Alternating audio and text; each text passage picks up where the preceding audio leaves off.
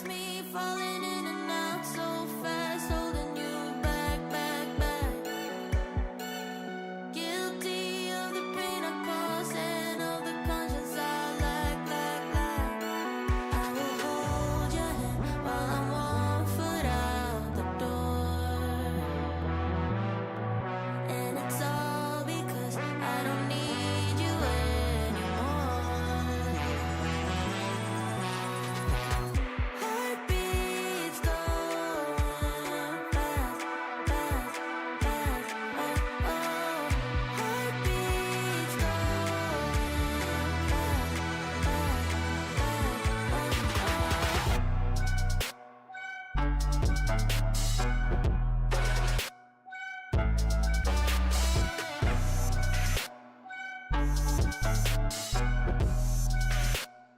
fast. That's me falling in and out so fast when I feel trapped, trapped, trapped. Hungry for another one, anyone. I don't look back, back, back. I will hold your hand while I'm 1 foot out the door. And it's all because I don't need you anymore. Heartbeats going fast, fast, fast. Oh, oh. Heartbeats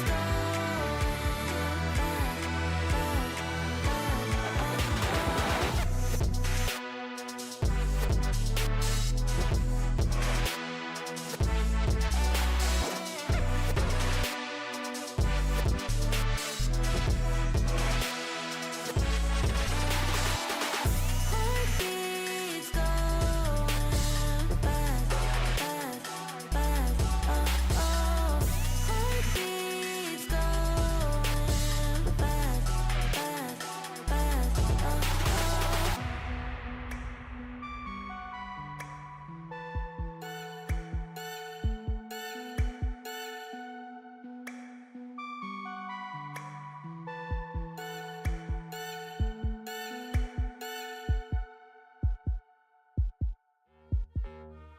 Nah, mate.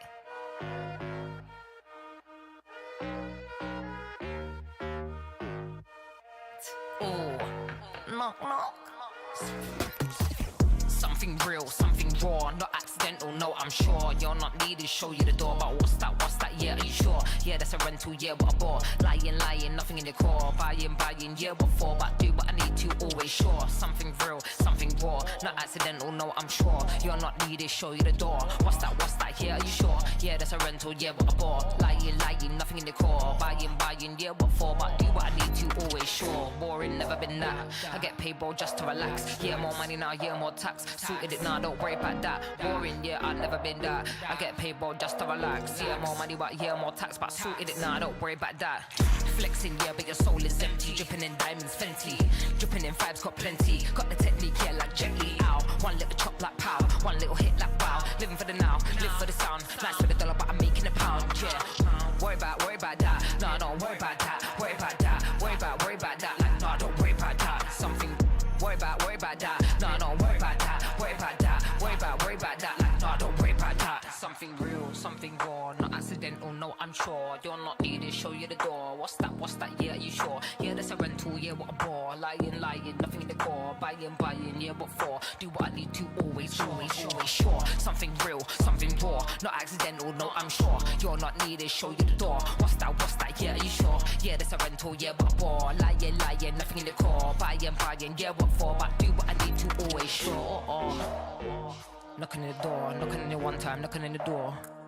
Always sure. Knocking on the door, one time, knocking on the door. Knock, knock.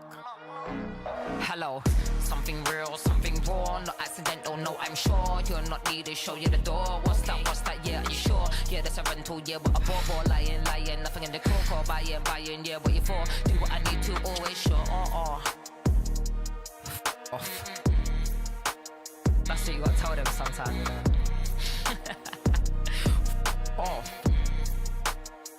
See you later, mate. All the best, all the best. Something real, something raw, not accidental, no, I'm sure. Something something more, not accidental, no, I'm sure, nah, I've never been sorry. 1, 2, 3, I don't know who else to be. 4, 5, 6, like they say I can't be fixed. 1, 2, 3, your attention's all I need. 4, 5, 6, don't let it slip. 1, 2, 3, I don't know who else to be. 4, 5, 6, like they say I can't be fixed. 1, 2, 3, your attention's all I need. 4, 5, 6, don't let it slip. I don't have any favorite, just give me any kind. Even if it hurts a bit, I think I will be fine. 24/7, all I do is procrastinate, procrastinate. My lesson. 24/7, all I do is procrastinate, procrastinate. Perfection.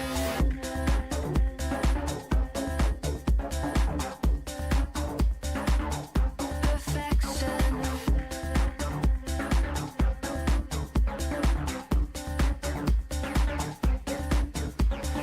1, 2, 3, I don't know who else to be. 4, 5, 6, like they say I can't be fixed. 1, 2, 3, your attention's all I need. 4, 5, 6, don't let it slip. Some sort of an addiction. They all have a prediction. I think it's just some fiction. That I have an addiction, baby.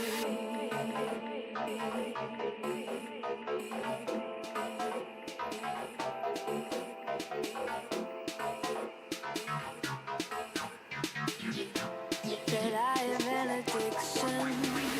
24/7, all I do is procrastinate, procrastinate. My lesson. 24/7, all I do is procrastinate, procrastinate. Perfection. 1, 2, 3, I don't know who else to be. 4, 5, 6, like they say I can't be fixed. 1, 2, 3, your attention's all I need. 4, 5, 6, don't let it slip.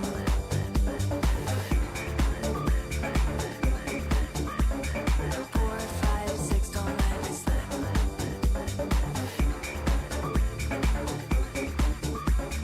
4, 5, 6, don't let it slip.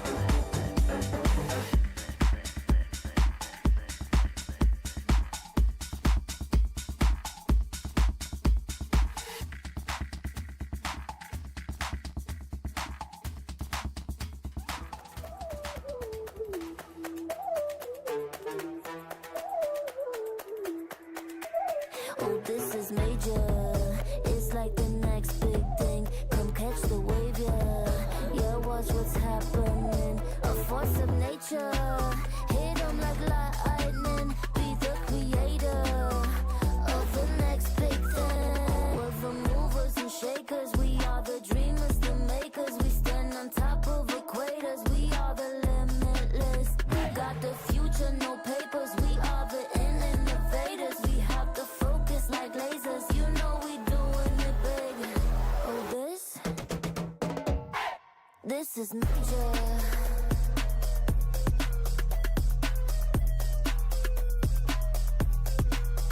This is major. It's a game changer. This is major.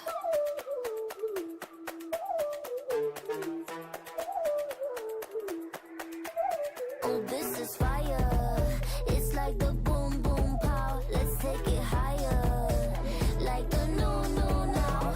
We're the movers and shakers. We are the dreamers, the makers. We stand on top of equators. We are the limitless. Got the future, no papers. We are the innovators. We have the focus like lasers. You know we doing it big. 'Cause this is major. This is major. We are the movers and shakers. We are the dreamers, the makers. This is major.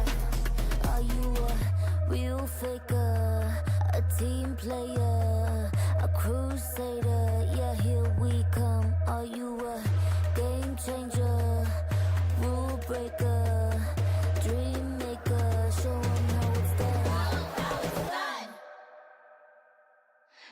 major. This is major. It's a game changer.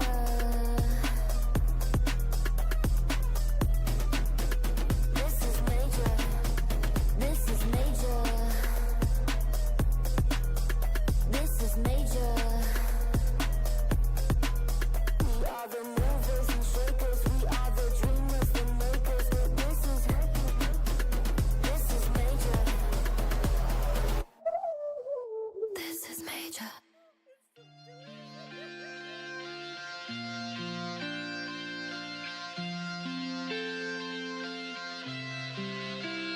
허름한 밤 모든 인정 끝없는 방법은 태우지 못해 일단 머리와를 무겁게 가라앉는 손 까맣게 부서진 그날 꽃날에서 You don't ever love me no more 너라는 불에 몸을 던져 내 깊숙한 곳까지 되어fall 지울 수도 아물지도 못하는 이 흉터 같은 날도 넌 다시 나를 감고 밤이 내게 밀려와 잠시 잃어버린 너를 데려와야야야 빨리 아직도 널 편히 보내줄 수가 없지 이런 말에 빠져있어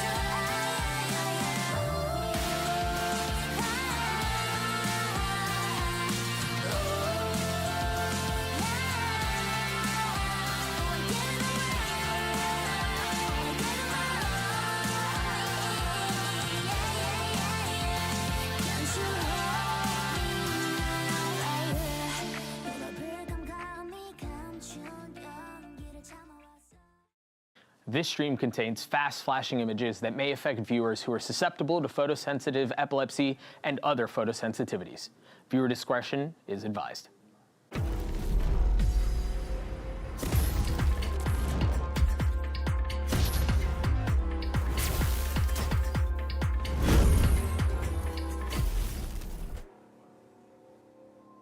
Today, 4 unbeaten teams will take the stage. They're fighting for a spot in the upper final, bringing them one step closer to the trophy. Hello and welcome to Day 6 of Game Changers Championship, coming to you live from Lol Park in Seoul, South Korea. I'm Mika, and on desk with me today, no longer MIA, it's Kakuka and G2's Baby Bay. What's up, guys? I see what you did there, and I absolutely loved it. You love it? Yeah, I absolutely love it.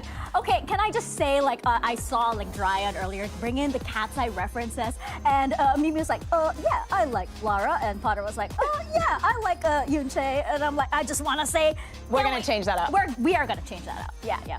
How are you, Jay? I'm doing great over here. No, you guys keep going. You know what I mean? No. Of course, G2 goes in his lane, so... I'm doing great. I'm so happy to be back with you. It's been, what, 2 years? The last time that we were all doing a job together was GC 2023. Yeah, I'm happy to be working with you again, doing this job. That's what I'm saying. Once again, We're blessed, exactly. we're blessed. We And are. the matches that we have today, absolutely amazing. Been loving the tournament. I wish it was longer, honestly. Yeah, for sure. Like, the vibes have been so good. Everybody says Game Changer is my Best favorite. tournament. It's the best tournament. It's summer camp for Valorant. Yeah, and you just have to be here to just feel these amazing vibes. Fans have been fantastic all around here in Law Park. It's such a historic place. Also, we've got some great performances too. And speaking of the grand finals, oh my God, will be happening on Sunday. I can't believe I'm saying that. The grand finals will be happening on Sunday, and one player will walk away with that coveted MVP bracelet. Who do you guys think is going to be? Any predictions so far? I mean, it's a bit early. Yeah. Okay, Noya is the obvious one. Noya. Noya is very easy. I'm on I board. understand Definitely that. not biased, by the way. I understand Definitely that. not bad. I understand that, and I think that you are very based. I think that Noya is definitely... I think that we still need to see a bit more because of those top teams. We've only seen them playing once. But if you go Noya, I'm going Petra. I think that the showing that she had the other day, how she performs when she's in LAN, she is an absolute superstar. Thank you very much, producers, for having this graphic, because I do think that with the experience that she brings and everything, I think that for her is always a key component. I think that we say it a lot about a lot of players when they've been around for a very long time, but especially with the journey that Petra has had this year. When I saw her on the stage the other day, when I see that smile on her face, how she behaves with the rest of the team, is like, oh, she's a winner. So yeah, she's my She pick. loves it up there. She loves playing on the stage, and you can tell she like thrives in that energy. For sure, for sure. I love Petra as well, but I kind of have to go on the Noya train as well and salute my president. I feel like that's Okay. that's what we're talking about. But by the way, the G2 higher ups are somewhere like It's okay, I'll get your job, chopping Jay. stuff off of my contract as we speak. Okay, How dare you not pick a G2 player? We're Huh? gonna take more boxes for you, okay? So we have a lot more days to go. Now, of course, we are heading into our final 5 days of competition. So let's take a look at our bracket so far. Have there been any surprises for you guys lately? Crew going on this run. Honestly, I feel like they look really good, and I mean, when you have momentum as a team like that, it's kind of hard to stop. So yeah, you get knocked down early in the tournament, but I mean that path, just going on that run in the lower bracket feels so good. I really like their splits. I think that I hope that we keep seeing it, because when we talk about that lower bracket, them getting those wins, it was one of the key maps. I'm a bit sad, honestly, because I was very excited with the teams that we were sending from EMEA, and I'm not even gonna have a chance to see Giant X. So I'm sad for that, but I'm happy with the representatives that we have. Are you sad about anything, Mika, by any chance? Well, guys, apparently I am APAC right now on this desk. Unfortunately for Ninetales and Zipto, we had to say goodbye to them. But it's because the competition is just so harsh here, right? And of course, we go into our matches for today. We are starting the day with G2 Goza taking on Team Liquid Brazil. This is a tale as old as time here on the Game Changers circuit. And it's going to be so exciting. The winners of these matches today will go into the top 3, and the losers will go back into eliminations. It's just action-packed every single day here at Game Changers. And of course, that brings us to our Mastercard fan poll. We want to know which team you think will make a run straight into the grand finals. We also want to see those beautiful drawings. That's right. Will it be G2, Team Liquid Visa, Shopify Rebellion Gold, or Carmine Core? We see 2 very great fans over there. Those two together are trouble, guys. Please don't listen to them. Keep your distance if you see them there. Look how good those signs are. Yeah, I absolutely love them.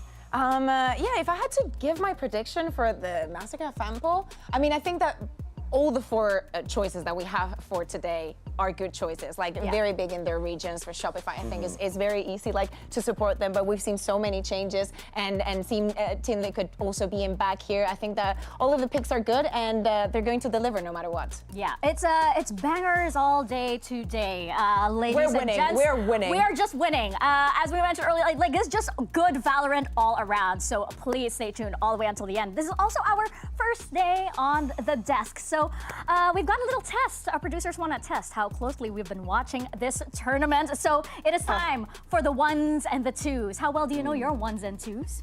1, 2. What am I doing? You can count? No. You know what comes up 3, 4. Great. Good job, Dre. Good job. I'm you so so much, proud of Mika. you. That's not what we're doing, though. We are going to have to guess which players are at the top of the leaderboard. But the catch is that we're only going to be basing this on the 3rd player from that stat. For example, if we have to guess who has the most kills, we're only going to be looking at number 3, and we have to guess who 1 and 2 are. So, are you guys ready to play? President has to be there. Kills per round. Kills per round. Okay, so Alkia. For sure. Alkia. I think Jet Alkia and performance Noya. was absurd. Noya? Yes. For kills per round? 1.08. Ooh. Kills per round. Kills per round. Sí, no? Oh, averaging. Maybe. I mean, the top one, it has to be Alkia, for sure. But I don't know. Are you sure? So we have Bizarre over there, number 3. Kills per round. Let's lock this in. Do we have Alkia in 2nd or 1st? I mean, Alkia, I think I'm it's a going given. Alkia if you're sure, for sure, but who should we do for this?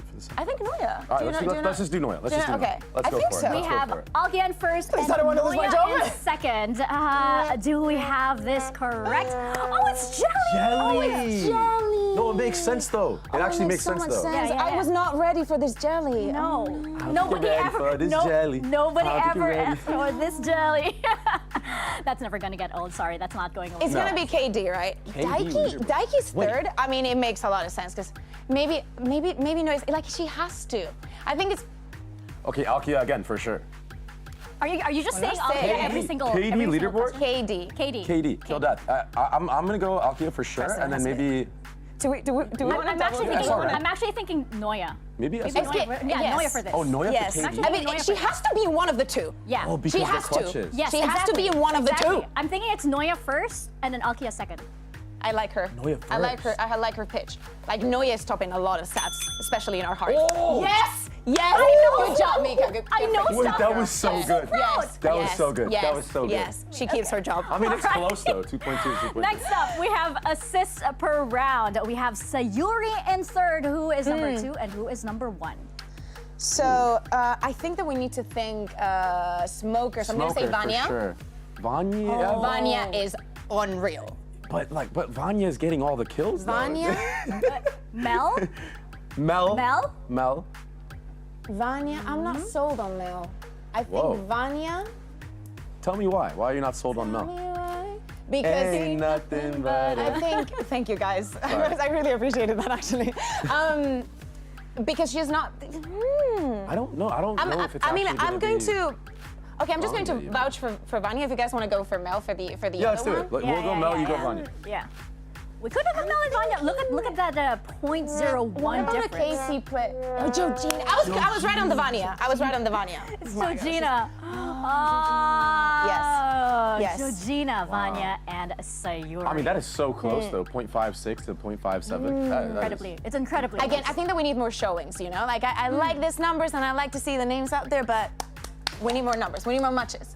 Yeah. I think we did pretty good though. I think we did pretty good. We have some milestones coming up. By the way, we have all-time kills. We have Petra up on the leaderboard, and check out those all-time assists. Also, Mimi with 320. What are your thoughts on this? That Mimi's going to get even more. It doesn't matter that she's playing Euro, she can still flash people, and it would be amazing. All-time aces, Petra, if she gets one today, will be her 5th. That's insane. And she can. After what we saw the other day, 100% can. Yeah, we're only halfway there, so these stats may double as we head into the weekend.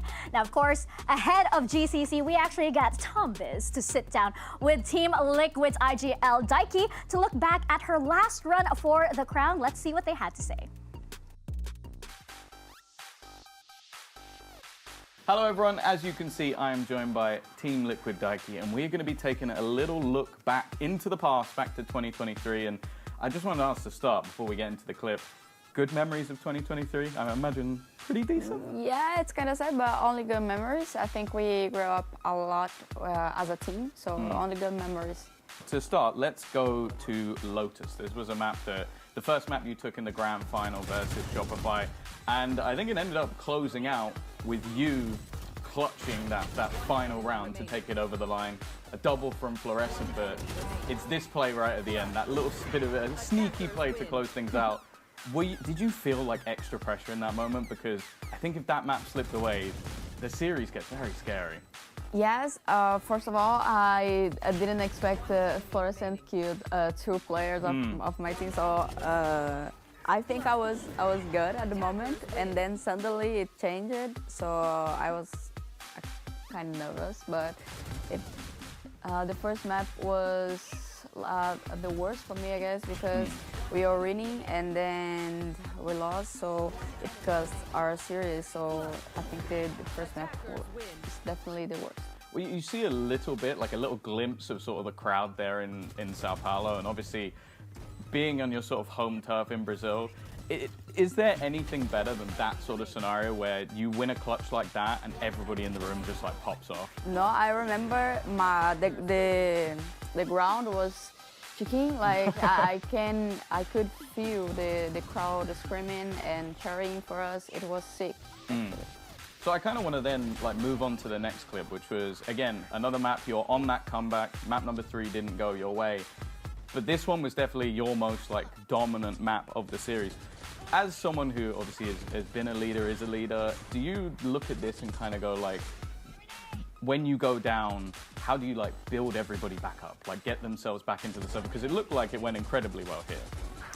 Honestly, I think the psychological, I don't know how to say it. Arthur, como que fala psicóloga? Okay. So I think the psychologist was the most important for us because she helped us a lot to forget the last map, and especially to focus on the next map. And because we had the disadvantage of lower, and we play at a map that we weren't pleased to play. So just sort of to close, the final question I wanted to ask you, yeah, I think someone's rustling a mic. Yes. Is I want to ask about, like, obviously the final that time didn't go your way. You had a year where you didn't manage to make it to the previous one. Are you now looking for revenge versus Shopify? They've managed to get 2 trophies back to back. Are you going to be the team to take them down? Yes, I want a revenge, but like, I have the mentality that we have to win every team. So if we need to win every team in this tournament, we will win. So I think we are not worried about Shopify Rebellion. Would you like to face them in the final? I would like to face MIBR in the finals. So. And just one last, do you want to beat MIBR more than them? I think so. I think so. I think our Brazilian Grand Finals would be more energy for me. Well, either way, it has been an absolute pleasure to talk to you. Thank you very much for joining me. Thank and you. no doubt, best of luck in the tournament, although I'll be honest, I don't think you need the luck.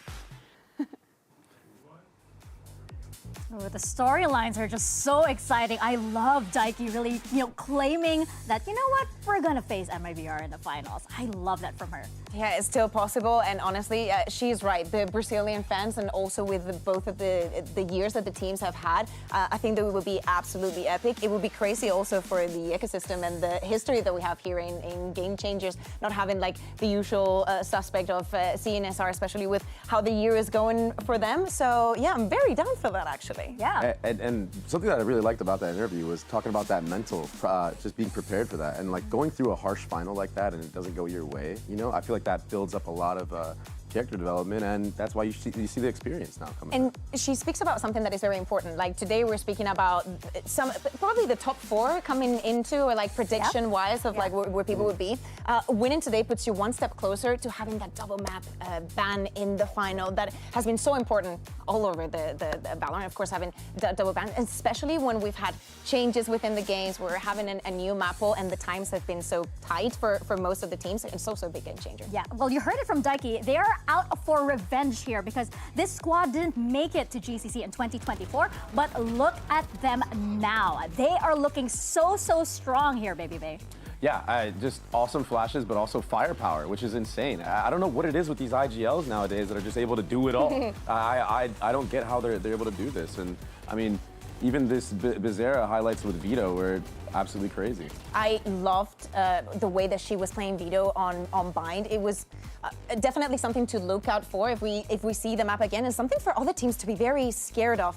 To show the resilience of making a change, of implementing a new agent with such short time, with how their game has changed, being so absolutely dominant against Crew on that first map on Corrode. There is a moment where Daiki wins a round, like Crew is starting to bring it back. They're bringing it back. I'm like, oh my god, this is going to be such a close affair. No, Daiki was like, no, this just ain't happening. And on Bind, seriously, like Bizarra, like the way that they were defending, I was so annoyed because it's like, if I was in Crew's position, I would be so frustrated, being like, she has everything. The utility is crazy, and every single corner she's going to be there, and she's always good for 3. She's not good for 1. She's good for 3. Yeah, for sure. Daiki's aura is just different. Crew, by the way, they're a very confident team. You can really see it from them on stage. But Daiki, when she says no, it's absolute no. But of course, they will be up against G2 Gozen, and they had no problem taking down Nova in 2 straight maps here. I feel like this was even G2 without breaking into a sweat.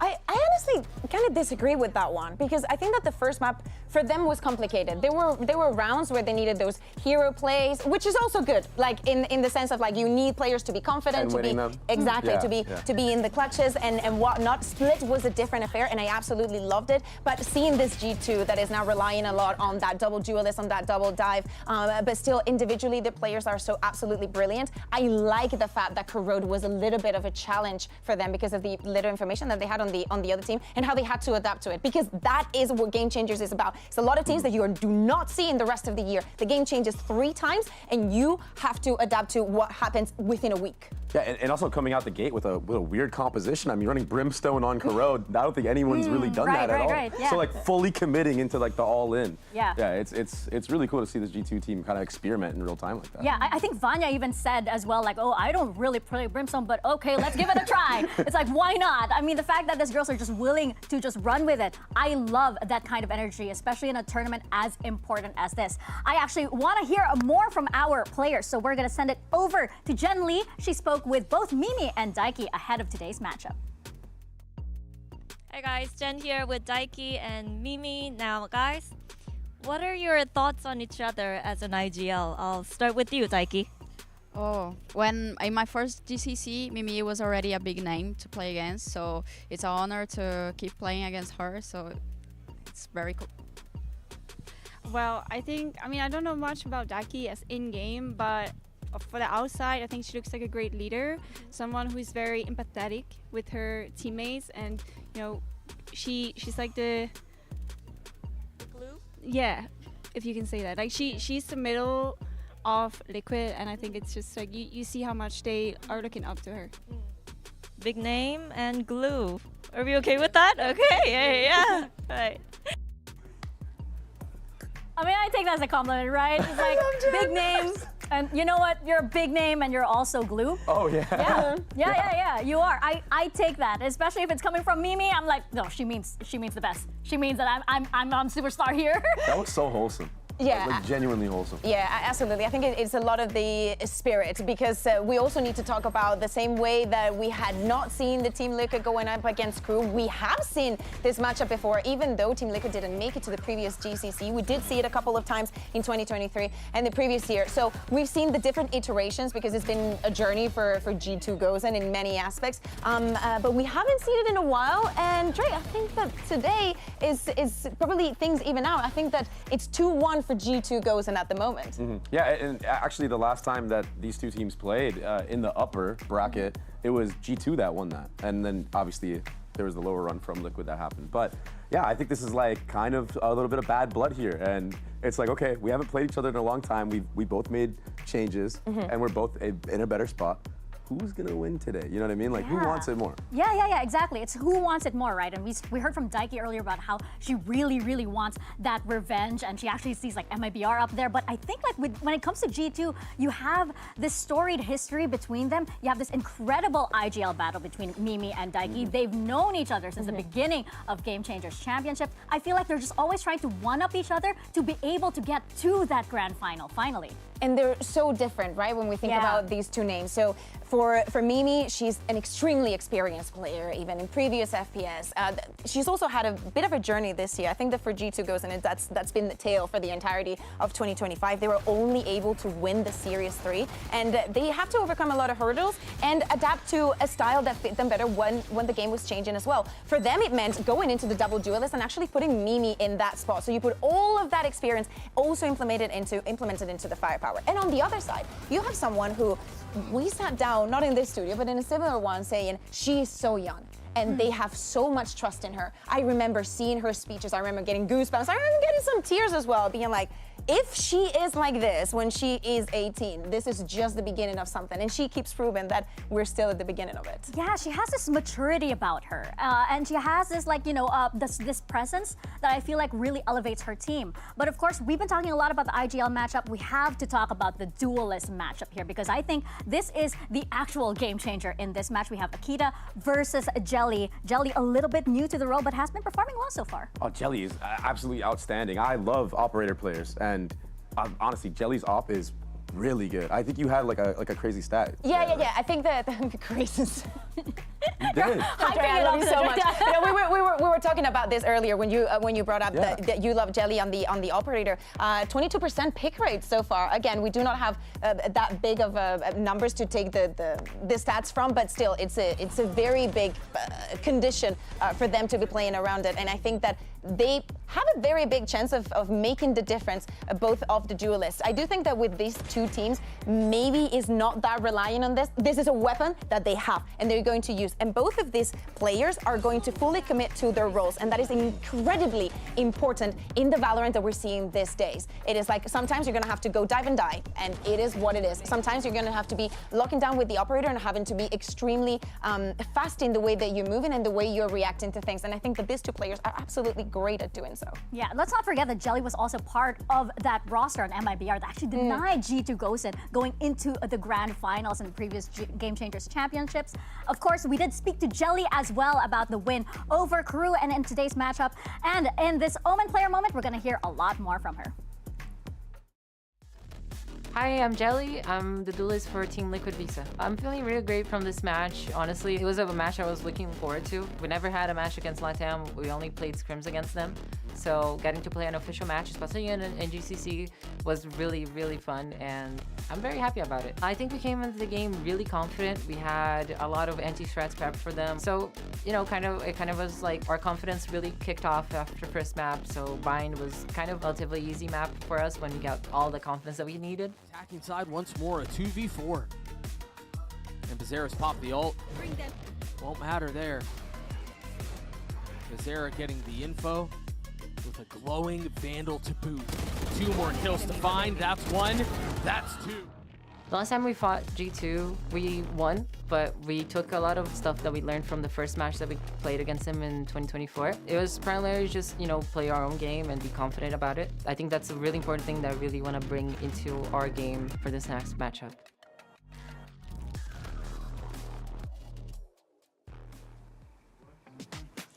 Jelly has been fitting so well into this role, but of course going up against G2, you have to talk about the heavy hitters on that squad.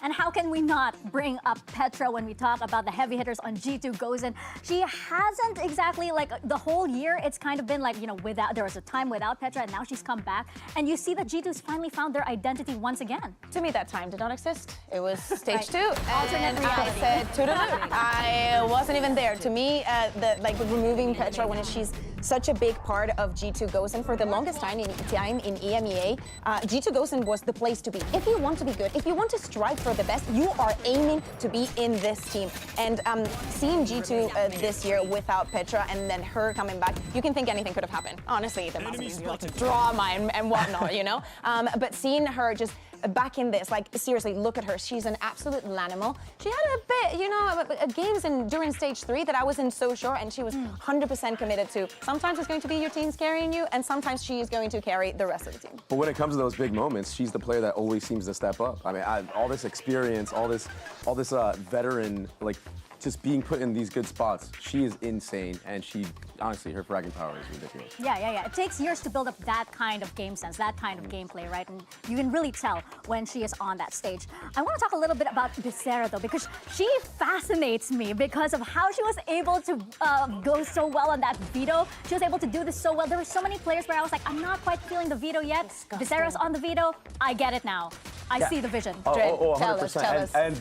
But it was the way that there was conditioning with the utility. I mean, I call it the trophy system. The little orb that everyone sees that takes away all the utility. But like, even just like the early use of it and behind smokes, and then playing in these positions where she's able to just use her aim to her advantage is insane, because she's one of the most calm shooters in this league. Honestly, she's so calm with it, and she's the perfect player that you want on Vita. And we're speaking about and reminiscent of the last time that these two teams played against each other, and she had a field day. She taught G2 what she was all about, and she's looking forward to do exactly the same today. Yeah, I can feel that these Team Liquid players are just so fired up because they can feel like they were almost there every single time, almost near that trophy. And it's always teams like Shopify Rebellion and G2 that's always in the way. So they're not gonna miss this chance to be able to actually defeat G2 once more. Now it's time for the results of our Mastercard fan poll, though. We asked you earlier which team is making a clean run to the grand finals. The results are in, and I'm very surprised after I hyped up Team Liquid just now that it's at 9%. I'm not too surprised with the Shopify Rebellion, but 9%, really? I feel like it should be a bit more. Honestly, but like the other three are like pretty close. I expected Shopify to have like over 50%. pick rate, honestly. Why is that, Dwayne? Because I'm biased to NA. No, but like, I mean, they've been heavy favorites You can say every what you want. single All that I year. see is 2 EMEA teams there. But this is how stacked That's what I see. this GC champs is, though, right? Like, even the poll is kind of like spread out. No, like that. for sure. I think it's also very important because I think that the fact that the numbers are so evened out, it shows that the scene is growing in a healthy way. Like the Yes. teams that we get Yes. to meet and follow throughout the year, they build real fan bases. Like people are really supporting them. Like their journeys throughout the year makes us want to be there for them. So the fact that it's even out means that you just want to see the best out of the competition, and there's opinions for everybody. And I love that it's getting harder to predict these kinds of matches. And I can tell you, we had a very difficult time, at least I did. We're gonna check out the predictions from today's broadcast team, the predictions that don't really matter. We have here, who is on the leaderboard so far? Jen's not doing too bad for herself. We have Mimi not doing too bad. Okay, Potter, let's see this. okay, all right. And we have Doug up there as well. Okay, we just started. Kakuka, we're not on there yet. Don't mind those zeros. We literally went for opposites. We went for opposites. I think I'm gonna try it. Yeah, this is I went for EMEA. You went full EMEA. Of course. Wait, That's not you just said that surprising. you're biased. Do you think it's a bad I mean, thing? look Wait at a my second. picks. You Who think did my you picks are vote for the biased? first one? I couldn't see with the light. Who did you vote for the first one? G2. G2? Did you really? Okay. I never know when you're lying to me. I don't trust men. Oh, dude. you were I actually don't asking. trust I thought you were trying to make fun of me or something. Okay. Clear this up. So who are your predictions for today? Oh, you yeah. have G2 G2. Shopify. Okay. Easy. All day, yeah. And that's definitely not biased at all. Yeah. No. No. So it was so hard to predict, especially this It's literally the best Valorant that we're going to see this competition. Like today's go. I wish there was like a percentage or something, because I'm like, okay, I went with Team Liquid, but it does not show like how it's like a 51 to 49%. You know, it's so difficult. I just hope there's no 2-0s. I Yes. hope there's no 2-0s. Okay. I think that especially it's difficult to predict because any team can win another on any given day. And as I said, with all the changes that we've seen in the game, and also I think that the mind games that we're going to see, people changing things around, changing compositions, playing with the map veto and whatnot, can make a very, very big difference. So today is very important to keep the mental, to keep hyping the crowd up, and to keep cheering your team up, so you have that good energy going into the best of 3. Yeah. We were talking a lot about the mental, Daiki as well. I'm so excited that IGL battle now comes into play here, because how well can you steal your team for such an important match here? I mean, again, the winners go into the top 3. So this is going to be very exciting. You want that advantage for sure. So we can't wait to get started with today's matches. We have G2 and Team Liquid Visa ready to take the stage. And again, top 3 is on the line. Day 6 of Game Changers Championship starts right now.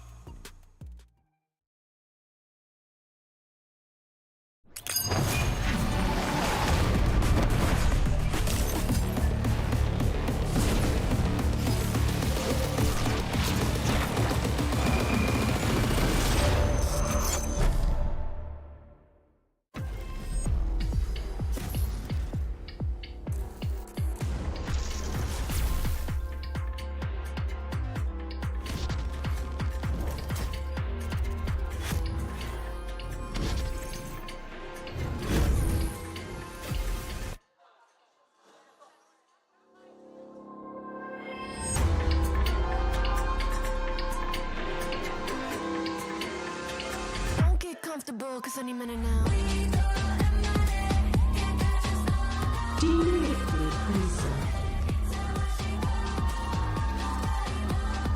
We are back into the upper bracket with G2 and Team Liquid Visa back on the Law Park stage here in Seoul. 2 teams that seem fated to meet each other every single chance that they get.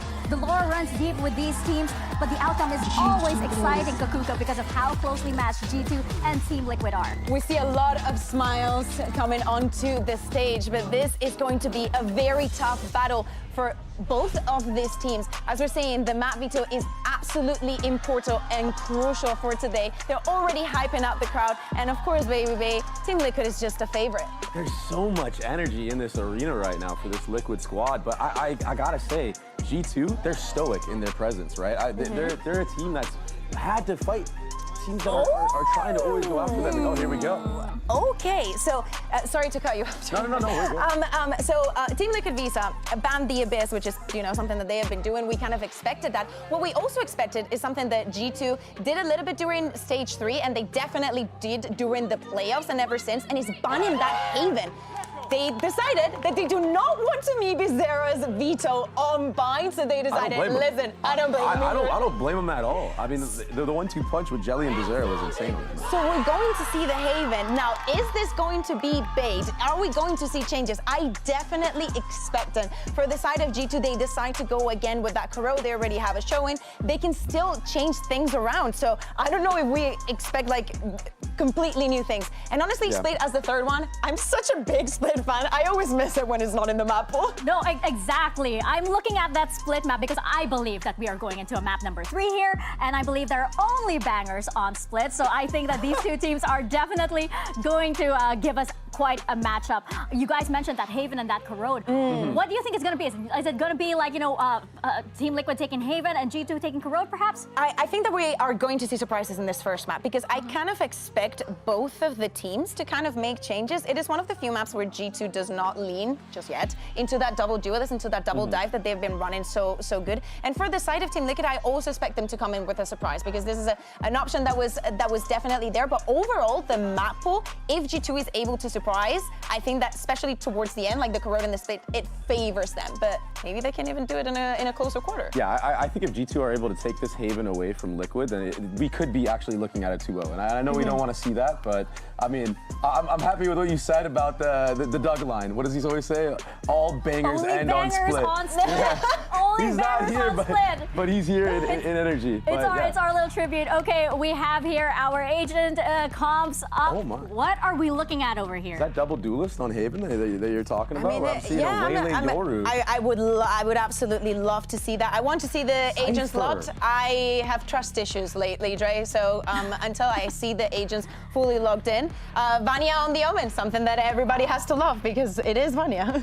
Yeah, I'm not really sure I'm feeling the Cypher anymore. I mean, after those changes, it's a character that I think that Amy might change her mind about that. With strong. them, especially starting on the defense, the control that she's able to put over like Garage and Z, I think that she can definitely be the difference maker. But especially we need to look at that double dive. Georgina's also going to be locking in that Omen. I was also looking forward to see if Team Liquid, what they were going to do. We saw them running the double controller. We saw them also running the ISO a little bit here and there, but it looks like they're going to go a little bit more still, go a little bit more into those stunts. I believe also that we have not seen Breach just yet here in GCC, so Daiki has to be playing the first one in the competition. Agents are locked, and G2 Kosen are replaying with that double dive. Akita has to go on a feast. Well, our top teams from EMEA and Brazil are ready for map 1, so let's send it over to your casters. Here's Ender and Mimi. This match is going to be absolutely sick. Two teams with a huge history at the GCC.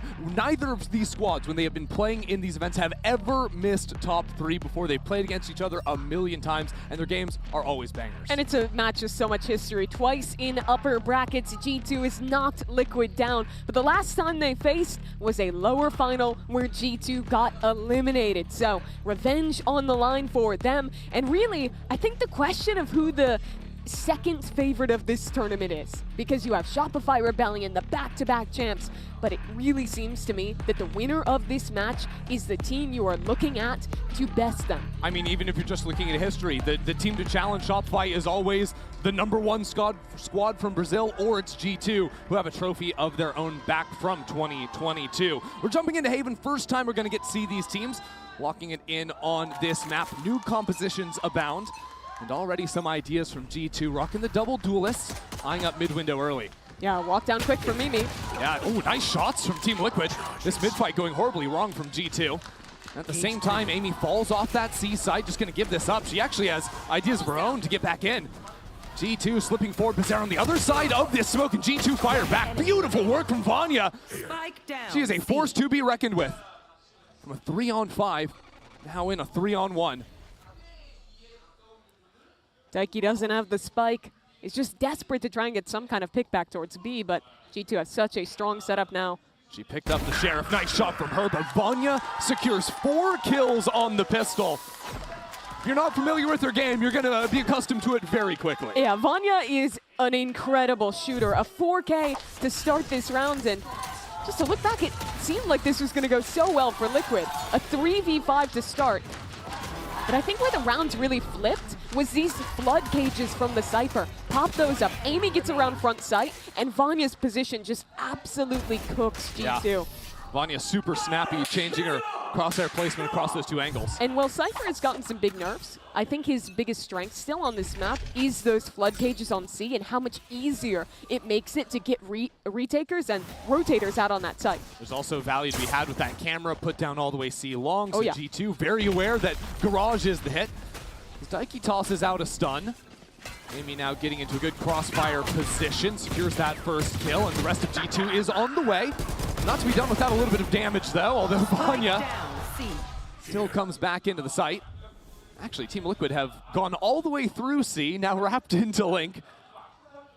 Unfortunately, it's just the same round as last time where Spike is down, and it comes down to a bit of desperation for G2, or Team Liquid rather. Exactly. The key difference is there's 2 players alive from Team Liquid now. There is also a Spectre to Jujina. And Team Liquid are separating for the time being. Jujina wants to go back towards C long. The good news is even if Issa swings towards spawn, that Omen is 1 HP. Bad timing here. Jujina. Well, for who? That TP will be seen, and now Jujina knows where Mimi is. Does she go hunting, or does she just isolate C? Well, there's not enough time, really. Only 30 seconds left. Jujina has to choose to keep heading into the site. One enemy remaining. Kita can lock down the angle into a garage, secure the shot down long as well, and G2 keep it clean on this second. I think getting Akita comfortable early is going to be very important for G2. Looking at every name in the server, there is so much experience here. There is a Team Liquid that has been to all but one GCC, a G2 that is always here. The only fresh name being Akita, who showed up and played very well regionally when they thought she was going to be a replacement for Petra on that Duelist. Instead, Petra comes back in, plays the initiator, and now both those players complementing each other on the roster. Everything firing on full cylinders for G2. And already looking good at the start of this game. On the eco, a great walkout. You just talked about her. Akita draws first blood in this round. Just off 1 bullet. Mimi has also crept all the way down long C, so that gives major map control to G2 now. G2 love these kind of aggressive looks, and Mimi's on the Yoru. Petra's going to re-drone, but I don't think she'll spot anybody. Nah, last second. Nice spot, and seeing the Neon too gives it up. And again, with that Yoru all the way down C long, G2 can just lean 3 players onto A. Yeah, and Mimi just threw another TP, so she has quite some time to chill out down C long. This could be bad news for Team Liquid. They're down to a minute on the clock. It's a true bonus for G2, but it's G2 with full control over the map. Team Liquid need to play together, get their trades. They're finding the right solve. Walk-up B, all that's here is a trip and a Cypher to contain. They should have no problem getting in, getting the spike down. Yeah, break that trip. We'll see what Amy can do with the Sheriff. Eyes on C-Link now as she does end up falling back. G2 taking their time for the time being. And now I look at Mimi, who down C long is now worked around on a flank and is ready to backstab to help her team with this retake.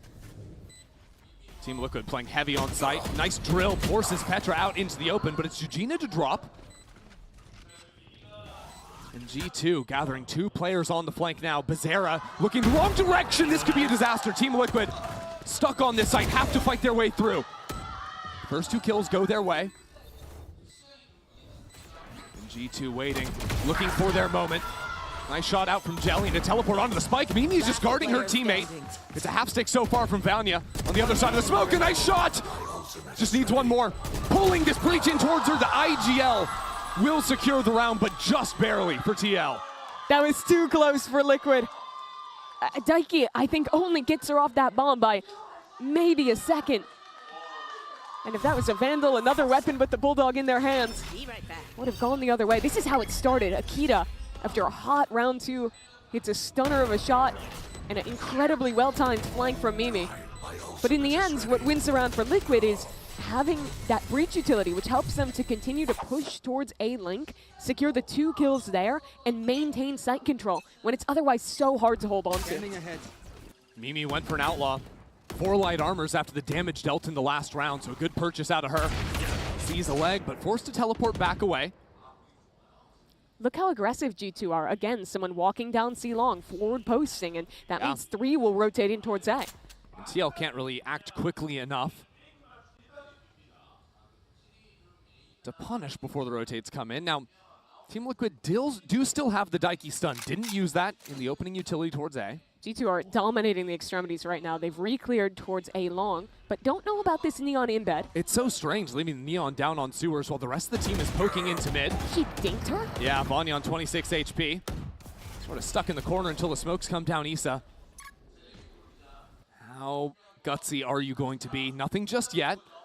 And now coming back without a drone, Team Liquid could be in big trouble versus Akita. Akita waiting for it, but just laid out by Daiki. Daiki has been playing a phenomenal tournament so far. Now in her second series, but Petra's still here on the site. Taken down low, and with a rolling thunder unlocked as well. She dodges away from it, is cut down. That leaves Vanya out to dry. Team Liquid in firm control of A site. Absolutely. And now this retake becomes so hard. Mimi towards heaven with the outlaw. Hoping to see someone, but a re-smoke in her face, and now it becomes infinitely more challenging. Yeah, Amy had walked all the way through on the flank. Actually, our Sentinels could find each other in mid in just a moment. Issa now stuck in the corner. Amy just playing for an exit here. Keep that gun online. This will stay a standoff. G2 don't want to go for this one anymore. Team Liquid, a very well-controlled round, all things considered. It could have gone so wrong with that re-clear on A. Like you were mentioning, they had no util to do it. But Daiki just absolutely owns and gets him back into that A site. Yeah, it's interesting seeing Team Liquid switch to this composition with the double initiator after they played some double smokes. It makes coming back into that A space sometimes really tough without the Viper wall. Because before, they always had that, right? You throw it up, you segment off those fights, it becomes so much easier. And we were talking a little bit about the comps ahead of this game. I really thought they would stick to the Viper. I feel like that's where a lot of teams are going right now, playing these more control-style comps. But Team Liquid go back to the basics, and even with Breach being in a much worse spot than he was before, those stuns are still potent, and when you have a duelist as good as Jelly, sometimes you just make the sacrifice to let her own on the Neon with the support of a Breach and an Omen. I support it too. When your Breach is fragging like Daiki does, just keep getting rolling thunders, but there's a fight ready down C long. Mimi held on to the outlaw. Nikita just out of garage again, gets first blood. How many people is she going to kill just running into mid? Way too many. Crazy. And that's Issa falling as well, so all of her utility that's set up for mid, the turret, the alarm, no longer relevant. G2 have walked in towards A short. Double embed there. Jelly will waltz past it, call her team in. This could get a bit dangerous, but these players only have classics. TL seem like they always want to come back into the A resets. Really favor how they can take these fights. But as you said, dealing with short is hard. They're just walking into it, not even using a drone, but shoulder spotted.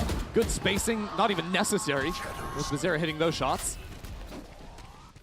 And so Mimi's forced off the line again. And again, it's a tough retake. They're very reliant on this kind of short presence. Two players going on the flank. Could cause some damage here. They'll have a 2v1 against Daiki. Here we go, Daiki. Just, okay. Amy gets it done. Now Mimi seeing if she can put some pressure down from heaven.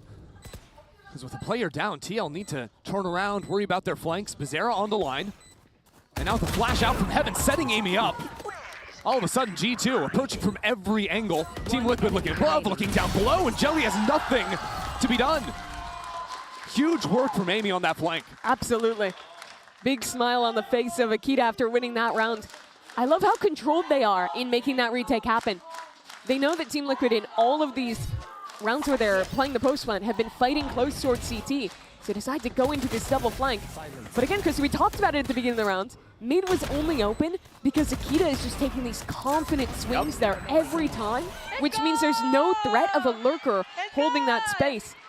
Huge Mastercard thrifty to get G2 back into this. Now Team Liquid might have some fun ideas this round. A Bucky ready to dash in to where the Waylay's been playing, but Akita waiting to light things up herself. This is going to be explosive. Akita hears the sound and ready. Right on the other side though, Jelly with the Bucky in hand. Akita wisely falls away and gives up on the play. That 6-10 tells her not to go for it, tucks back away towards C, but look at the rewalk. G2 have loved these rounds. Every round, but Jujina boosts it up on the line. Mimi drops. Another challenger approaches, and Jujina's not backing away either. Maybe a little bit over hungry for that fight. Equalizes the playing field for now.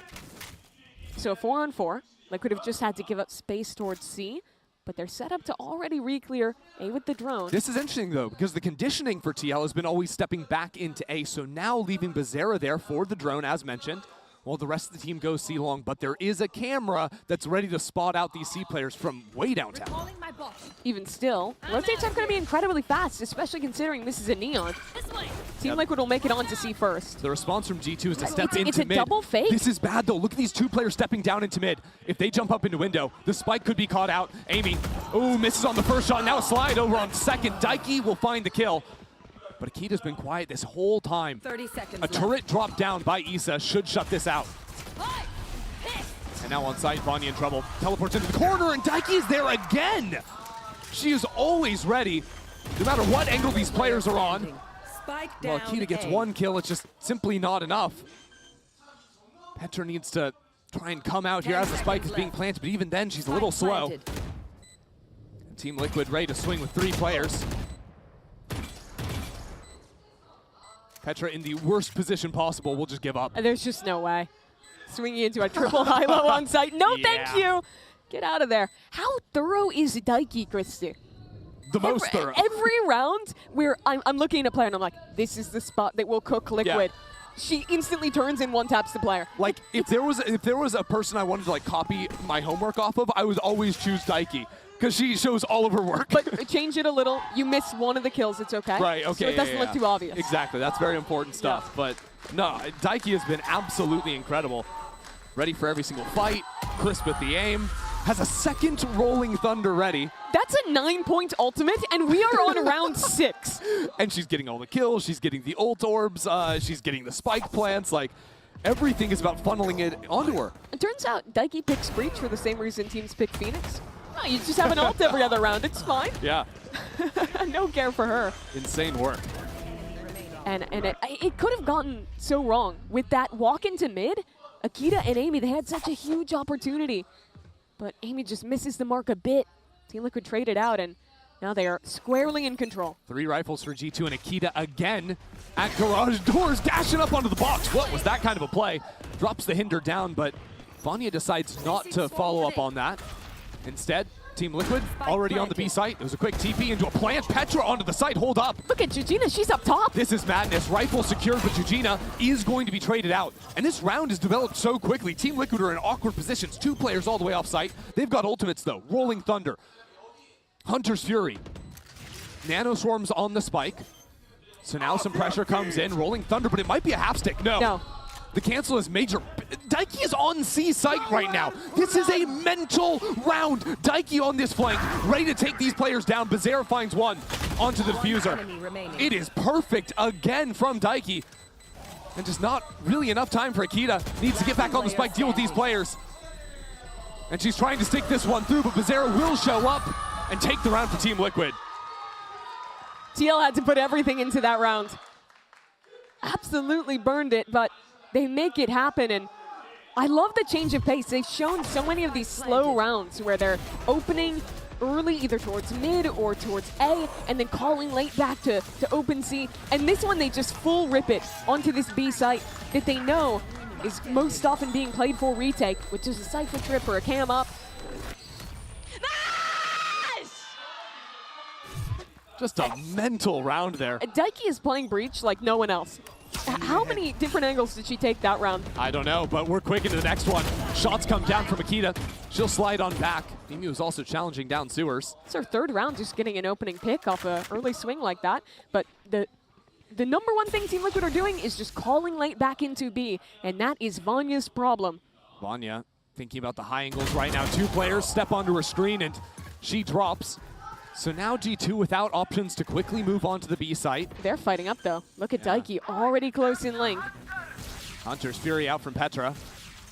Forces these players back and just narrowly misses Daiki. Wow, Daiki not even flinching with a stun ready to go. Hits both players, and that should secure the plant.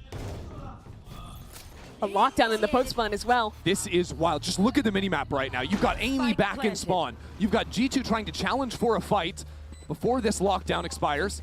now have to run on out. Jelly still has a stun. Daiki still has a C. This is very hard to get back in, but the Yoru wall, that will help. And Amy's fight out of window will be absolutely major. First player spotted. Trying to clear away this site. Jelly with the operator, though, deals with the flanker. And while Akita finds one, G2 are still not into the site. Getting held at bay by more and more flashes, more utility from Daiki, but Petra comes on in, shut down instantly by Bizarra. G2 need to figure out how to deal with these late B hits. There have been so many rounds where Liquid show a start somewhere else, call back in, take a free site. And why it's been so difficult is because Liquid is always playing these highly proactive post plants. They're fighting up with a breach stun, like Daiki was, Swords A Link. That round they had extra ultimates on top of it. They've shown us so many different ways of playing that B post plant, which makes them just so hard to root out. So I think this is going to take a bit of a bigger change from G2 and how they're approaching their defensive B. Definitely going to have a lot to talk about here as they do call a timeout. Yeah, get Drew Spark in the conversation. Fresh off his year as the assistant coach of Sen now, moving over and taking the mantle with this G2 team. One of the changes that they made this year with Petra being out and then back in, picking up Akita as well. For how consistent G2 has been a top team at GCC, they have really made more changes to their core than most other squads. Yeah, because this is a team that, yeah, for as long as they've dominated in the EMEA, that's never been enough for them. Every year they don't win a title after they secured it in the inaugural year has been cause to make adjustments. But this year was different. They lost the first two series in EMEA. They only won the final one. They couldn't even make it on points. They had to qualify by winning that tourney. They did it. And despite the challenges earlier on, they come back in again as the favorite team from EMEA. You know, back in that 22 run, there was a lot of magic about stage 2 additions to the team and young player in Mary, right, stepping onto that squad with a whole slew of veterans. Akita also got her chance to win her first title with G2. Now stepping on the big stage is Team Liquid, just making minced meat out of G2 on this eco round. This is one to forget for G2. Certainly. What they talked about in that timeout will be looking more towards the next. And I do think it has to be maybe either an aggro look towards B, like opening with mid-fights like they were showing with Akita in some of these earlier rounds. Yeah. Team Liquid now onto the site and quickly taking care of business. But they do have a composition that really wants to fight. They have this double duelist, they have Mimi and Akita, and I do love the way they've been handling the extremity game thus far. Yeah. But I think the problem has been these flanks haven't gotten a ton of value. They keep getting shut down, even though I do think that is one of the best ways to solve the Team Liquid B post plants. Especially because G2 were almost always getting the opening kill. Yeah. Right? Like the start of rounds aren't necessarily a problem. It could be where they go from there. A lot of the time it has been playing 5v4s after the good work from Akita.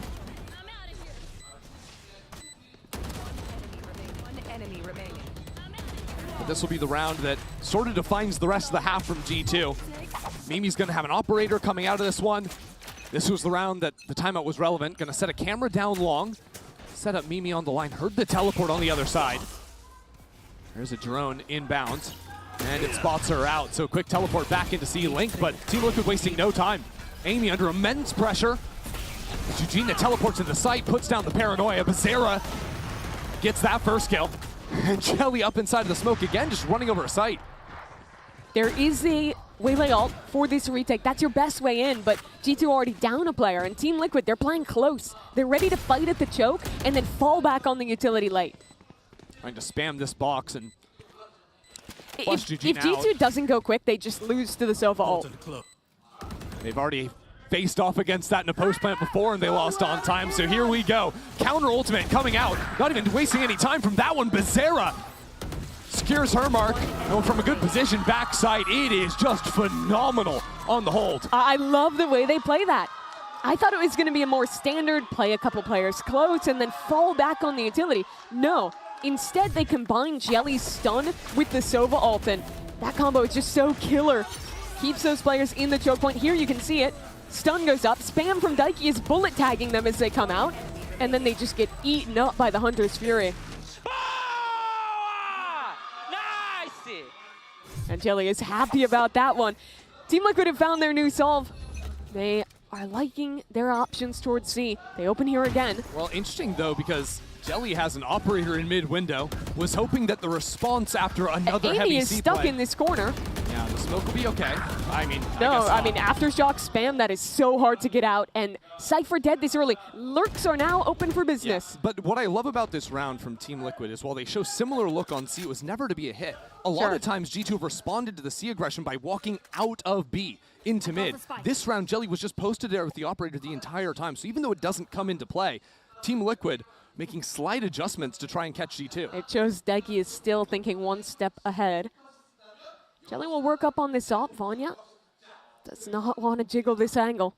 But with the lull in the round, Mimi has stepped down all of C, breaks a turret on the flanks. Now Team Liquid a little worried about their back, but they can just head on forward. No problems there. Jelly is full entering this B site with an operator. Jujina also from above. Spike down. Gives a little extra help on that one, and it is just filthy. Wow. Liquid are out calling them right now. Simple as that. By the way, while the Team Liquid fans in the crowd go wild, Daiki has not so quietly unlocked her third Rolling Thunder of the half. Honest question, have you seen a 3-ult half since it went to 9? No. I don't think I have. Literally not. It is rare that you see an Initiator player get 14 kills in a half. It's even rarer to see a Breach player who's also the IGL getting 14 kills in 11 rounds. Yep. Well, here's the B fight look. They expected that to be the look. Instead, it's Fast A. Yeah, Jujina behind enemy lines now. Not even using the Rolling Thunder. Team Liquid taking their time on that one, seeing if Jelly can just get the pick on her own. Oh, no. And she can. Quick trades, those G2 come into the site. Daiki might need the Rolling Thunder now because G2 have 4 players onto the site. It misses, though, onto all of these players. So Team Liquid have to fight anyways, unsupported. And as Daiki calmly works into the site, Bazera brings into one-on-one. 15 and 5 is Daiki. Make it 16 kills in the opening half. She is the most lethal IGL you will find. We're talking about her calling. We're talking about the macro. And she shows up and pulls around like that. Just incredible work from Daiki. Team Liquid decimate this first half. They're up 9-3 as we head to the break.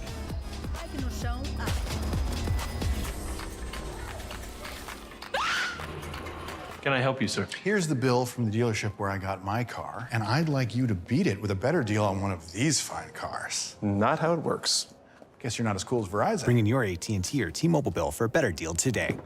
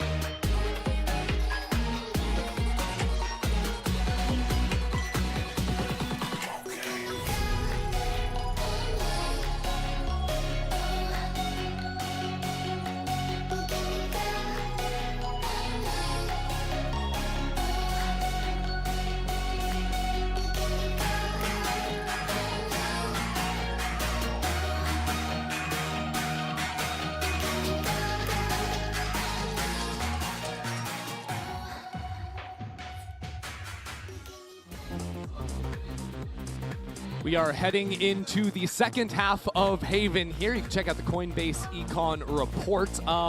Bazera stealing the highlights on this one, but it really was a combined effort between the initiators of Team Liquid. 16 and 5 out of Daiki, 15 and 6 out of Bazera.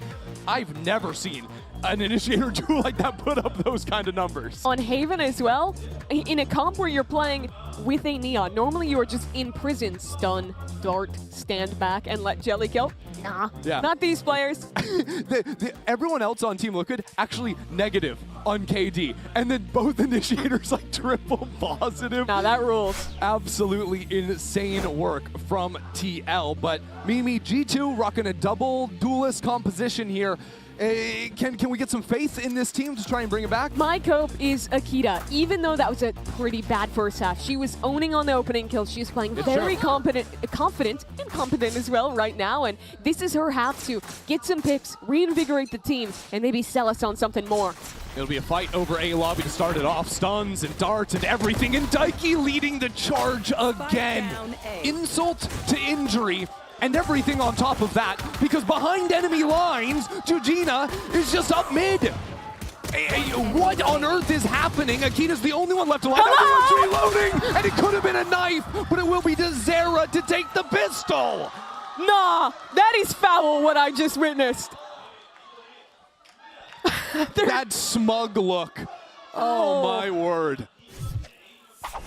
You just sit back and watch it. Yeah, everyone's stunned, flashed. Yep, no one looking at the flank. She kills 2. I didn't catch it. Jujina teleported or she did. Full sprint? She teleported once and then sprinted the rest of the way. So it was there immediately. Well, the cope I was selling, not feeling too good right now. Wow. That was such a good read from Liquid. And there's not even a moment to breathe either. Okay.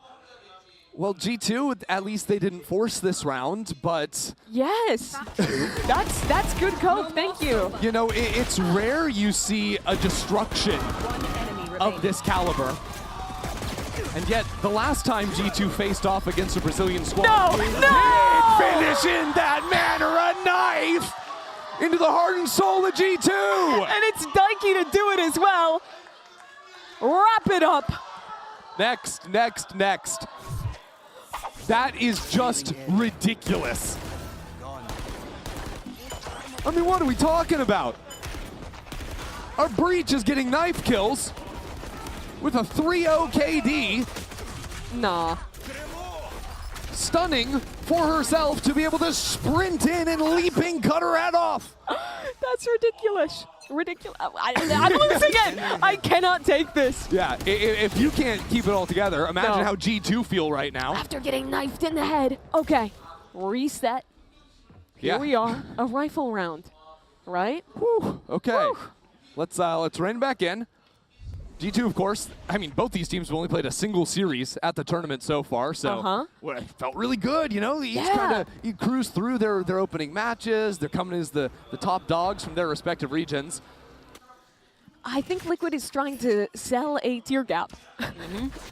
Certainly doing so on the first half, and, well, with a well-timed re-clear. This is smokes out. The bonus round, by the way. Yeah. Liquid have won a rifle round this time. Oh, and they're heading towards Daiki.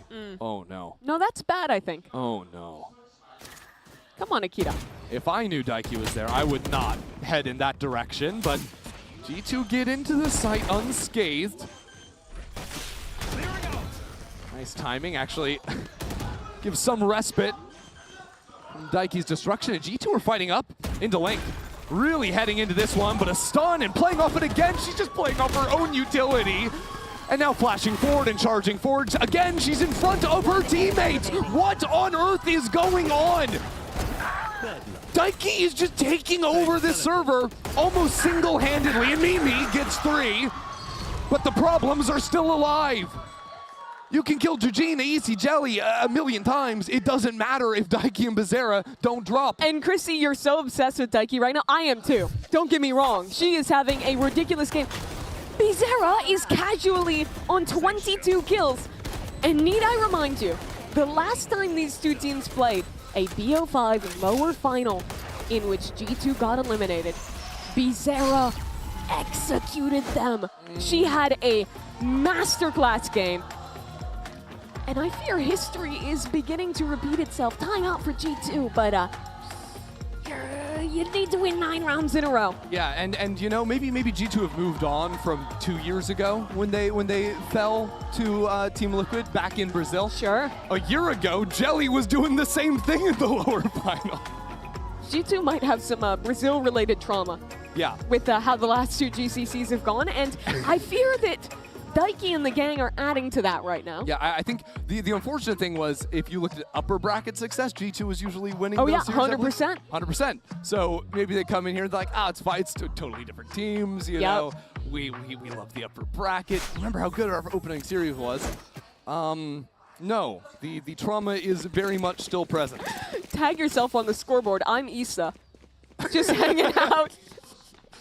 You know what? Let Bizarre, and I'm not dogging on her. She's a killjoy. It's not that she's not shooting people. It's that she's not seeing them because Daiki and Bizarre are running them down. Yeah, Issa's been involved in 13 kills, 15 if you count the 2 assists. Yep. Bizarre's been in 28. Yep. Okay. Makes sense. Standing ahead. Well, good thing it's a BO3 if you're a G2 fan, because here they go again. Yeah, it's a Hunter's Fury play that Bizarre's getting a kill. Daiki swinging into mid again. It's the initiator show. Finally, Daiki will fall, but Bizarre is still here. Catches a nice timing, turns back around, feels the heat on the other side. It's another 3K. She is simply ridiculous. Keep lining them up, but G2 aren't going down without a fight just yet. Jelly slips back to the other side. Tries to survive for a moment so Jujina can come up to her back. G2 haven't planted the spike yet. They're both just stuck back gong. And they've got a minute. Sure, but no real way out. A smoke, that'll help. Threaten to walk. Mimi also has a flash to play with, but right now they're keeping things quiet. Calmly making their way onto the C site. Likely plant for back site. Not like they're going to get an ultimate unlocked with any plant or anything like this, so Mimi just tests the forward angle and now has to worry about all the gaps of information. The fog of war they could be. Could they be flanking along? Garage up in link. G2 only have 2 sets of eyes to guard 3 different angles. And that's why Vanya slept all the way into garage. Now hearing a footstep, she's going to jump up.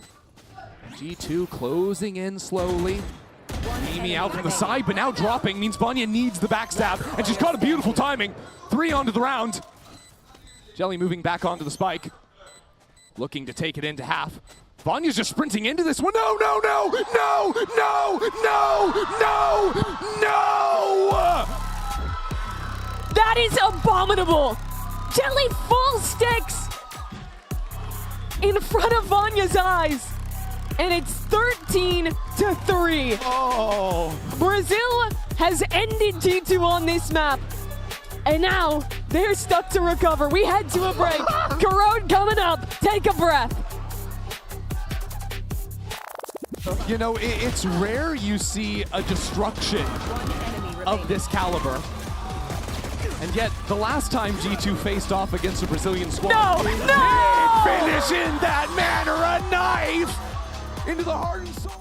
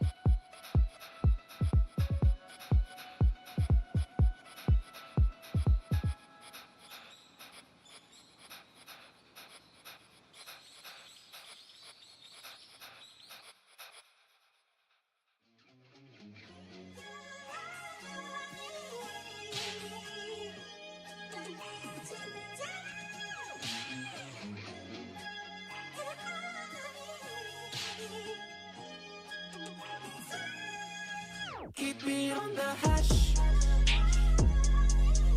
Keep it on the hash. Yeah. On the hash. On the hash. Oh, yeah. Sorry to bother, I don't mean to be blowing your cover. No, we probably shouldn't take this no further, but you beat the cookie up like no other. I seen your whip was parked in the lot out front, you was fine on me. I know I could never be a Cinderella. Together we starting a messed up telenovela. I like the way you rock my whip. I like the way you lick my I like the drugs you let me hit. Do me so good, I'ma pass out. Love it when you keeping your mask on. Love it when I'm riding dirty with a rough boy. Guess I gotta take my mask out.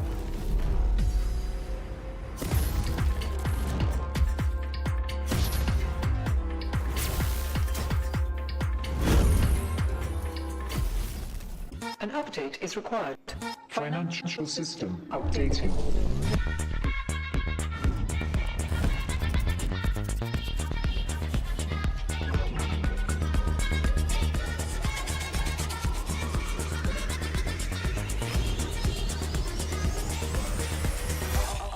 System updated. We will dance to get. The future of money is here. Feels good. Locking down the Drake is now Doran. Decent position. Double. Break down my walls, but I won't rise again. Cause I stand tall in my environment. How could I ever close my eyes and stay silent since they try to take me down with their violence? Oh, they go back in. Bishop flashes in. And down goes Knight.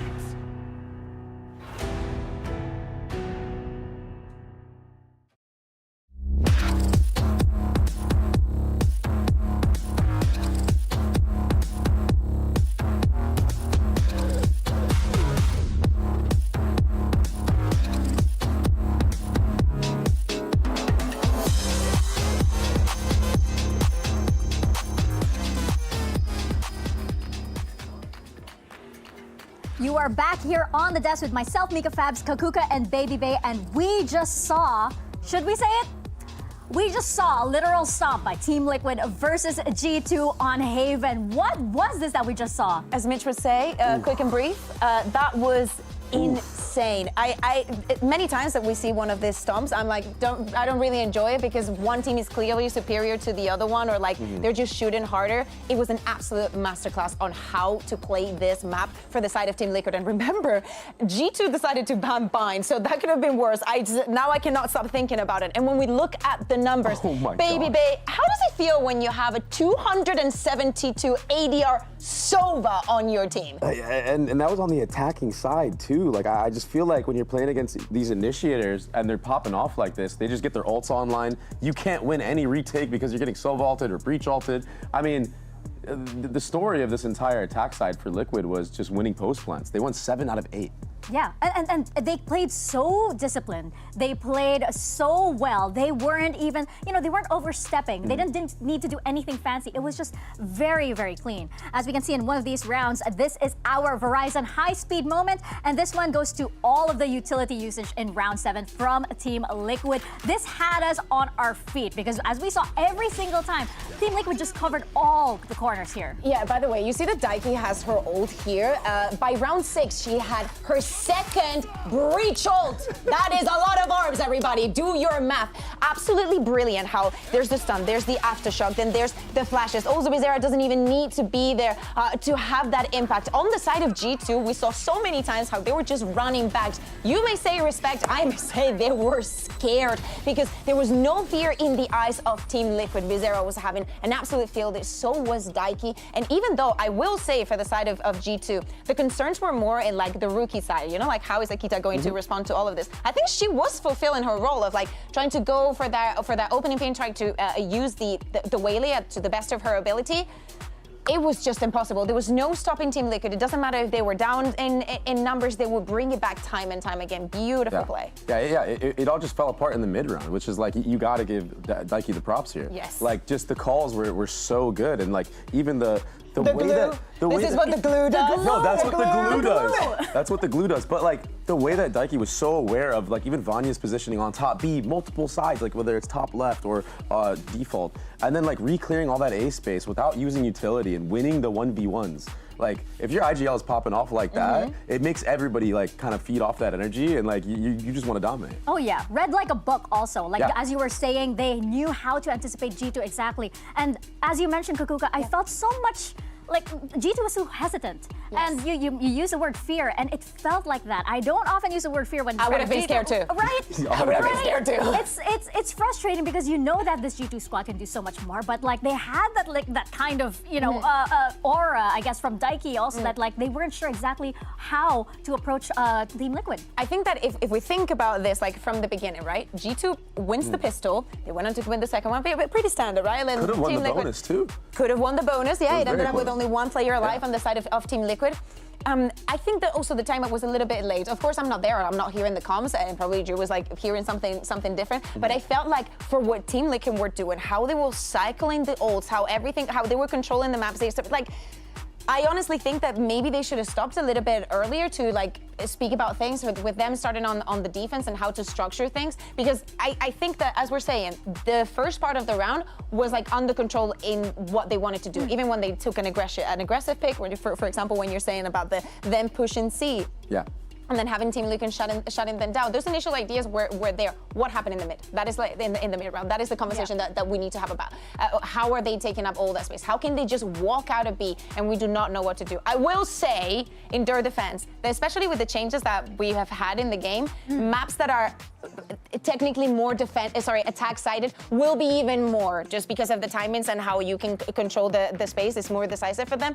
But yeah, amazing for them. Yeah, I think like, as we were saying, like Akita did her part wonderfully, but as we can see, like, that's exactly what happened to whoever Akita was, had her crosshair on. They just went down like that, but it was that mid round. So that's a big question, especially as we go into our next map. It is going to be Corrode. This is another big map. This is a map that is still kind of like, there is a meta taking shape here. And both of these teams have very different compositions on this map, Baby Bay. What are you thinking as we head into this, especially since Team Liquid has a lot of that moral momentum coming into this one? I'm more of a fan of Team Liquid's composition, like in this matchup. If everything stays the same, of course. Maybe someone will, switch it up and go crazy on it. But I would love to see some double controller. Yeah. But I don't know. I don't know how far you can really take this Brim pick on Corrode. Like how much depth does it actually have? And did G2 already show everything that they had? I mean, I know it was a pretty convincing win the last time they played the map, but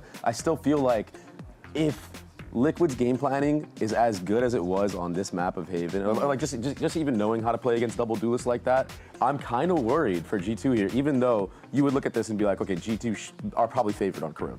Yeah. I actually feel like I like G2's composition more. I'm a fan of the double duelist. Not quite sure about the Brim just yet, but in theory, I like G2's composition more. But Team Liquid, you just can't deny that they have this high right now coming on that map. They're so confident. They know that they have G2's number, and they feel like going into Corrode, hey, what can they possibly do that we haven't seen before? That's the big question. Vania's not doubting. She loves the agent the moment that we go into the agent. It's like her. Run with it. I think that the mental is also going to be very, very important. Team Liquid has decided to start here on the attack. I think it's also important for them, after having that win, to be able to set the pace in the second map. If they are able to keep that momentum snowballing and just giving us another amazing show, that would be great. But we also mentioned in the pre-show, the deeper we go into this map pool, into this map veto that we saw, the better it gets for G2 Gozen. But after what we saw on Haven, I am mesmerized. I cannot stop looking at Team Liquid. And it's actually G2 Gozen that is going to have to prove that they have the tools, that they have the knowledge, and they have the control over the map that at the end of the day they chose to play here. Yeah, and when you're on the defensive side with a double duelist composition like this, you want to take these fights, and you have to take these fights on the extremities or wherever it may be. But the problem is they were losing all of them. They were getting punished for all of them. So if you're not feeling it, it's going to be very difficult. Very important, those fights on mid. Between Petra and Daiki, I want to see some clash. I want to see a clash as well, so we're going to toss it on over to our casters, Ender and Mimi, to take us into Corrode. Well, Corrode is G2's map pick, and Haven wasn't. That's what we're gonna open with, and we're gonna move on from what just went down, because like the desk was talking about, TL destruction, but here G2 have a very unique flavor they like to play. I choose to believe that's about me and not Mimi. Oh, wow. It's definitely not about me. And instantly hiding the sign after you tried to take some credit for it, even though she can't hear us. No. Absolutely not. Korean casters in-house, but we also have our teams on stage ready to get things underway in just a moment. Mimi, I want you to talk to me about this Brimstone Yeah. here. I've never seen anyone else play it on this map except for Vanya. No, it's very weird. Things that are great. Incredible stall util in post plants and on defense. Things that are bad. No refreshable smoke, so you can't play slow. Other things that are rough, you're not playing double controller. So it's like very hard to play mid control unless you are investing one of the only 3 smokes you have to do so. So every smoke, watch where it goes and count how many are left, because that'll be a key in how G2 play. And Daiki will be tracking that as well. When Daiki was calling on this map versus Crew Visa, played a lot for mid space and a lot of slow rounds playing the entire map. This one up right behind the wall. Akita tucked away in the corner, was great on the openers and succeeds again, finding 2. Petra also up in window, drops the spike to only leave Issa and Bezerra alive. And not much for them to do. Brim smoke up towards mid for another couple seconds. But Bizarre just looking for some kind of fight towards B main. Mimi eyeing the line. Not over-committing, wow! Just the jiggles there. I think a dink through the wall and then another headshot. Secures what should be another pistol. You know, Haven started off in the same way. G2 win the opening pistol, they win their second round.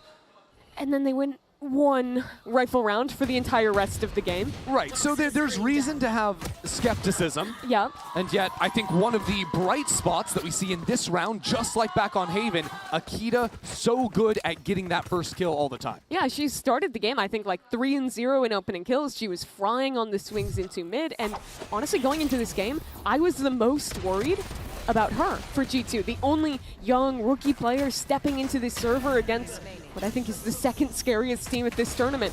And she didn't skip a beat, even if her team struggled. Let's go! And bringing some happy vibes after winning a pistol round and now looking to convert it cleanly. Yeah, I mean, you bring up a good point about the experience here. You've got a lot of players that have just been in finals straight up, as Akita gets another first kill. But you've also got 3 players that have been in here since the very beginning. Petra, Mimi, and Daiki were all at that inaugural championship in Berlin in 2022. Liquid is a pretty new team from them. Only Daiki remains from that 22 roster. Only Petra and Mimi on the other side. But both those groups of players have managed to form a new team that has continued to make it back to GCC after GCC.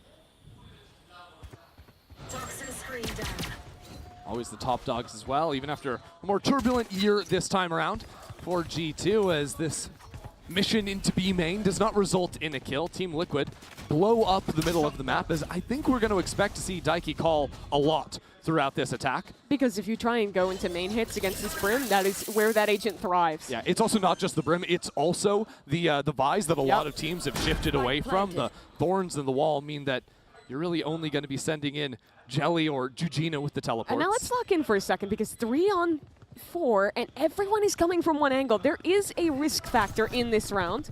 Especially with Issa ready to swing off of the Guardian, but with that Guardian dropping, I think the risk instantly starts to be flushed away.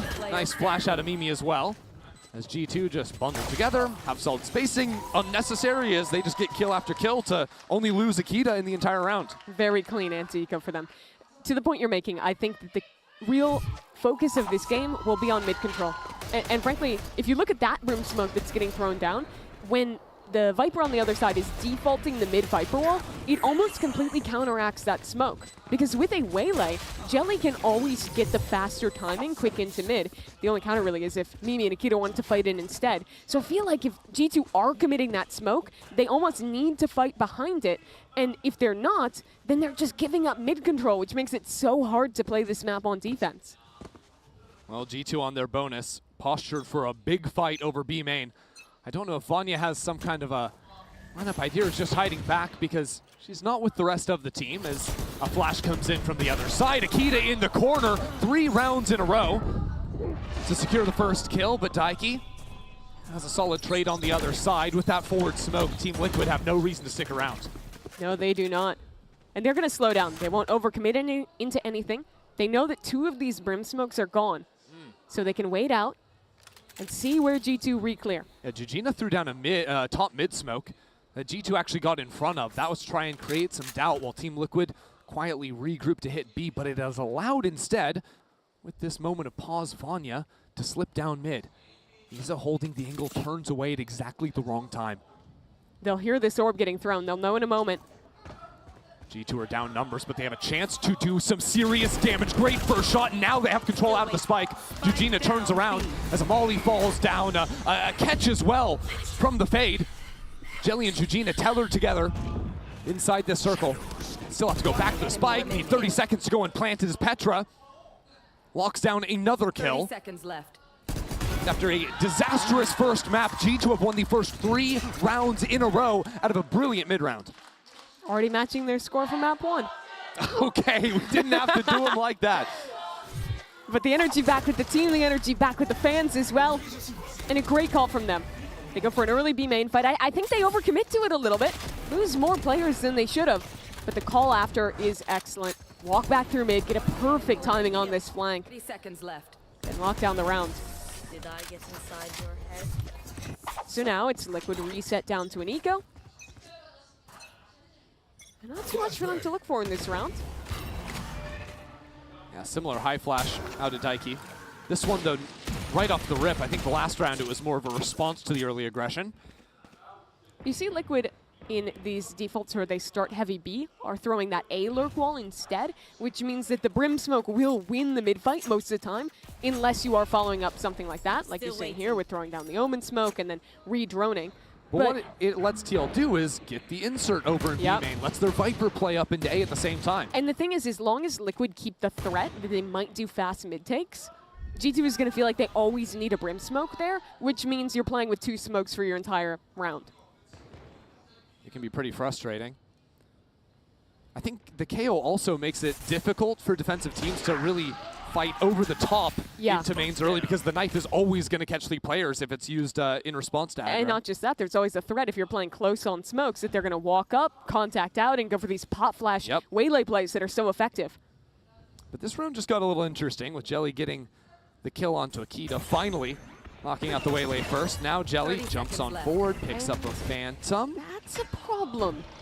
But G2 still have 2 players into elbow. Even if they've given up control of the site, even if they allow the spike to be planted, they can pinch back into this site. They're committing it. Wow. Team Liquid want to win this round, and they believe they can. Daiki already with an ult. Now a spit into the corner. Isa waits for it, but is knocked down. Savanya still uncleared. Paranoia on the other side. Now shot in both directions. It's Mimi Nami to keep the snowball rolling. Have to come away with some heroics. Shot goes wide on the other side. Mimi gets one, and now into the site goes Amy, pulling this round back against the eco of TL. Holding down the line, Amy pulls away from the spike, and G2 find their 4th. It took some real heroics to win it, though. I think that was a straight-up 2-on-4 for Mimi and Amy at the end. They managed to make it happen. I love that Liquid was willing to commit ults in this round. Jelly opens that opportunity. They have a great idea on how to refight here towards elbow as well. But it comes down to these heroes, Amy and Mimi, 2 of the players that were struggling map 1. Coming alive for G2 and pushing their score to 4-0 now. So the last time we saw Team Liquid play on Corrode, they were very much in control of their attack. Oh, yeah. Half. I think Daiki was calling a phenomenal game. This time, though, they have been shut down early. Wondering what kind of adjustments they can make here, because a lot of it has just been the opening picks. You know, G2 with a Waylay and a Yoru are always going to be looking to find early fights. Yeah, the only round that wasn't an eco that they lost was that kind of weird one on round 3, right? Where they had a big advantage. They got re-cleared through mid and lost out. So I don't know if they need a big game plan adjustment. If I was to look from scratch at what I would be interested in seeing, it would be focusing more on this mid control. Yeah. Either threatening these fast hits or going into the later re-clears. I think both are very effective there. And they have a comp that is going to love getting close in mid. Think like that pistol round where they pop flash through, spawn. Ideas like that are very good with this energy comp. There is also the aspect of the mental game, too. The emotional whiplash of dominating 13-3 into instantly dropping the first 4 rounds of this second map. You know, I imagine they're feeling pretty high after that first one. And Daiki's talked a lot about how the new coach, Naps, added this year, has brought more discipline to the team, has really reinvigorated them after missing out on GCC last year, having the disappointment of watching the competition from home. Early flash, fight into A. This is new from Team Liquid as the double dive goes into yard. Amy waiting for it. Wall sectioned off the rest of the team. So Team Liquid have to wait for the Vise wall to dissipate. Now all of a sudden Nikita trying to help out with the Bazaar, though, holds the fort. These trades going back and forth as more and more fighters enter the fray. Petra and Nikita hold it down quickly up to 5. It is so hard to go for hard hits through main against this composition. Yes, that round was a change-up, putting the Vise on A, who's almost always been on B. But even if she wasn't there, there's still going to be someone playing in that corner. Yeah, I mean, this round was solely reliant on Jelly getting that kill, buying time for the rest of the team to come in, and maybe going for the left side dive after seeing 2 players double up elbow in the previous round. But G2 were switching things up, and now we're forced onto another eco. That's a pretty big gamble to make on your first real chance to win a rifle round in a while. And of course, the snowball only is exacerbated when you use the Waylay ult to win the last round. And we've got Yoru Fade to keep it going. You're talking about the teams. I'm feeling the whiplash now. G2 is dominating here. But the last Seeker round was close. Jelly got an opener. She picked up a gun. It got scary. So you don't want to count them out of a round like this. But now, though, already 1 Brimsmoke used in bot mid. You're probably not going to send a second one down, at least this early. Early shot taken from Akita sends her back into link. This is a great timing to go for the re-clear. Second that smoke drops, you go up, but Akita, she's so fearless. Just re-challenges off of just a Prowler, fights on the other side as well. No worries for the youngster. Yeah, only player I'm looking at now is Jujina hanging out in B main if she's gonna try something out from this smoke. I've really loved over the years watching G2 find these young players and develop them. When you look at the level of experience, even the other like all-time duos, Mel and Alexis, they pale in experience to what Petra and Mimi have done. They have been a duo for literally like twice as long as Valorant has existed, playing FPS together. Those two are truly legendary in women's esports, pretty much unparalleled in their success. Make every single GCC. Never a worse performance than top 3. And to always find that new player to develop. And all committed here, but with such little time, it should be a sure round for G2 with this pinch already coming in. Yeah, this one does not look good. A Nightfall even spent for the retake. Makes things absolutely miserable. Although in the muck of all these smokes, this could get a little bit messy. Akita, though, gets 4 onto the round. She just used the ult last round and is now just 2 away from being able to shoot another. Yeah, give her that defuse. And look at the energy she's bringing to this stage. So joyous, so just much energy to be brought out and getting hyped up by her teammates as well after that 4K. And Lol Park is pretty fun because the way the stadium is set up, you've got a side of the crowd with all the Liquid fans that were going ballistic in game 1. You got G2 right behind their players on the other side. Starting a little war here. Yeah, I think the Carmen Core section is warming up with some G2 cheers. They're in the middle. Yeah. They're not quite as into it as the G2 fans, but they'll get behind the action. Yeah, the thing is that they probably, like, it would feel wrong to cheer for G2, you know? You wouldn't want that. After losing to them. This is the round, though, Chrissy. Guns up for Team Liquid. Can they break the streak? Ooh, step up into B main. Jujina forced away. Akita still on the prowl. Really forcing Team Liquid to make a decision. Do you move quickly up into mid? You come back and dislodge Mimi. The answer is mid, of course. They'll hold on to this, but do they try and re-clear back towards B main, or do they just commit an A split? Petra is holding the line. Ready for it once this smoke goes down. Actually not even choosing to fight, just knife out. Here's the audio. Now reveals her shoulder, so falls on back as Jelly inches forward. The goal here is to bait out a re-clear or try and open up an opportunity for Issa on A. I mean, this is wild. Jelly is just going to hang out up in mid-window. Look for a wrap back to A. At what point do you think about this? I mean, the thing is, G2 can't really do anything. They're paralyzed. Without mid control or a flank, they can't actually go anywhere if they're 2 players on B, so it has to be the forward hold. And it's only a trade. Now, Hunter's Fury, Bizarra trying to catch someone on the other side, push them back into Jelly's line.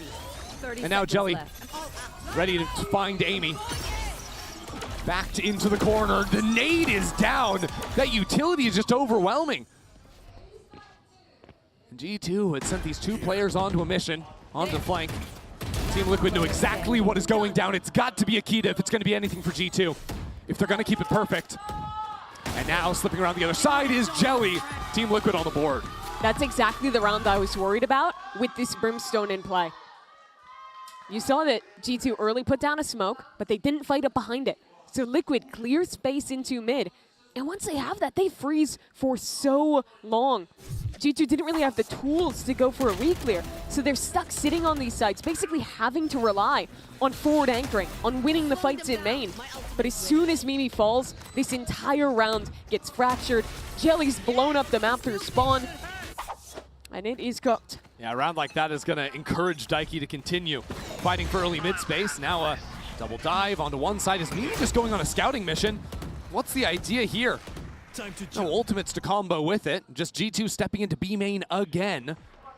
And I guess full information of 5 players is valuable. Does she TP into their spawn? She does. She does. Oh my word. Wait, all of a sudden though, Team Liquid turned around, but that means Bizarra's kind of looking the wrong direction. Mimi now catches her. A mad round, and yet it's around her G2 have them fully boxed into the site. One enemy remaining. Only one left, and Patrick from on high brings it up 7-1. TL completely lost situational awareness there. They got...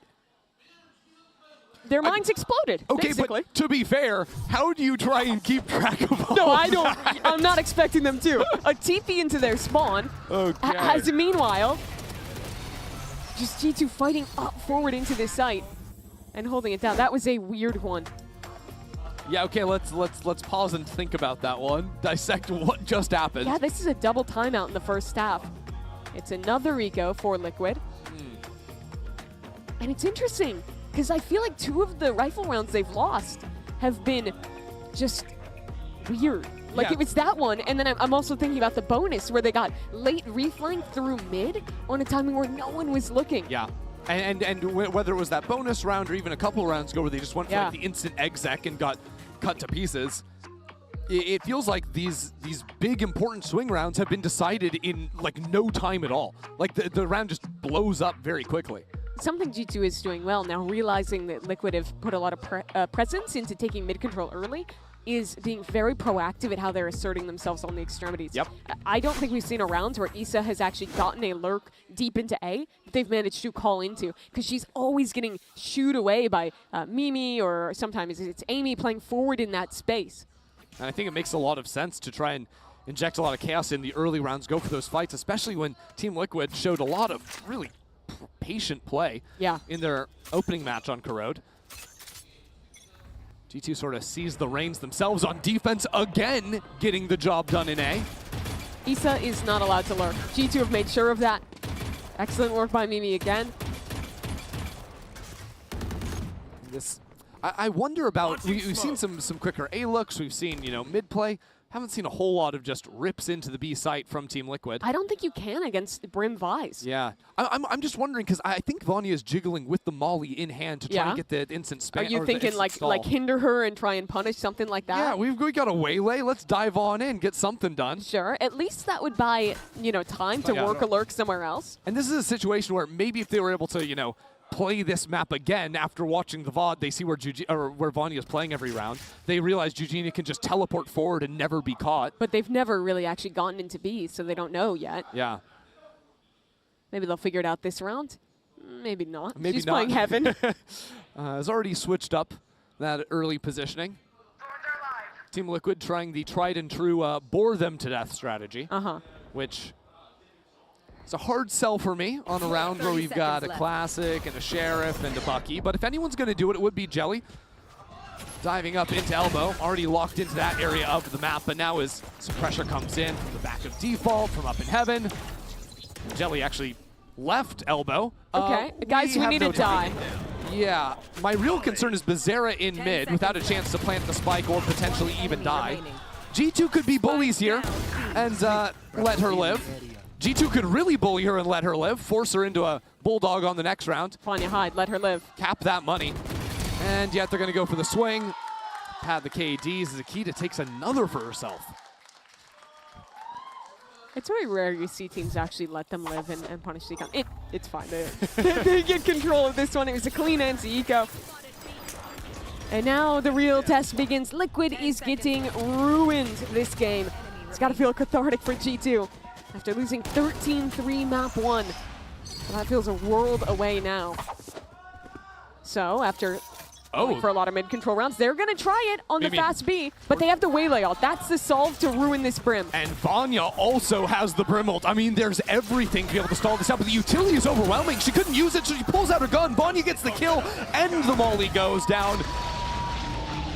Every rifle round ends in 3 seconds. Yeah. I'm convinced. Jujina was in spawn. I didn't even notice that. Yep, a little bit of a OMEN ult dive play there. Yeah. But that's why you don't try that. No. So we hadn't seen Team Liquid try that, and now they know. And this is my problem with how Liquid is playing. Anytime they go for hard hits, they're putting Jelly somewhere where she either gets the kill or they lose. Like, she's always diving in deep. She's very rarely falling back. I would love to see her go for a bit more passive dives and pair up with Jujina teleporting in. I think that's the missing piece. Yes, because they're trying to do over-the-top OMEN in your spawn, create a crazy round. If you just teleport into the cubby, all of a sudden you got a second gun on the field. And to a guy like me, it's just a normal round, but it's not working, let's say. You know what I'm thinking? What are you thinking? I'm thinking it's a really good thing that we're heading to split for map 3. Every split is close. Every split is a banger. Every split is close. Because right now, these first 2 maps, opposite style stomps. Hey, I've seen some comebacks on Corrode from 8-1. From 8-1? I've seen G2 come back from 8-1. Yeah, well, they're up 8-1 right now. And it's a different G2. Yeah. So maybe that narrative doesn't work. Can we get Baby Bay up here to talk about how to come down 8-1? If anyone missed. G2's VCT squad came back from 8-1 in the finals of Red Bull Homeground. Yeah. Baby Bay's a pro player? Yeah, who would have thought? That's he's also crazy. an analyst. He's doing 2 jobs at once. Man. He's the esports renaissance man. Okay. Well, Christy, it's a Team Liquid Eco. Okay, 2 options. Oh, is that a thing? A, do they bore them to death? Or B, do they hard hit and die? I'm thinking hard hit. Jelly's going to double dive up into A-Link where no one is. Okay. And then Team Liquid are going to realize there's just a whole lot of Vi's utility. And Mimi's op. And also, Jelly isn't going to go anywhere because Akita's going to get the kill. Oh, man. It's fine. There's so much Valorant left to be played. The beautiful thing about this series is that we came into it, we're like, it's gonna be a banger. These teams always deliver. They're always the top, like in the top 3 in GCC. And then game 1, I'm like, oh, okay, well, this series is terrible. Yeah, Liquid's gonna stomp them. It's a duo. Nah. G2 just fire back in exactly the same fashion. Yeah, let's make it perfect. Okay, let's not make it perfect. 10-1. This is even more dominant than TL's Haven. My reaction to Petra. It honestly looked like you were doing like the voiceover for Petra there. Do you think I could do dubbing? Yeah, but maybe you dub for Mimi. That's a little bit more on For brand. Mimi, yeah. Yeah, I only watch G2 VOD subbed. If you did the dub for Mimi, if there was like a credits like a movie, would it say Mimi as herself? Yes. It would. We just move back and forth really quickly. Yeah. Really impressive work. Okay, well, Daiki's going to go back to the high flash It's a Team play. Liquid rifle round. The one time they won a round, it came with a good flash here where they got some early picks. Oh, that's a gnarly little angle. Yeah, nice from Vanya. That's also off of the attack smoke Jujina's been throwing. Here we go. Mid re-clear. Akita is here, but kind of in the open. Pushed away by the drone. It's always been a drone. As soon as the smoke goes down, a drone is behind it. TL walk on in. Now we've got a null command. And with Bizarra left around in mid, hold on. Team Liquid we're shooting bodies. We're shooting bodies down This 10-1. economy. Are we kidding? Okay, well, they have the A site. There's a recon coming, but look at where Jujina is. Why not? Just silly map states nonstop. Amy is waiting for this lurk. Oh, wait, no, she turned around. So Jujina will have that timing. Amy gets the first kill, and there's ults here now. That ult does nothing, though. It does nothing, but this dimensional drift is going to spot out quite a few players. The rest of G2 trying to move behind it, but Jujina is still on the approach, inching forward, ready to take a head off. And now a snap back from Amy gets the kill. Becerra's on virtually 0 HP. You can't stick this ultimate. You can't get back in time to win the round. G2 are going to take it anyways. How? They're waving across it. We were shooting bodies this round, Liquid. What? And they lose like that. Unbelievable. And how does it happen? Because Jujina has a beautiful flank timing, but only gets the 1 kill. Shocking. A little bit quick to pull the trigger. And credit to Amy, she hit some beautiful shots here. Oh, yeah. That is a wacky, wild half of Valorant. Yeah, that it absolutely is. 11-1 G2 bounce back after Haven. We're going to go down to the floor to hear some from people that might be really happy with this result. 미미 선수와 페트라 선수의 남자친구분들을 모셔보고 한번 이야기 나눠보도록 하겠습니다. 여자친구가 경기를 할 때 되게 신나기도 하고 좀 답답한 순간들도 있을 것 같은데 이러한 순간 특별한 내조 방법이 있는지 한번 들어보려고 해요. Hi guys, it's Bill. I'm standing with Mimi's boyfriend Mario and Petra's boyfriend Tom. Hey, good to see you guys. Nice well, to see you. It's very exciting and a little bit frustrating at times to see your girlfriends play. What are your special ways to show your support to the girls? Yeah, so we prepared these signs. It says Petra #1 fan and Mimi #1 fan. So we're definitely trying to be loud, you know, make them feel the atmosphere, make them feel the confidence. So that would be my secret. 네, 마리오 씨는 이런 취어풀도 작성을 하고 현장에서 열띤 응원을 보내면서 이 분위기에 좀 힘을 얻어갔으면 하는 마음이라고 해주셨고요. What about you, Tom? Just buying all the food they want and take them to Olive Young and make them happy, you know. That's the cheat code. Yes, I think so, yeah. 먹고 싶은 거 사주고 올리브영도 같이 가지고 국룰이라고 이야기를 해줬습니다. Thank you guys and best of luck to the G2 girls. Thank you very much.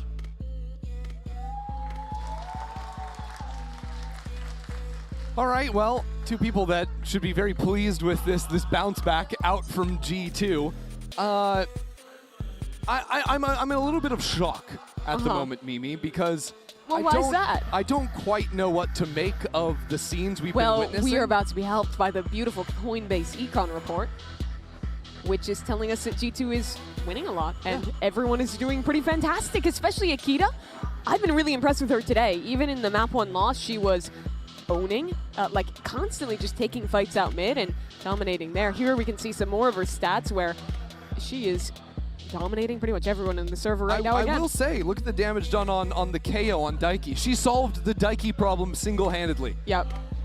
Beautiful work. And good for her. How many kills does that translate to in terms of damage? You're good at math. Like 16 7? kills. 16 kills? Well, because I just looked at the screen where it says she has 16 kills. No, but not all against Daiki. Oh, against Daiki? That was the question I was asking you. Well, it depends if Daiki's buying armor or not. Okay, let's average it out. Let's say on average she has 125 health. Oh, we're going to 125. I would say like 7 kills. Yeah. Yeah. I think that math is near perfect. Dear viewer, I hope you were engaged by that conversation, because here we go. If you want more numbers, pistol round stats, G2 have been slightly better than Team Liquid. I've got another number for you. Yeah. 11-1. That's the score. Those are 2 different numbers, Mimi. Sorry. I should have specified that. Don't underpromise and oversell me. You'd hate to be oversold. Or underpromised. I don't know. I'm sold on this series. Okay, here's the sell. A stomp on map 1. A stomp on map 2. The split has to be good then, right? Yeah, you know what ruins this narrative? Uh-huh. TL win 8 rounds here in the second half and then lose. Back in a flash. But it would deliver a better game, so You're I'm here counting for on it. the fake comeback. All right. Let's see. Let's see what we can do. Already. That's a start. Good start. Okay, but Mimi is coming back into the site. Rest of G2 showing up as well, and Mimi, there's 2 people working the flank. And it's a retake into the brim smoke, but the strong side is the flank. That's good news. Spike planted. How much can these players do? It was a bit of a brutal half for Jelly to start the game. Jelly and Daiki do have a fair amount of utility. Bizarra, no one can shoot the dart because they're playing off-site. Vanyu is the only player that could have done that. And so now Team Liquid try to connect themselves a pistol round. 1-on-2 from Mimi with a reposition on elbow. Both players still looking at heaven. It's a good plan for her. Better shot out of Bizarra. So they win the pistol. And it's going to be at least 11-2 now. Okay. Do you think it's 13-8? Or is it another 13 Curry? That's a good question. Is this I mean, certainly what we're being sold right now is a possible fake comeback. I think the important thing is that we don't believe too soon. It's true. Let's take our time with it. Well, I think first we I don't can even know why we're talking about it. calmly enjoy this anti-eco, Yeah. in which nothing weird will happen. I'm sure. Actually, you're quite likely right. I was seeing, is Akita going to go for some Bucky shenanigans? What are we No. gonna get done on that front? Just a ghost. It's an honest game. Petra on the fade is going to be lurking on the B side early. I will say, if I'm going to give you a cope of a better game, I think this Brim comp is hard on attack side, because if you ever get stalled, you just run out of options. The nice thing is you never get stalled because you have Waylay and you have Yoru. And that's a great point. But I think No. What? Okay. Calm down. Okay. I'm gonna slow my roll for a second because I was worried about Akita's lurk over on the A side at the same time. Team Liquid are starting to look the wrong directions. Gina is now dead again. Stop. Okay, Daiki. Keep it calm, Daiki. Keep it calm. It is now a 2-on-3 in which G2 have the numbers, have a couple of guns. I'm not keeping it calm. I'm about to freak out. This I'm about to freak out. is not how this round was supposed to go. They have guns. They have a great post plan. Yes, this potential crossfire. Actually, G2 fall out of that, realizing Team Liquid are going to eat up a lot of time, even just trying to get back in. Jelly has an outlaw on 70 HP. Goes for the shot, but she falls. It has to be Bizarra in a 1-on-3, and Akita will get 3 kills to say no, no, no. Christy, she's emoting. No. It's done. Wrap it up. That's also what Petra just said. Unbelievable. A Mastercard Thrifty off of one purchase. 500 credits. It's called the Ghost. But, They had 4 classics. Oh my god. I still think the full stick in the final round of game 1 is worse than what just happened. Yeah. Oh, I forgot about the full stick that ended map 1. Sorry to remind you about How that. can we top that? I don't know. Let's see. It's 12-2 right now. Okay, well. Maybe another eco? Yeah. Hero by Jelly? Let's let TL win the force so that we can have the 13-3 or the 12-3 scoreline. Uh-huh. And then we can do another silly round to finish.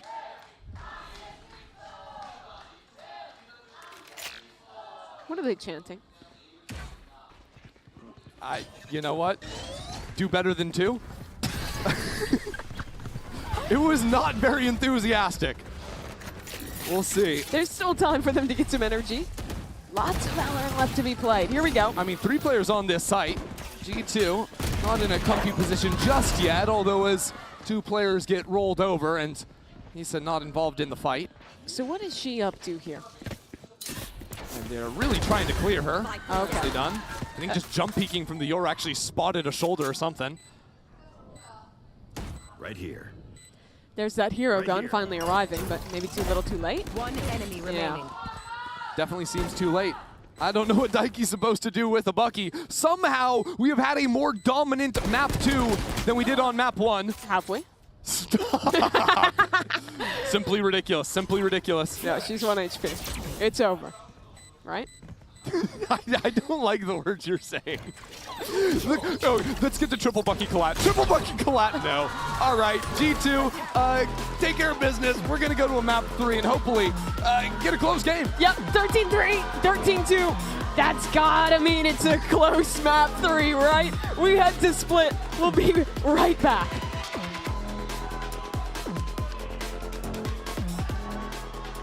Inching forward, ready to take a head off.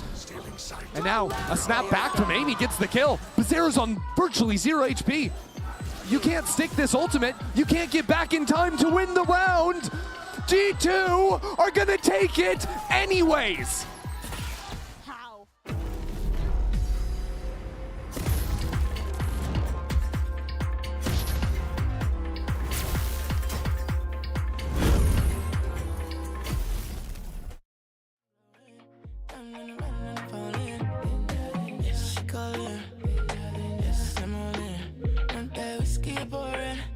stay lips in the morning. Bend, cocoa body.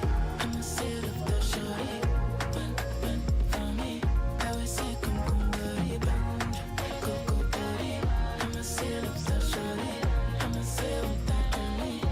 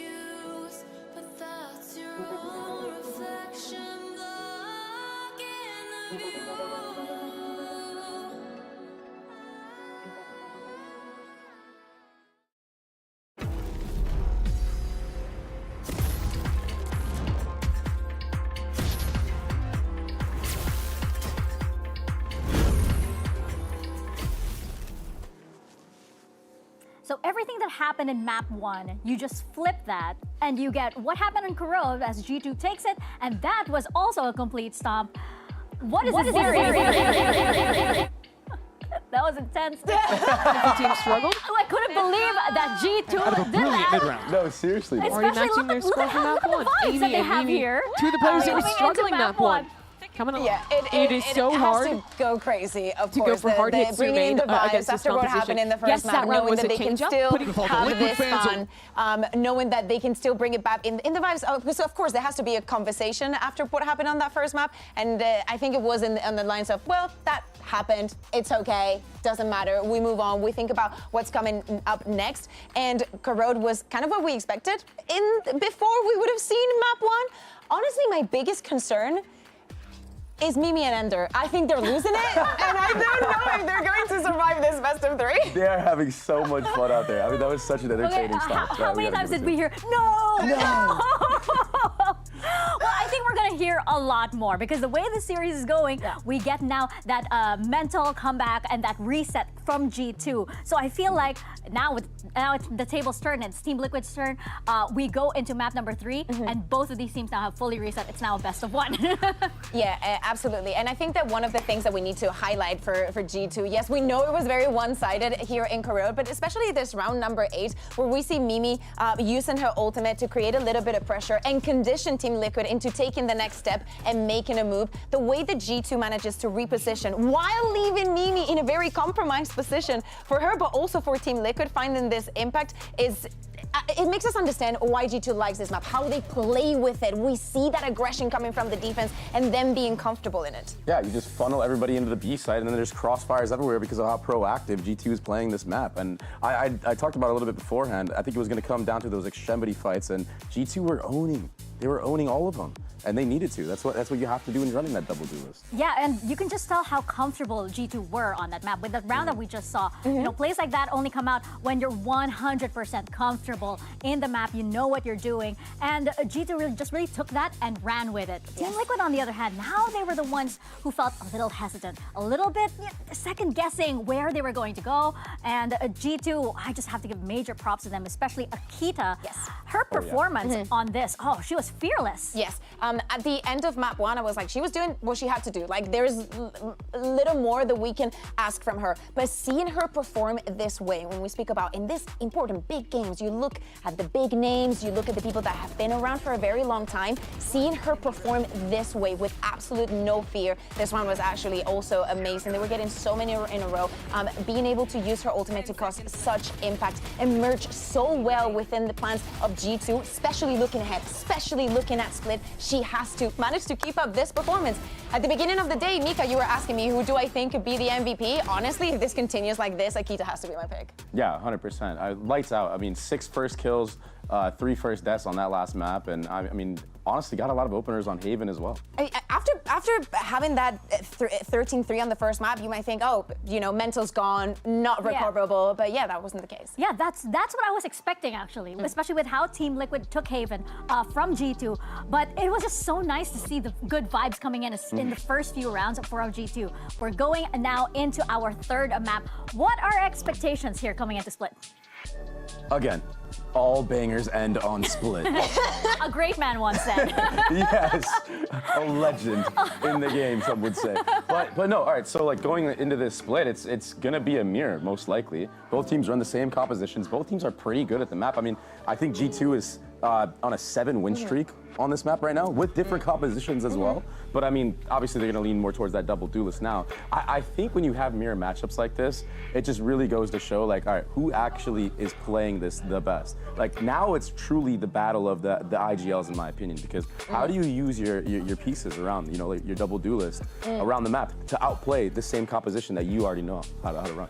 Yeah, I think that going into Split, thinking about the fact that G2 has already shown it, in fact, they chose to go there in the previous encounter and were very, very comfortable in doing so. Finishing here has to be a plus for them. On the other side, you have a Team Liquid that has not shown it yet. Yes, we're probably going to be getting that mirror, as you were saying, Dre, and it's about keeping the confidence, and I want to see it back. We need to see it on Bizarra. We need to see the one that we were seeing on map 1 that we know can deliver. Let's forget the same way that G2 goes and forgot about Haven, Team Liquid needs to forget about Corona and just put everything into this best of 1. Exactly. I really want to see Bizarra pop off here because this partnership that she has with Jelly, it's a bit fresh, I guess. You know, you have Akita and Mimi that really have had this whole year really practicing this, but for Jelly and Bizarra, you really want to see that synergy come into fruition here on this map and here in this series. Yeah, and for me, I'm kind of looking at Jelly right now in this series because I feel like we haven't really seen much so far. I mean, yeah, like the Haven, everything was working really well for you. Both your initiators were popping off, but we need to see that operator play. We need to see those picks coming through because honestly, Mimi on that last map of Corrode was going off with the operator on that defensive side. Yeah, and I think this is going to be also the case. Now G2 goes and is starting on the attack. Let's see if they can keep up the momentum. Yeah, for sure. It is going to be exciting indeed. The winner of this series moves on to Friday's upper final, and the loser has to fight for survival tomorrow. One last time, here's Ender and Mimi with a call. It is time to jump into Split here. You know, like Baby was saying on the desk, Split usually a map that's a little bit hype to finish out series. And some have said this. Many people. If I'm gonna really dive into that, I would say that we have played 31 rounds of Valorant in a best of 3 already. So the question is, can we match that? Can we beat it? On map Honestly, 3. Give us a few OTs here. We only need, what, 4 OTs? Yeah. And we're just actually doubling those numbers. We can do that, I'm sure. I think these teams can do it. Again, if Team Liquid are able to reset from the opening game and or from the opening game from the second game. I'm losing my mind up It's here. a BO1. Those games, they didn't happen and they can't hurt you. Yeah. BO1, yeah, mirror comps, excitement, and honest playing failed for these two teams. And I think we need a reset too. Okay. I don't know how easy that is going to be. It's going to be normal. It's going to be good. And frankly, I'm excited for it. A lot on the line going into the upper finals. Two teams that have only ever made top 3. So far, G2 playing a little bit spread, except Team Liquid with the forward lines, both A main, B main. Daiki is so confident to challenge that line on the fade of all things. In a comp, we've got the double duelist. She's the one taking first contact here. You remember map 1, and that was all the rage. Her swinging every angle on the breach. Can she challenge it again? Dink through the wall But out of Akita. exchanged. Akita load 2.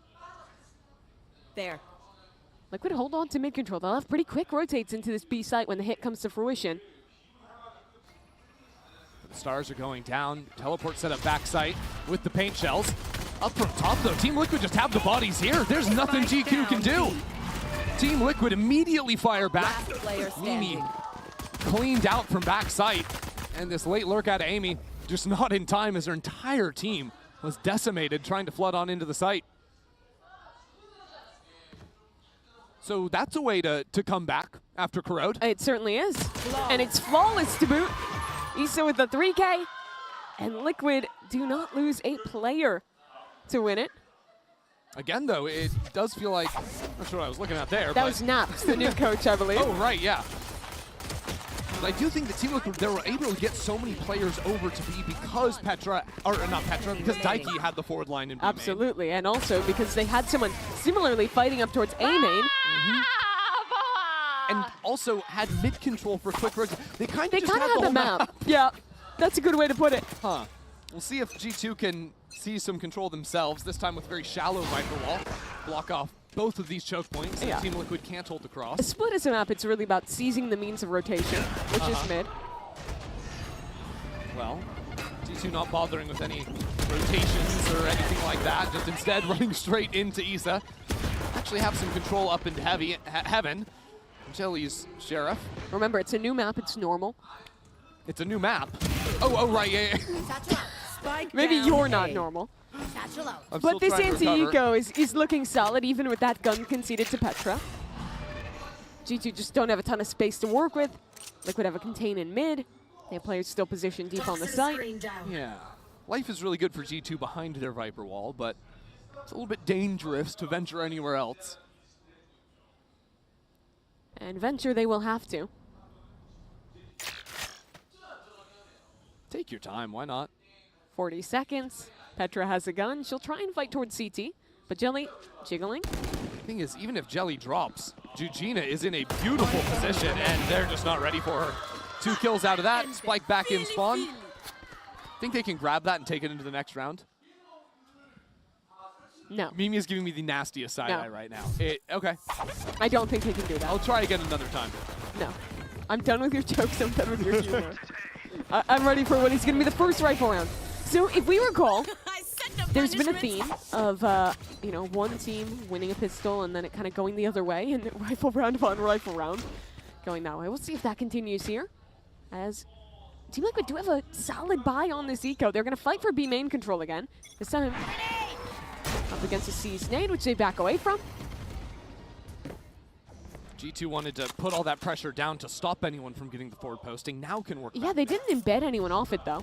Yeah, so Bizarra is just still up against that box with the judge. So there won't be the early information, but she's in a great position for a couple of kills. And talk of early information, Liquid have someone jiggling towards A main as well. So the solution for G2 has to be mid.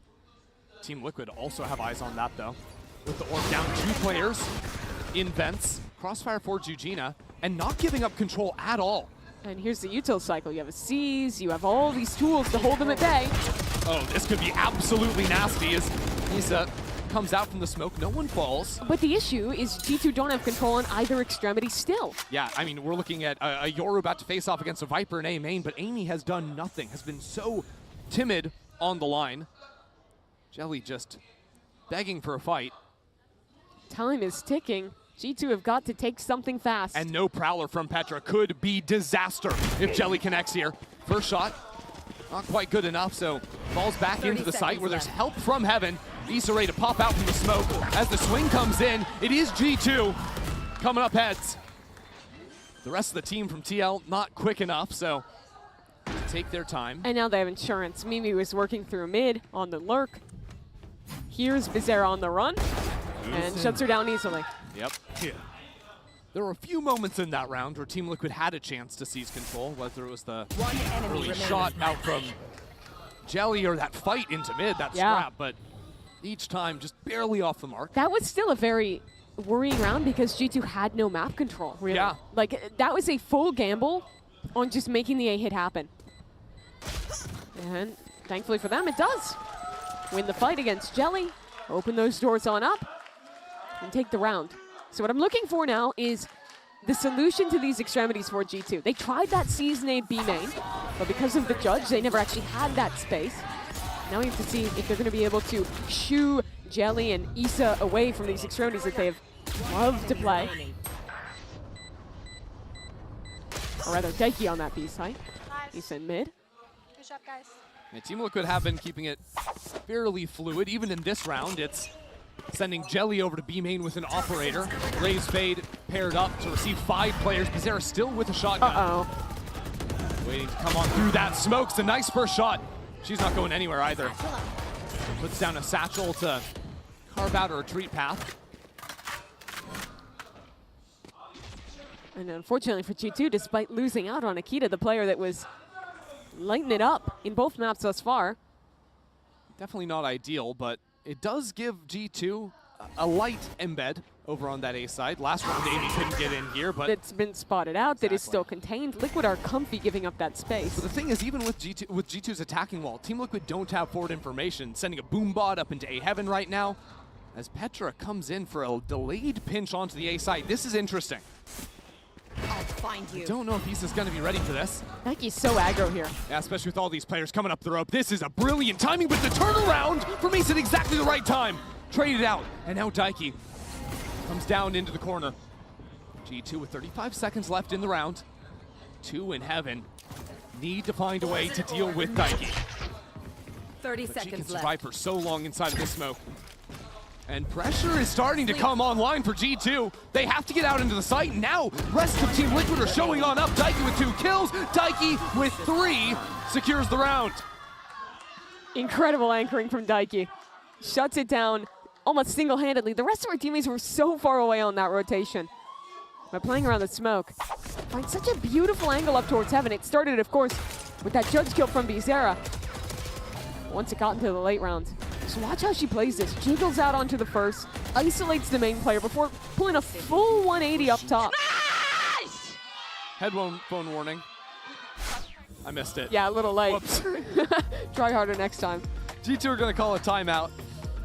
Talk through their options. I do also want to praise Issa's just sort of general awareness there, turning back towards vents to get the kill on Petra. There was only a narrow window, maybe 15 seconds, where there wasn't mid-information from Team Liquid. Bizarra had actually, I think, rotated over and was covering the line after Petra had already crossed, but still Issa was diligent enough to and you know, we're talking a lot about like the problems on the extremities. I think the bigger issue is that G2 have never once had mid control this game. Like literally never. They have been locked out by the cycling of utility, by Liquid going for re-clear plays. So there are 2 solves, either put a little bit more attention on that and try and commit resources into a heavier main fight, or a mid fight that is. Yeah. Or you just slam a site this round. You have a double duelist comp, you can do that. Mimi and Akita would be in the hot seat. But especially with how good Akita's been playing this series, you'd expect them to be good for it. Sometimes you can get away without having mid-control if your A ramp takes are really effective and you can really bully into heaven, but that hasn't been the case consistently for G2. They're also playing the Astra instead of the Omen, so it's a bit harder. You don't have that paranoia for the ramp fight. True. Don't have the guns for it either this time, but Team Liquid playing very reserved. Hey, I almost take the stingers here. Right on the close range of the smoke, but now the tether will keep them at bay. Bring them down. Team Liquid really aren't over-rotating from this. They're anticipating the adjustment in mid. Like you were talking about, 3 players still there, ready to come up into vents if necessary, but that could almost come at Some amount of misfortune. Now Bizarra down into mid. Such a good embed. Even if they come back through vents, there's no way you clear her here. G2 have been so patient in this one. They don't know they have full control over A side, essentially. But they could potentially come back into mid if they wanted. But if they did that, then there's the problem of the player in main, of the embed down bottom mid. I mean, ultimately, they just need to do something. I think they're waiting for Team Liquid to find some type of re-clear Akita play. is feigning it's back into mid, but they're going to finish A. Yeah. Team Liquid, though. Stalwart. Not shifting yet. Now the call in comes with 30 seconds on the clock to go back The spike onto has A. to go all the way around. No way they're going to go for this sprint. Akita finding the backstab. There's still a player on B. It's Jelly's off, and it's Jelly with the kill. Gets out somehow. And now the reinforcements have arrived. Issa is here. 12 seconds on the clock. Where is the spike? The spike is still back in spawn, but there might be enough time. A mad sprint to get back onto the site. With 5 seconds left, the spike will be planted. A 3-on-2 now for G2. And Akita's picked up this operator in the post plant. Madness. Jujina. Up in heaven. Thought and a prayer for her won't be enough. G2 hold the line 3 for Akita and the round. A ludicrous Mastercard thrifty. They did nothing for 90% of that round. It's true. Took ramp control, sat there for like 70 seconds before at literally the last possible moment sprinting back. And that kill coming out of vents at the same timing Bizarra was starting to move. Because it was at 30 seconds Team Liquid started moving on the map. That's exactly when G2 pounced. And it was such a perfect embed for Liquid if it had worked out. Instead, they stop holding the line. They don't expect G2 to go for a run like that. And now it's Liquid on the eco. Okay, we've got something here. We're cooking a little something. We'll see what happens, because Team Liquid heavily stacked on the A side. Again, G2 are playing completely on their own side of the map. Giving so much respect to Team Liquid. Yeah, pacifist run for the first minute of every round.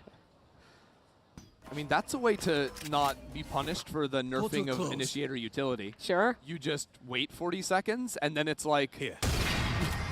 No, you mean you wait 60 seconds? Right. Well, you don't use utility at the start. You just wait 40 seconds into the round. So it's like you only got to cast the ability once anyways. Yeah. That's big.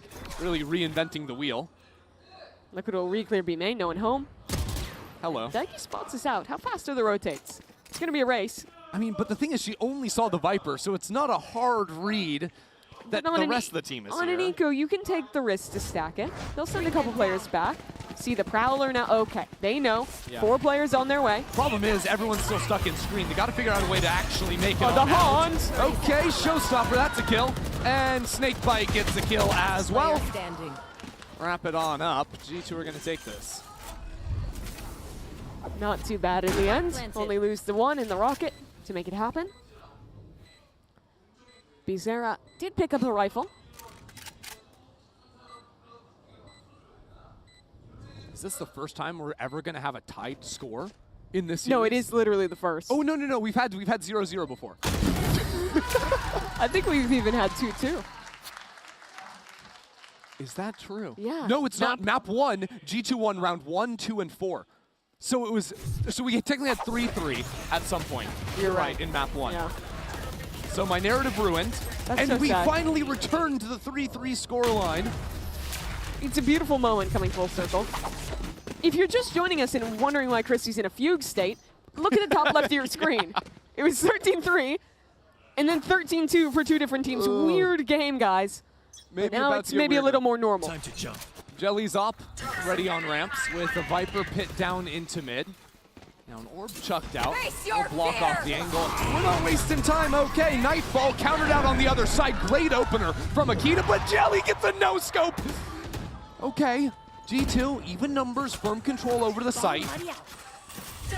Should still be good for Team Liquid, especially with that pit getting right up in Jelly's face. She has an ult as well, has to back all the way away. That's Good nade. Yeah. Spike Do at least a little bit of damage, but nothing more. Vanya's positioning in A main. It's all about patience on this angle. How long can you wait? Can you wait for Team Liquid to go for the full re-clear? Off the smoke down to try and escort Team Liquid through ramp. get bombarded by utility. The tether and the nade does some damage to Jelly, but she'll be okay for the time being. Team Liquid really chewing up precious seconds now.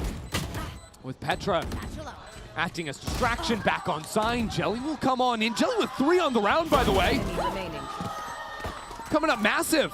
Starting with that no-scope, resulting in 3 more. Now Vanya not really in the party. She couldn't find that timing to ever activate.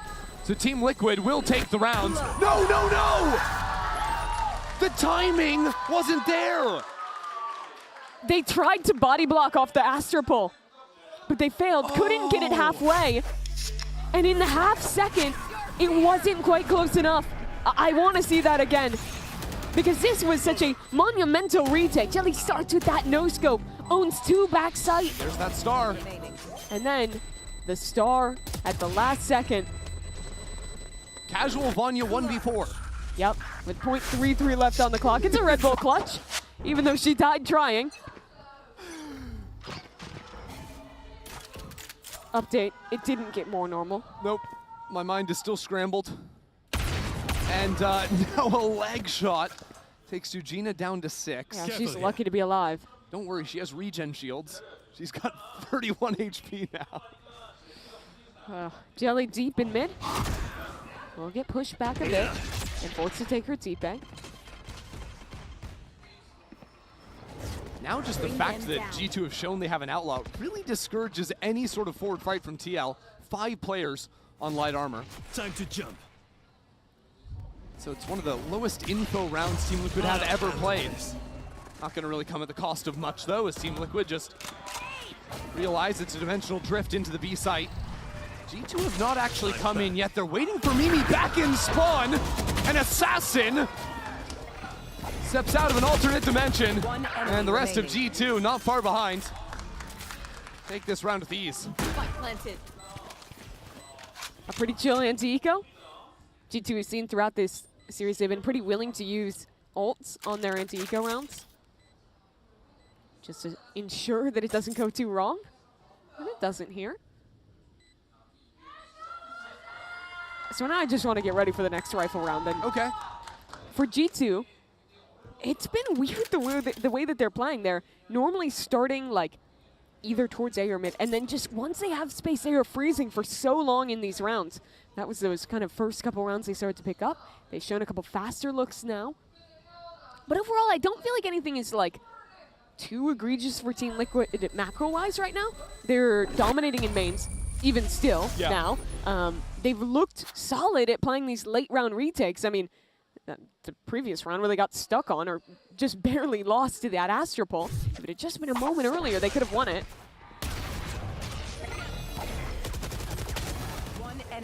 What I almost wonder for Team Liquid is, you say all these things are going well on like a macro sense and the mid-rounding, whatever. I think their actual anchoring has been getting eaten alive by Akita's entry. Yeah. All the time, the double satchels into the site is an instant first kill, and there's usually been utility behind it, whether it's, I mean, primarily Petra, I think, dropping either Haunts down or the Nightfall. Sometimes even just like Mimi TPing in with her playing Distraction. Yeah. Whether it's changing up the typical positions that Team Liquid have been playing, whether that's falling off a little bit quicker to play to their advantage in the retake. Yeah, I would like to see that more so in some of these rounds. They're gonna get the timeout, chance to talk to Naps and figure things out a bit. Money on this one is not gonna be fantastic, so likely looking ahead towards a 3-6 scoreline after. It's been the oddest game to feel out so far. Weren't they on a weird buy last round too? Or am I tripping? I think you're tripping a little bit. It was light armors, but yeah, they that's had what guns. it was. Yeah. But really everything after that round that G2 went on time, it just becomes a little bit of a snowball effect on set. So G2 are committing to these faster openings now. It's been pretty successful in these last few, but they're gonna have a duel. Bizarra here with a nade, maybe a C-nade combo. And both rifles from TL here as well. G2 are stepping into exactly what TL are hoping for on this half-buy round. But still not so simple. Paint shells. Akita desperately tries to satchel away, and she succeeds.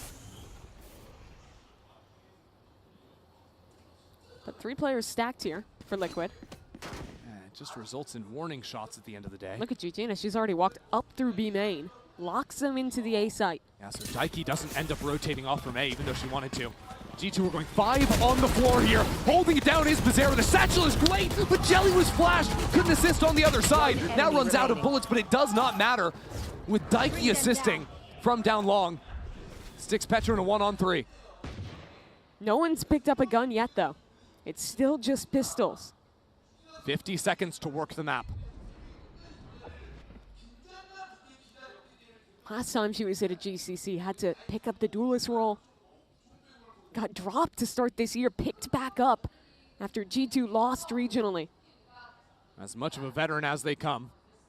But now putting her in a position where low on the clock, either she drops to save time or she comes back here, screens. Issa sees her. And now there is no time left. It's got to be a sprint over onto the B side. Jujina will be in heaven. And here's those footsteps coming up. Jujina catching a crazy timing. Will steal away this round for another Mastercard Thrifty. How is that the way back in? It just comes down to a fantastic read from Team Liquid. They fully expected the fast A play, and they beautifully set this up. The wall in play, the Astropole coming in as well, and well, as you mentioned, Jelly got flashed off the line. When she swings back in, Daiki's there as well. Yep. Everyone cuts G2 out of the round. And the real problem there is G2 just forced the hit without any information across the map, right? Because they didn't see the player step up into B main. Didn't push them back, so they changed things this round. And that's where I'm calling back to what has been good for Liquid, that they've always had that extremity. They've never had a question, really, of where G2 is going, except for that one crazy late round rotate. This is different from G2 that, well, I was going to say Mimi had the forward position on ramp. She uses the teleport away, but she paralyzes Team Liquid. But look at that reclear. There was just a Prowler A main. Liquid is going to figure this out. Yep, Jujina realizes what's going down, and Bizarra has a showstopper. If G2 try to exec it, it is paint shells, it's showstopper, it's an Astropole from heaven.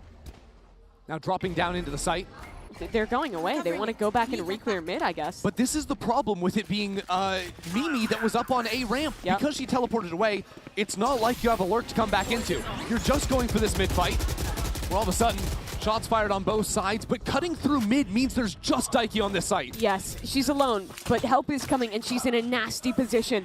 How much can Daiki get, or is she even going to get a chance? They're calling back again. They're trying to go back and masking the noise of the rotate with the Astro Wall. Daiki hears this, though. There's still 2 players on B. Issa is in the perfect position. Hunt comes through, and she goes down clear.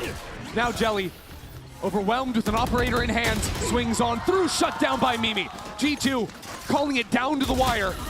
And now with Amy fully stalling out into heaven. Team Liquid have been forced away from this retake. How do they even go for this? A late flank coming in from Daiki. Dropping all the way back through, but G2 just have 2 players sitting in mid. Akita is in a beautiful position. Ready for these players to come in. Amy ready to stab them in the back. And there she does, catching it. Team Liquid completely scattered in the round. Overreact to G2's hit on the B site. Mimi calls a brilliant mid-round. I don't even think it comes down to them over-rotating. They had 2 players on B. It's the same issue you brought up earlier, where Team Liquid is in solid macro positions, but their site anchors just get owned on the exec. Yeah, another thing here is because the hit comes in so late and Jelly is one of the B anchors, there's no ability to reposition or escape from the site with the operator. Best chance you get is a 1-for-1, and that wasn't going to happen. They really should have had something, though. They had 2 players watching towards heaven. Nice goal, Mimi. The first turns to look at the haunt, the second holding that off, and G2 again. Mimi is just getting away with calling these crazy rounds, and I love to see it. She's throwing them for a loop right now.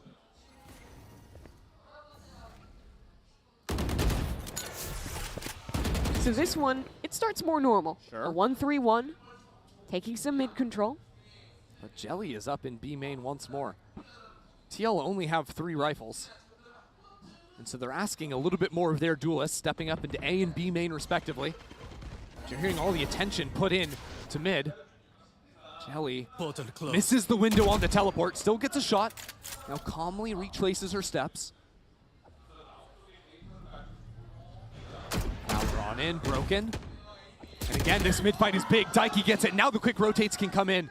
There'll be tons of stall in main. It's up to the 2 duelists from G2. Ooh, Satchels get stunted. And there's no real way for G2 to break into the site. And again, they have no cancel option. They've been routed through A main. They don't have mid. If they run back towards vents, Bizarre's waiting with a Bucky. Yeah, they usually prioritize vents instead of going into sewer, so yeah, this could help them, but it's going to be a split back into B site. 30 Akita seconds stuck left. around in B main. Daiki now jiggling knife in tow. What can Akita do? Their teammates distract enough, 1 for 1 to start it off. And now 20 seconds left. Petra was looking over into A heaven. It's a little bit too scattered. Certainly feels that way. Jelly and Jujina take care of business. So if the previous round exposed the narrative of G2 doesn't need extremity control because they just own on every light hit, this one showed that when you don't have map control, it is a problem. They did not have control of either main. Team Liquid call a very well-timed reclear into mid. And then when G2 goes for that exec this time, the util is there, the anchors hold strong, and Liquid take the round. One more round in this first half. Chance for Team Liquid to tie things up again. It could actually be close. A far cry from the stomps we had on Haven and Corrode. G2's duelists are both 1 point away from ultimate. I don't think those orbs have gone down just yet. Team Liquid really contesting over A main, where Amy is spotted by well-timed taunt. Poison orb emitting. Lisa now tethered into the corner. Those paint shells are brutal. Can slip away to the other side. And now Amy with the wide swing finds 2. This A side all of a sudden ripped wide open. And in they go. Team Liquid have no way to stunt this hit. Only Issa fighting up towards ramp. And now Mimi unlocking the dimensional drift. Mimi has the spike, by the way, and was trying to scout out into the site. Amy gets another. It's all over the place with that cosmic divide. And now Akita just pulls the showstopper as a finishing touch on this half. G2 will have the lead going into the final half of this series. Such an entertaining half. G2 come up big with these late round executes, with the slow calling from Mimi. It's a lead, but it's far more narrow than on games previous. G2 up by 2, and more to come on the other side of this break.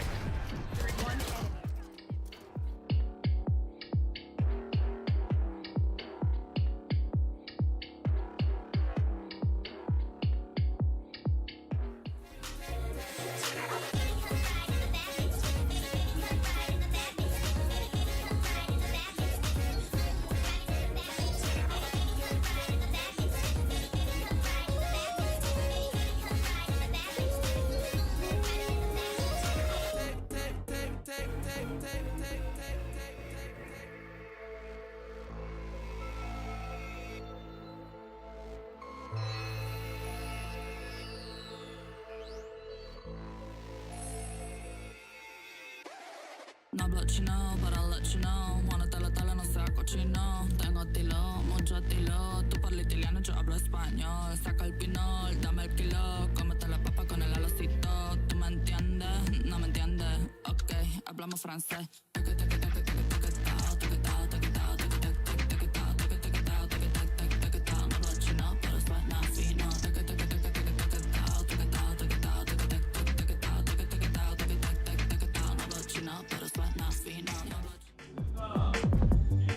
Well, our prayers were answered in the first half. We've got a close half so far. You can check out in the Coinbase Econ report. These teams were fairly evenly matched initially in play, although G2 did seem like they were going to run away with it for a moment there before TL locked in at the end. Yeah, it really did. They were calling some wild rounds with these late executes, hitting some fantastic timings and somehow winning impossible moments against the side anchors. The thing is, at the very end, Amy was the hero in that final round, getting 2 kills on Lurk after doing virtually no lurking through the half. Finally took matters into her own hands and dominated on that A fight. Came for T1, stayed for Gozen. Good take. That's fair. When does Faker Were play? T1 playing here? I don't think so. He's getting ready for... I don't know anything about League of Legends. Next year, I actually question mark? do think he's got something before them, but I don't want to talk about that, Mimi. Don't make me talk about that game. I want to talk about this game right here, where we've got cell phones. You can have some sweet little avatars. Let's talk about the round, because Team Liquid, they've got double duelists. They've got a fast round prep for us. and they're going to be diving straight into A against 3. See how much G2 want to hold on for this. Mimi, not confident to stick around on ramps, instead back into rope. And absolutely run over. Team Liquid opened it up with a good pistol. Now Petra burning on Flower Pot. A good flash should start off this hit as Petra is found out. And Vanya, the only one doing any amount of work. With Amy dropping up in heaven. This round is cooked. Hey, you get the two sides of this comp. G2 gave us the slowest rounds in the world, and Team Liquid, they send it. Akita on the lurk. Catches a right-hand view model moment and goes down swiftly to Daiki. 3 kills on the round for the Fade. Can start working into that ultimate, and that was no time wasted at all. No. Team Liquid just ran it over, and it kind of seems like it happened because G2 were all retreating in different directions. Each one of them got picked off one after another. Yeah, only Vanya was really able to hold on for any period of time. And even she was completely on her own. That was just her gun that did that. Daiki happy about that one after what was a pretty tumultuous half for Team Liquid Visa. Only getting 3 rifle rounds. Started off in similar form, winning out on the pistol. Now with a true FPX here. Yeah, the modern day variant with the Outlaw instead on Jelly. Yeah, no, we're not going full Vandal, full Phantom just yet. So is it really a true FPX? In my heart and dream it is. Look, if T1 can be here, FPX can be here too. Why not? And we're inviting everybody. Angel will come back for you. He's got other things to worry about now. All right. Well, good sees nade. Akita. And he gets a kill. You know, G2 tried that combo a million times and could never get the kill. Finally, TL show the power of those two agents in tandem. Yeah, I seem blessed in this round to get that done. Into the B site, Team Liquid will go. But there's a good setup here for G2. They have a flash play ready with 3 swinging. There is danger. Where is the danger? Let's see it flashed up, but enough players playing anti-flash to make this flawless for TL. So there's a difference between danger and something actually going wrong. Yeah. Nothing went wrong there. It's a tie game. It's 7-7, and we've got a gun round. Team Liquid can cause some havoc on this one. Nice little combo piece there, up in events. Yeah, real pretty stuff. The only fun round was, you know, starting off with that pistol, where it was a super fast A take. And shocker, Liquid is set up for another fast A take here, but a seasoned nade ready to contain them. G2. Did they catch Vizera? Not quite. She gets out of it. Yep, up in front of that one, no problems. The Hunt puts the blood trail on Akita. I like that idea. Sometimes the Omen will teleport across and would get caught there. TL are still going. They're not slowing down. Teleport set up into the backup site. Petra about to be in some serious trouble if that teleport is stuck, but it's only a fake. Team Liquid choose not to commit on in. The difference right now is that G2 didn't challenge up into B main. If you watch one of these rounds for Liquid, they would have had someone here and someone here, all pushing super far forward. And they do have good jiggle information. Yeah, it's almost like Team Liquid are respecting that space could have been stepped into by G2, so they're rotating all the way back through their spawn. You send Yoru and Fade over to the B site to make some noise. There's a Prowler left, there's a flash for Jelly. Could even send Jelly into her death on the site. Try and be convincing with these rotations. Oh, are we gonna use a Nightfall? That would be a little bit wild to sell the fake. I mean, you've got it round 3, but it doesn't look like they're choosing to do so. I mean, instead, they're just going to come back at the mid. Could even be a late Nightfall in a post plant. If she gets in a good spot, Petra through the smoke. Leaves absolutely no chance in this round. She saw no one. Nope. And now the only answer is to try and desperately run back B. Yeah, Vanya, though, waiting down in the pits of hell. Sees the first, tears them apart. Spike is way too far away. Sujina will get the kill, but she cannot have any chance of playing this one out. She's been good for these picks up in heaven, but can't get down to the site and help out whatsoever. Okay, Petra. That was sick. I'm not going to lie. We'll get another look at that. I don't think she saw anything here. Just the jiggle. Swings in and checker PC, guys. Yeah. crisp, clean. Enemy remaining. Even Vanya's movement there, the awareness of the angles where those heads are going to pop up from. Pretty slick. I've got some shooters on G2, that's for sure. I think that's G2's whole thing is just sign all the shooters. Yeah. Train them up, see what they can do. Daiki herself, though, with some of her shooting this game, has earned a very early nightfall. And playing for A-Main. No C's to combo with that. Out from Akita. Yeah, Mimi on a very active embed here. She's going to run out on her TP soon. Yeah, so do you stay down here? Yeah, you Set up another one back into mail. It's always a possibility. Well, she's staying, but Yep. she hasn't set up the second TP yet. How diligent are Team Liquid going to be? Can they clear this corner? Bizarre ready for it, but it might not matter 1 for 1. Okay. Round is decent enough for Team Liquid, but they're still not past the Viper Orb. And as a result, things get really rough. Are we fake cloning? What's... That was weird. I mean, walking up with the clone alone gets killed, and now it just has to be a hit through B main. It's a little bit scattered. And it means Daiki doesn't even want to use the Nightfall. Vanya sees a foot, now the spam comes back in, so I guess the B site is just in control of Liquids. Well, now the Nightfall comes, but no one's home. Heaven's open. Team Liquid will get a post plan. You know what? It's a normal round. It's a 3-on-3 retake. Simple as can be. But look at Issa. She's just going to hang out in mid and become a problem. Ooh, the Vipers in a one-on-one. And Amy has got to know how she wants to play for that Heaven space. Good C's, divides them up, and now this aggressive timing taken from Issa is perfect. A good clear.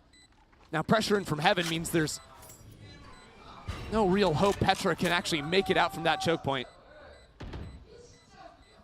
Just calmly retreating for now. G2 will lick their wounds and live to fight another day.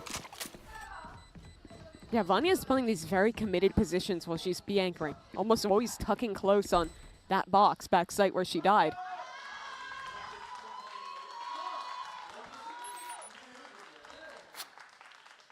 Liquid fans happy about that one. The game ties up again.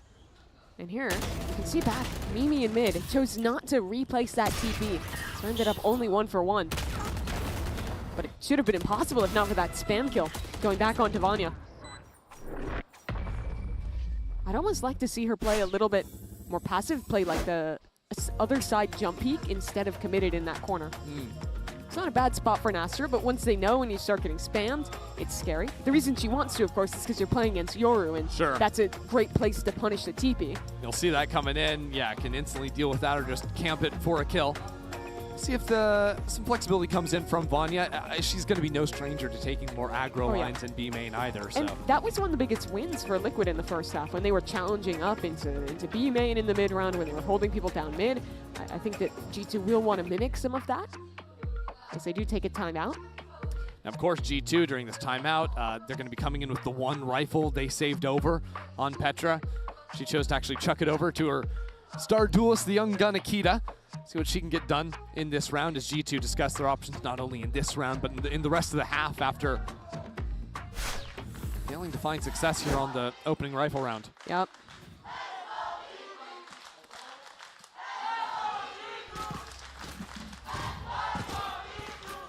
Now that KC section getting involved. Rooting on G2.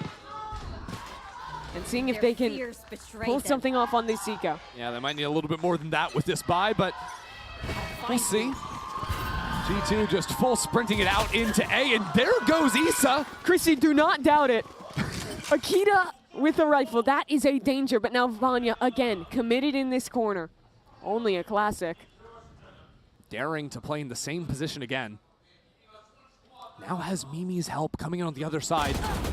Vanya just trying to delay back here. Mimi comes around the other angle, and there's a Bucky! Down B. It destroys Team Liquid, and Mimi is still on the other side of this. A knife in Jelly's hand.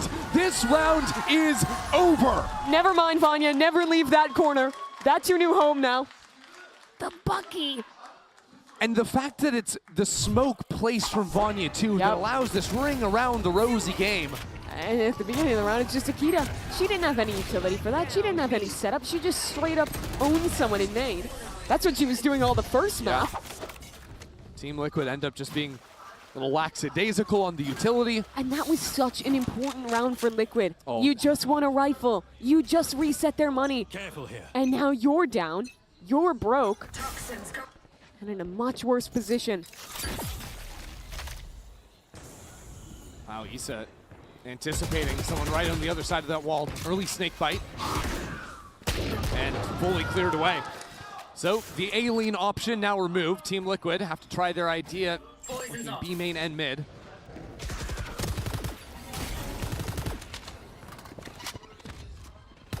Bizarra, and same gun Akita had, trying to match what she did in the previous round, but not given that early opportunity. Oh, G2 are getting ready to re-clear B main. Akita. Oh, catches Jujina placing a star. And that's a showstopper earned. Perfect scenario for G2.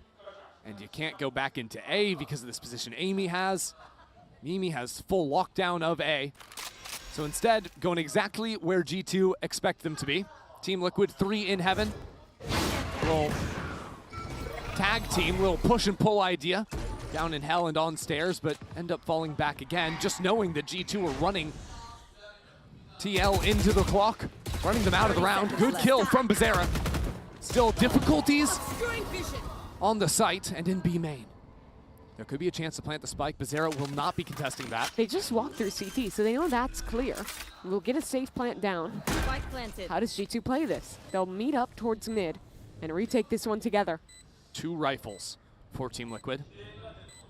Stepping back into a high-low backside and pillar.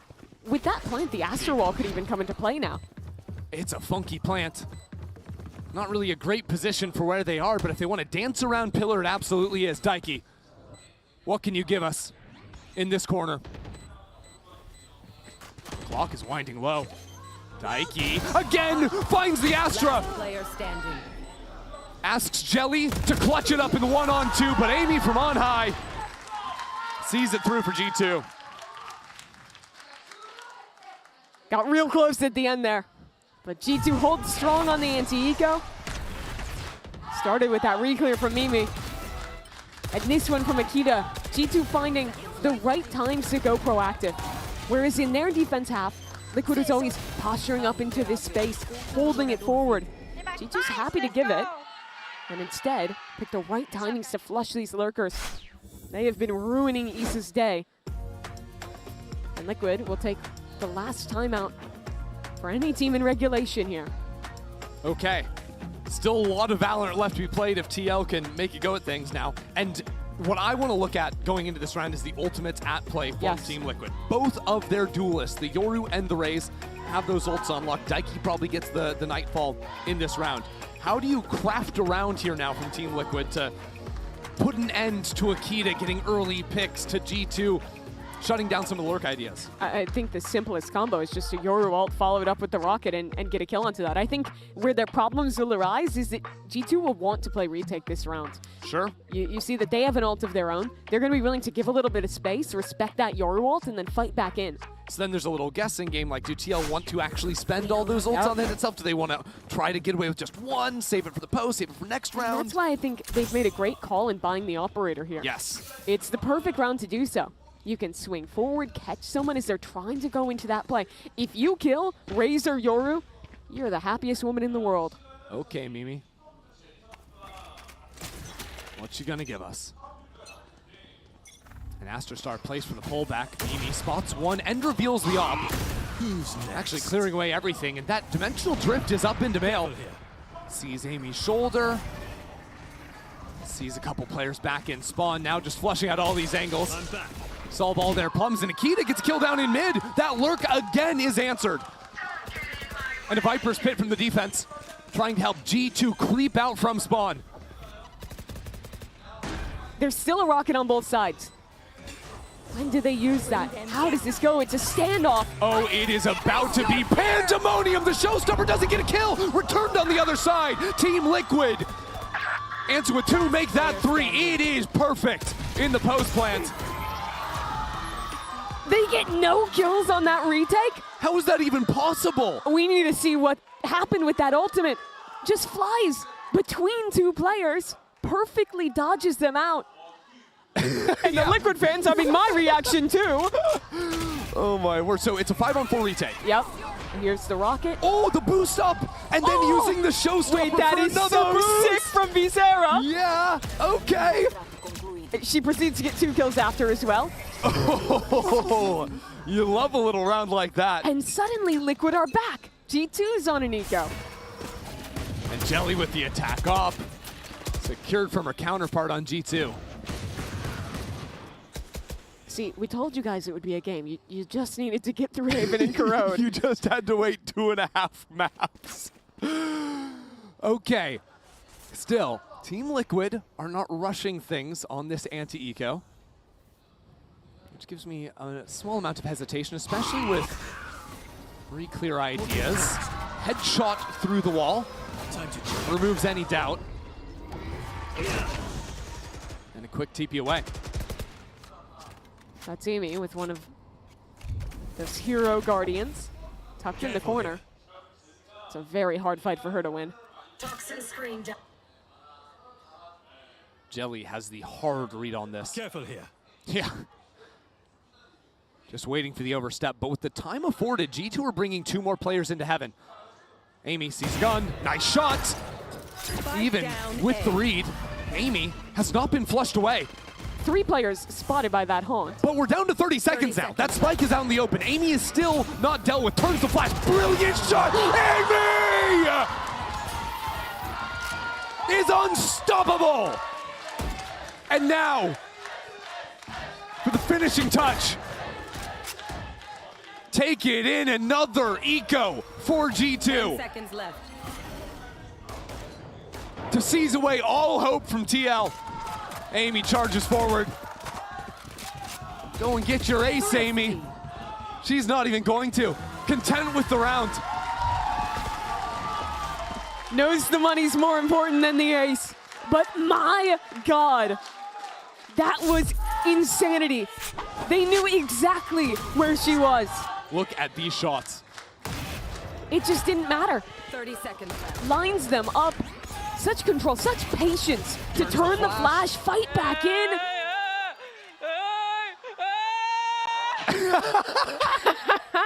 It's so good for And the that, Mastercard look 15. at that timeline.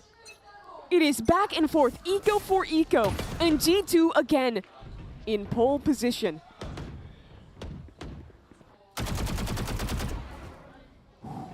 This fight, wow, he just stepped through the smoke. Could breathe some fresh air into TL. You already know Daiki wants to pick up the rifle on the ground. Maybe with the op repost into B main. And Team Liquid walking back her way.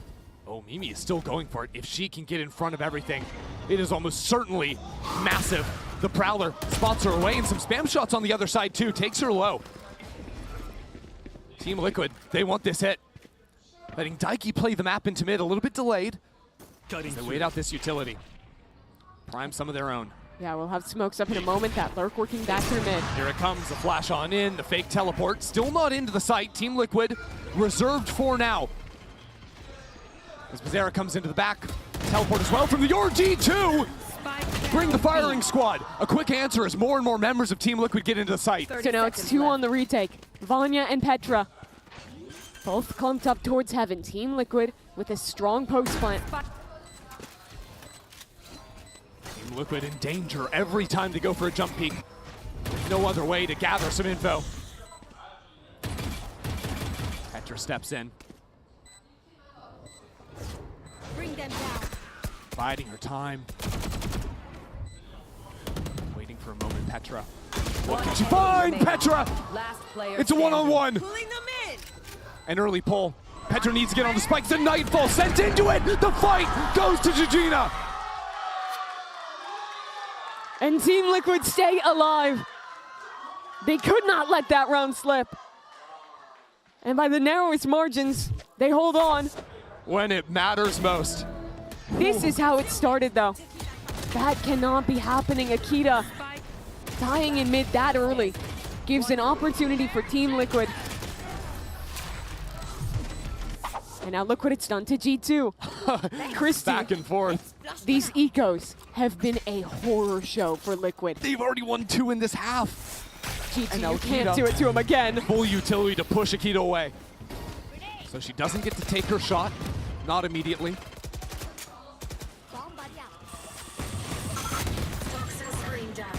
Using the boom bot to try and guide her spam. Everything going wide. Take hold. Mimi teleporting away though. Leaves a vulnerable A site. Flash over the other side, Petra dealt with. And now Team Liquid fall back, regroup. The spike is on a mission over to B. Look at that walk up in B main though. Mimi going all the way down, getting in a very forward angle with the Guardian. Oh, Daiki found her, and now the teleport away. These 3 players going back in events. This is a crazy round. Gearing up for a split into the B site that G2 have anticipated fully. There will be 3 players here to defend. Mimi, what can you give it? Nothing. It won't come online. Jelly gets a 3rd. Even when it gets a little bit messy, Team Liquid, focus in. 30 seconds left. Deal with it. Not gonna let another eco slip away. They're really taking their time. Finally, it's clean from Team Liquid on an anti-eco.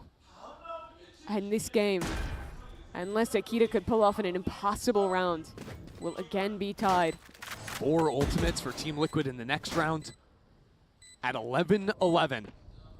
If you're Akita, you want to go for damage here. See how much you can do. Here's those jump peaks, but now fully spotted. 1 kill is all she will find. We are tied on 11. How about this? After the first 2 maps we got, right, 13-3 blowout on Haven. The reverse order, 13-2 on Corrode. To now be this neck and neck. Every banger ends on split. We just had to earn it. We had to serve our time. And now we get this match. Get to appreciate it for what it really is. Nice, porra. 2 teams that at worst have placed top 3. And now the pivotal round. Looking to overwhelm with ults. Mimi was actually ulting through on the other side, so G2 ready for this A-pop. Already starting to rotate on over. A quick flank from Mimi as well. But Jelly now sees those 2 players into the site. It is a battle of speed. Nightfall to follow. Team Liquid strike first. Jelly back in screens. And Bizarra gets another. Team Liquid running through G2. This round doesn't even look close. We've seen the messy rounds. We've seen them get weird, but here it is simple. Planted. Team Liquid with the double duelist pulverize EMEA's #1 seed. And Team Liquid only needed the 2 ults to make that happen. They can run it back again. Bizarra gets the showstopper. The stars lining up for the Brazilian representative. And for G2, their hope of getting revenge starting to slip away. They've lost in back-to-back years to a Brazilian team in the lower final. Brazil has really been their kryptonite. Now when Team Liquid made that run into the finals, we're 1 game away from lifting the trophy in Sao Paulo. It was actually G2 that beat them immediately, sent TL into that lower bracket, only for the rematch to be swung the other way. There's a difference between these teams. Well, G2 has attended every GCC. Mimi and Petra have always been a constant. Liquid missed out. They had a year where they had to watch from home. See these other teams compete in Berlin. See MIPR go on to beat G2. But now with a refreshed roster, an opportunity to close out yet again. So now you have to turn your attention to G2. Can they hold on? It's a scrappier buy, but they've earned rifles. 1 round is the ask for G2. Amy pops the pit. She has been stellar. 21 kills in the game so far. Now pushed backwards by early utility. At the same time, Mimi steps into main. That has been the win condition for G2. They have done a great job of punishing Issa's lurk. And who else but Mimi to step up and do it? But while Mimi gets that first kill, Team Liquid are coming back to deal with her. It is Mimi versus the world. A teleport to escape, but another kill could just meme the round for G2. The leader falls back, now a showstopper, looking for out of the sky! She takes the Raze's head off! Mimi wants it. She's ready to seize it herself. Now the fight into heaven. G2 are waiting for it. Another layer with the Keto on the side, but Jelly's seeing these shots on in. G2 just need the finishing blow. Send us into overtime. Georgina's been good in the clutch before. Praying for an opening. 30 seconds left. For some way forward. Mimi sees her now. Georgina saw her as well. Going back for this fight. Unsuccessful. Now she's worried about the time. Oh, the fake plant. That's rough with utility coming down. She's got to plant the spike. She's got to get 3 kills. It's overwhelming. As here comes Mimi. Started the round off and finishes it too. We're heading to OT.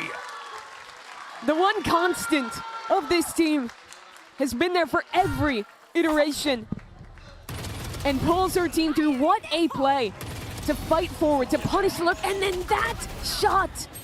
The spray mid-air onto Bizarra. And now you think back to G2's attack. Akita, you can see what it means to her, her first GCC. Getting to keep this game going in the upper bracket. Starting to get a little louder in here too.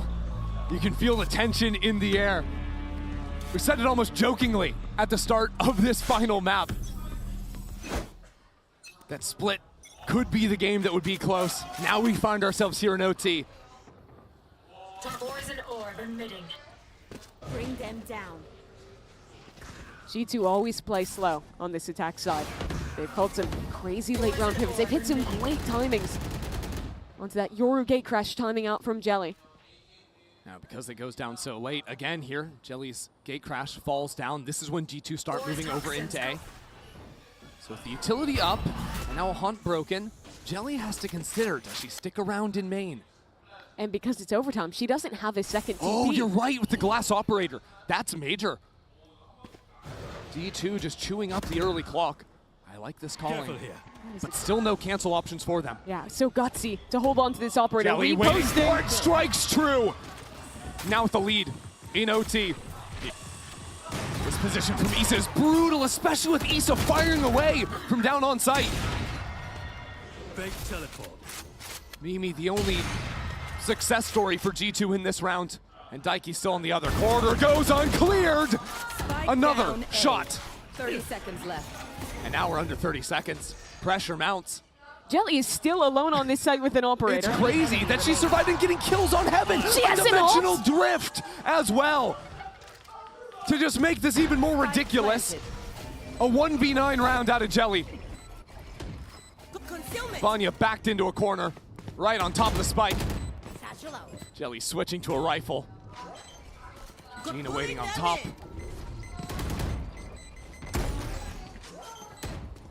Vanya surrounded on every angle. Team Liquid will take the first round of OT. You say Team Liquid, but it was really just Jelly. That is a dangerous call to make. In OT, you're giving up shields. You're giving up a second TP, a clone, every tool that makes Yoru so powerful. Jelly didn't even get to use a TP at the start, right? It was wasted on time, didn't get the first kill, but falling back into sight to hit those shots is crazy. Just unreal. That kill especially, swinging Heaven onto Mimi.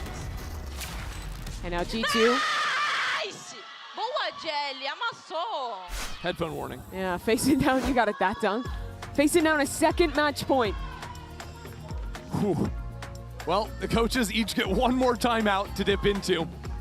Now that we've entered OT, G2 just need to solve things, need to win one round on defense.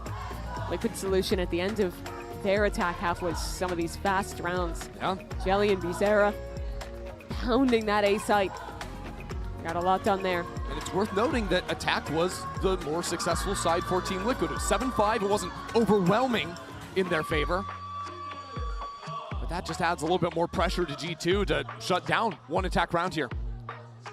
One of the biggest things G2 have fallen back on is how good their anchors have been. Amy and Vanya are both having excellent maps.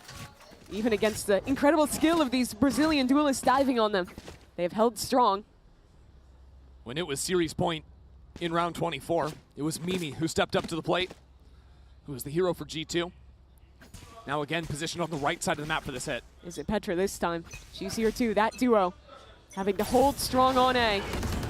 Early utility, double satchel on ramp, turns the flash, Mimi is down. Raid boss out.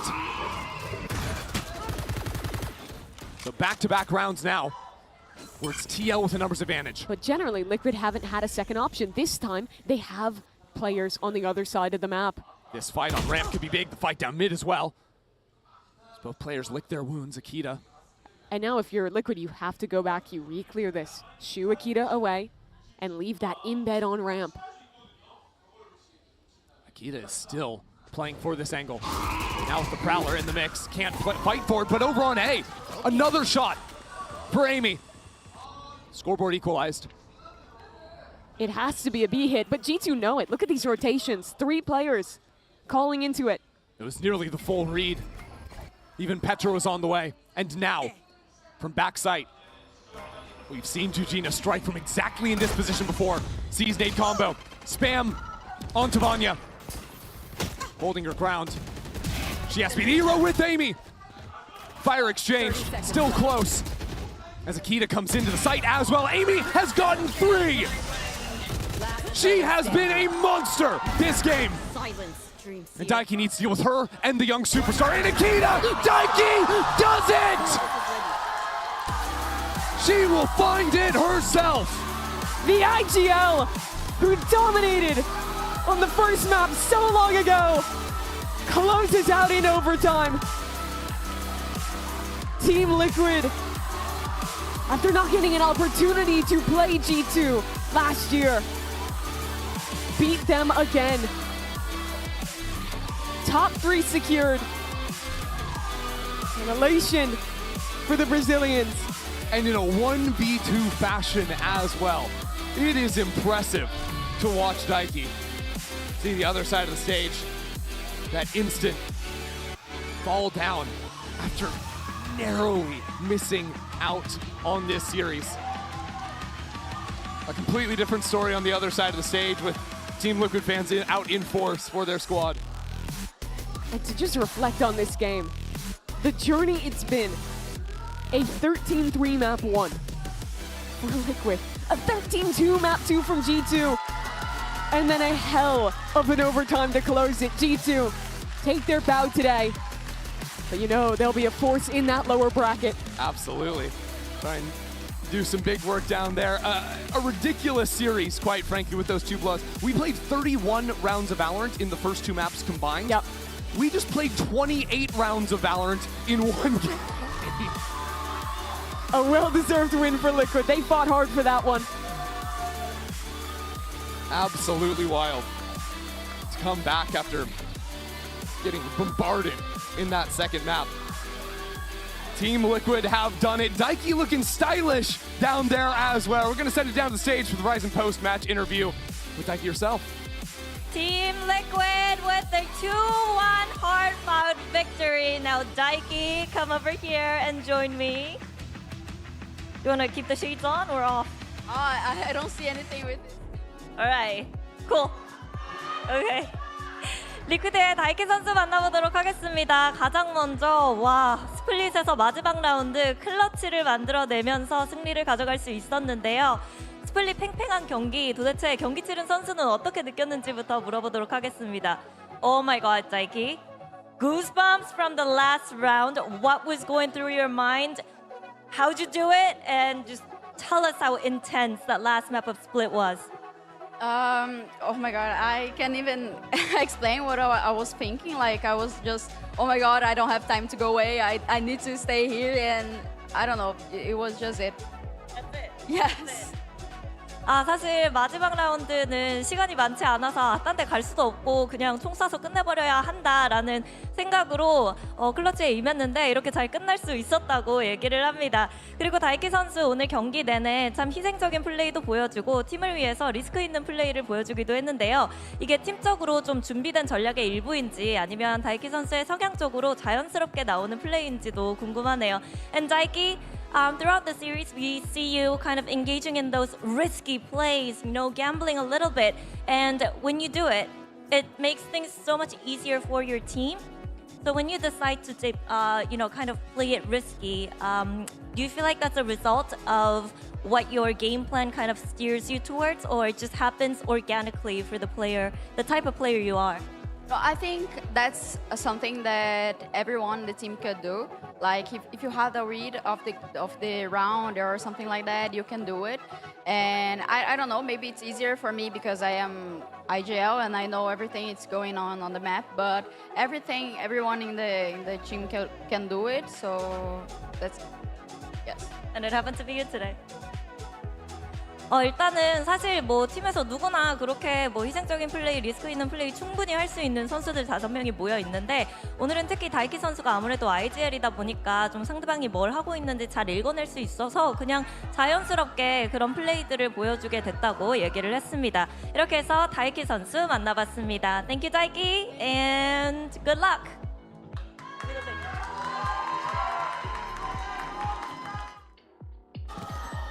Coming up massive, starting with that no-scope, resulting in 3 more. Now Vanya not really in the party. She couldn't find that timing to ever activate. So Team Liquid will take the rounds. No, no, no! The timing wasn't there!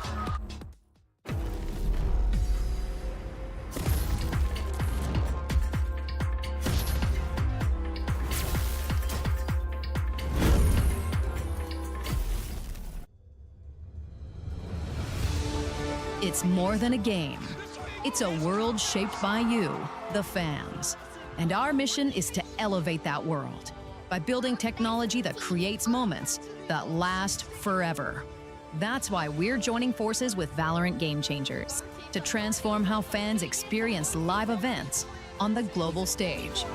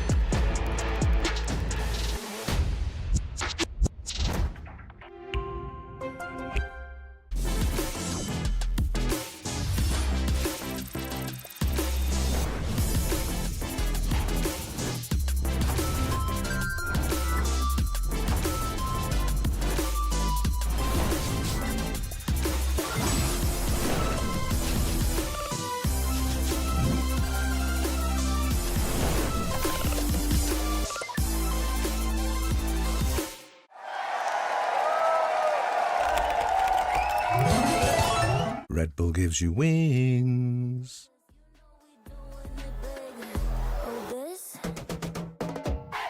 This is major.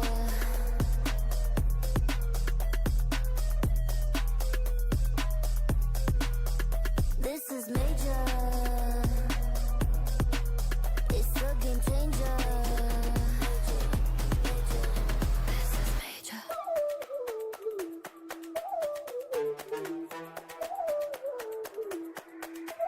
Oh, this is fire.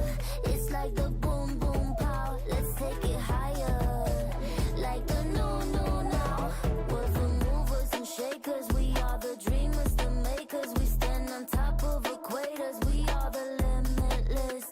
Got the future, no papers. We are the innovators. We have to focus like lasers. You know we doing it big. 'Cause this is major. This is major. We are the movers and shakers. We are the dreamers, the makers. This is major. Are you a real faker? A team player? A crusader? Yeah, here we come. Are you a game changer? Rule breaker? Dream maker? Show 'em how it's done. This is major. This is major.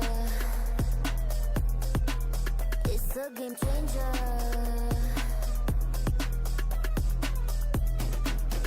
This is major. This is major. This is major. We are the movers and shakers. We are the dreamers, the makers. This is major.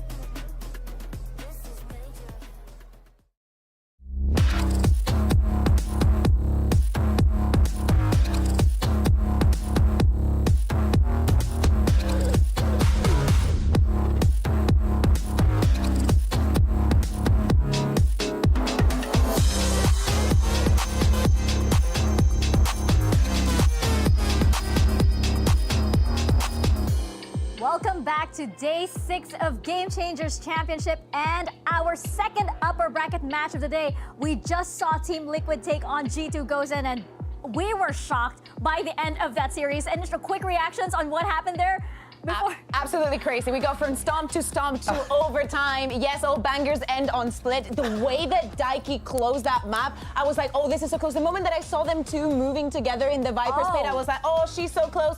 That's the glue for you, everybody. That's the glue. That is the big name, and that is the glue of that team. Of course, we have another series for you guys because that was just the first series. We now have Shopify taking on KC, and this is a big match as well. Shopify, of course, they are looking like the dominant team so far. It's hard not to. They are the defending champions, and of course, they started the run with a 2-0 over MIBR in a 2024 Grand Finals matchup.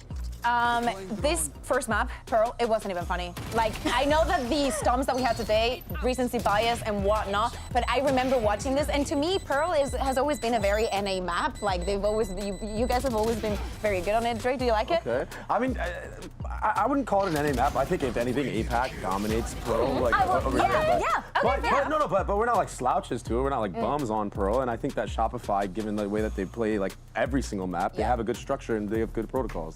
Doing that to MIBR, it was absolutely crazy. Things evened out on Corrode, but it was a crazy, scary prospect for the side of the Brazilian squad. And on the other side, if you are a Game Changers fan, you know of Shopify Rebellion. You are cheering for them. It doesn't matter what region you're coming from. You know what these girls are capable of. And it's good to see that the level that they've been showing for such a long time is still here. Sorry, I expected that series to be a lot closer than what it actually was. I thought we were going to have like a giga banger matchup. And then all of a sudden, Shopify comes out and does the 13-1, and I'm like, oh, this is done. Like, this is wraps. That's how they're feeling? Like, come on. Yeah, this MIBR, they're not pushovers, right? I would still have them as one of the strongest teams here in this tournament, but with Shopify Rebellion, how long they've been playing together, it's just hard to deny that chemistry. It's hard to deny that tenure coming into this tournament. And we want to hear more from the team, of course, so let's hear from Shopify's Dodonut, who spoke with Jen Lee just a little earlier. Dodonut. All right, thank you. All right, Dodonut. Now, last year, you were on the other side of the chessboard thinking, how can I beat SR, you know? Why are they so untouchable? And now, starting this year, you're one of the insider. So I think you have a clear answer to that question. So what is it that makes them so untouchable?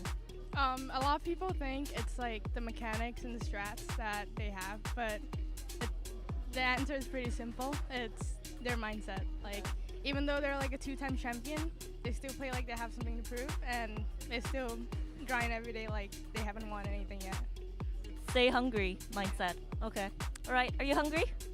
I'm kind of hungry, yeah. Go grab some donuts. Donut. Okay, thank you. Cringe. I thought she was gonna say, then you should probably eat, and I would have died because that is the craziest pop culture reference.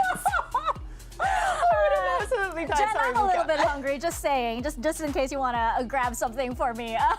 But yeah, that was a wonderful answer from Dodonut. It's amazing to hear that despite all of the success that Shopify Rebellion has had, they approach every match as if they are not the defending champions, as if they are not like the favorites coming into this tournament. And it's so good that she recognizes that. Now that she is inside and she lives this from within, it's very clear to her that they don't act like they're superior, like they are the queens of even though they are, the queens of this tournament and of this competition. And I think that we can also see it throughout the year. They're always putting hurdles and they're always trying to be better and strive for more. And that is probably one of the reasons why they stay so consistent. We see so many teams like making changes here and there when it's necessary and whatnot. But for the side of Shopify Rebellion, it's not the case. Speaking of consistency, I think one of the most consistent players on Shopify Rebellion has to be Noya. Oh my goodness.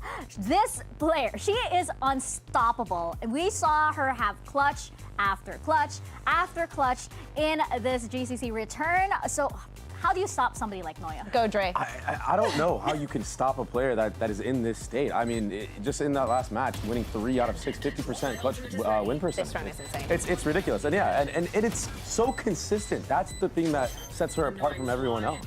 She's winning more than half of the clutches here at this event. In stage 2, she had like a 27% or 22%, something like that, clutch percentage throughout that entire stage. And it's just so important when you can swing rounds like this. It gives you full momentum for your team. And if you look at the champs run that NRG had, Scuba was basically doing stuff like this. And that's how you win championships. That's why Noya is a champion already. Sometimes the rounds are going to become close, and even on the 3v1s, you cannot count her out. It is amazing because we could say this about a lot of players, but the numbers from Noya just do not make sense. 62 clutch scenarios. And she gets 17 of them. That is. My goodness. There's just something else. When you have players that are born for roles like this, and she is just so good in this, in these kind of scenarios. Sometimes it's instinctual. You can't teach things like this. No, absolutely not. And of course, we also have Dodonut, who put up such a solid performance in her first match. And Carmen Course, I guess, this matchup that we have here is something that we have to put our eyes on, because this, I feel like, is gonna make or break as well this upcoming series. Yeah, Alkia had one of the most dominant jet performances I think I've seen a player have in quite some time. I mean, you talk about like OSPOS numbers out here, and just insanity. And I feel like Dodonut is a player that kind of takes a little bit to like get into that zone to like kind of play at a really high level. But I think as the series goes on, Dodonut gets better. I think that we also need more showings, right? We've only seen these teams playing once. This is definitely a head-to-head that we are going to be looking at today. Is this something that you can replicate? Yes, Alkia, in those clutches. I also think that the situations that the teams create for their duelists are different. Like we see a KC that is extremely aggressive for many positions that they're playing. And I see a Shopify Rebellion that is extremely resourceful in the way that they work this space on the map. So, of course, the opportunities are not going to be the same and the situations are not, but it's so good that we're going to see this clash. Yeah, I know. I'm super excited. In their previous matchup at KC versus Zipto, obviously I was on the side of Zipto. Alkia scared me. Farm. Yeah, Alkia scared me so much. I went up to her after that match and I was like, you basically had me like rolling on the floor in that match. But because she was just so good there. But can she pull off the same kind of tactics against Shopify Rebellion?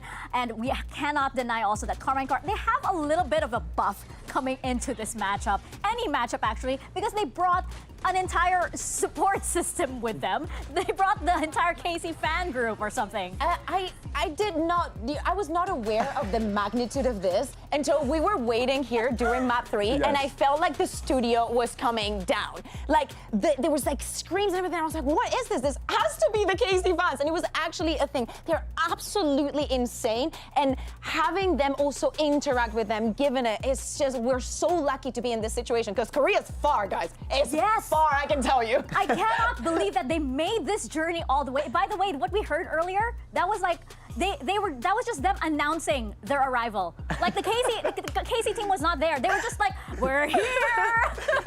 That was just them being them. And now, of course, they're gonna get to cheer on KC, and I cannot wait to feel this studio shake, because that's what happened in their previous match. During the entire year, even though KC were not the winners of Series 3 and whatnot, they didn't actually need to win because they had already made it. They wanted to use the time probably in something else, and I honestly do not blame them. Because if you're going to end up having the performance that they had and the consistency that they had throughout the year, this fan base that they have created, how close they have been to them, bringing bringing the fans also here. And now today, like this all amounts to this. You're playing against Shopify Rebellion. Yeah, it's gonna be crazy.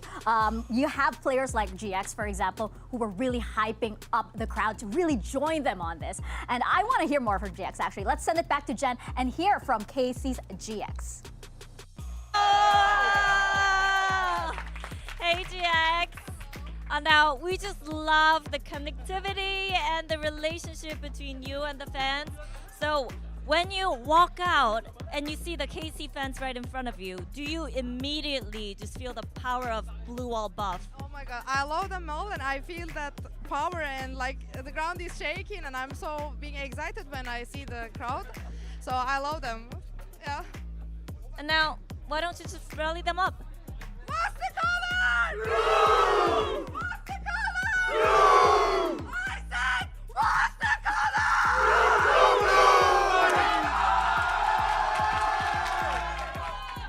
Yo. Oh my God, how can you not get riled up with that?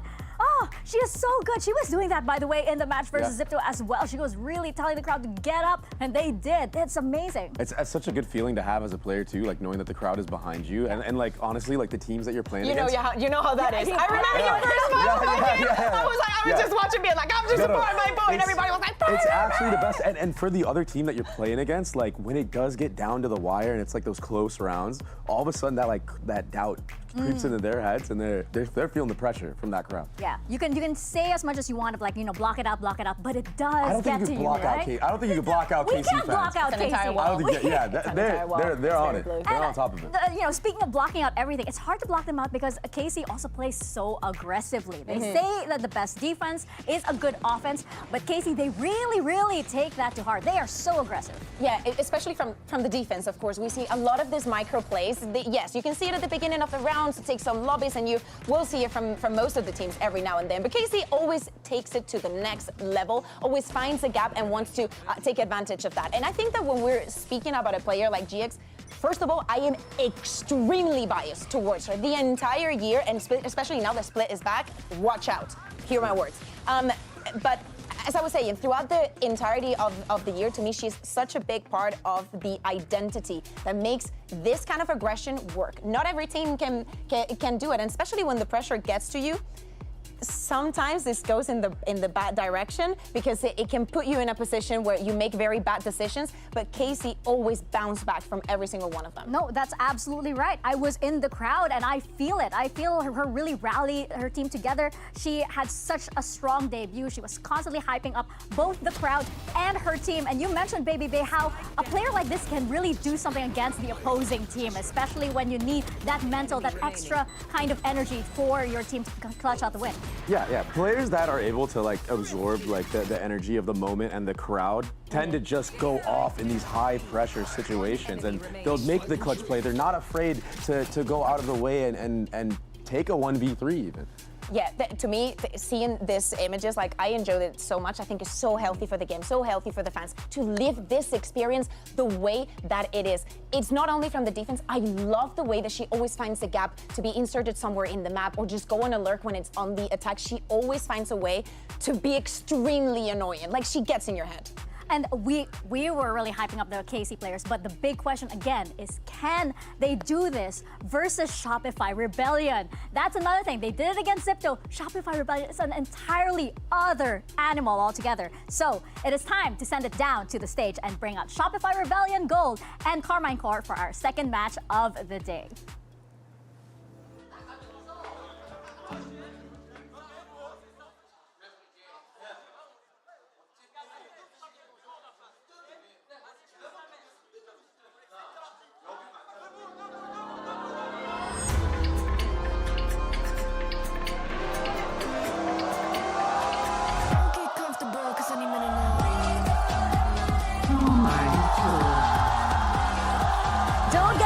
Because any minute now we've got Shopify Rebellion Gold and Carmine Core taking the stage. Carmine Core, they definitely made a splash on the GCC stage previously, but can the blue wall put a stopper to the unstoppable force that is SRG, the defending Game Changers champions?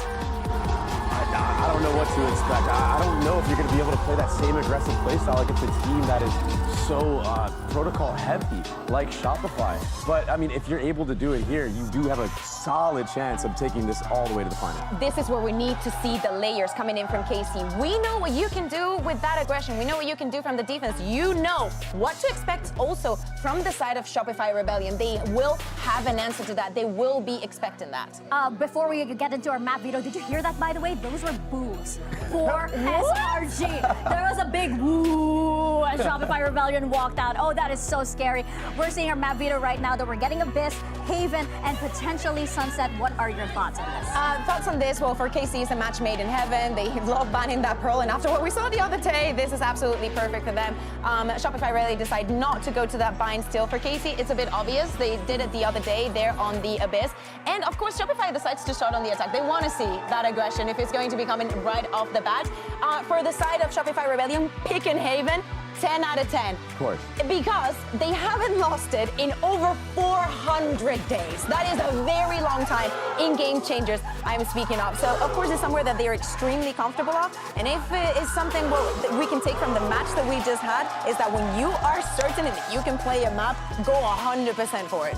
Yeah, I feel like Abyss now. I want to see Casey's Abyss again because Zipto was another team, but Shopify Rebellion, those are the big questions. Can they do the exact same thing? Can they take that mid control? Alkia just pulling out the outlook. Can they do that against somebody like Donadon? Somebody I want to highlight as well is Anacelia. I mean, who we aren't really shining a light on enough, I feel like. Having 10 first kills on KO, usually you think of first kills, first deaths, you're going to Duelist.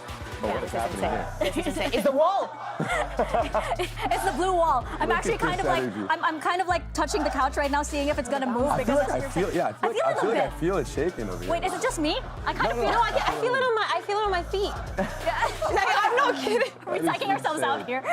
Are we kind of are we actually doing this to ourselves right now? But that's just the effect that KC have, right? You can definitely tell that they came prepared. Shopify Rebellion, though, I feel like they're yeah, okay, whatever. We'll see when we get in a game. And right now, bringing out our Agent Select, Agia on the Jet. I cannot wait. But we have Dodonut on the Yoru here on Abyss. Who do you think's coming out on top here?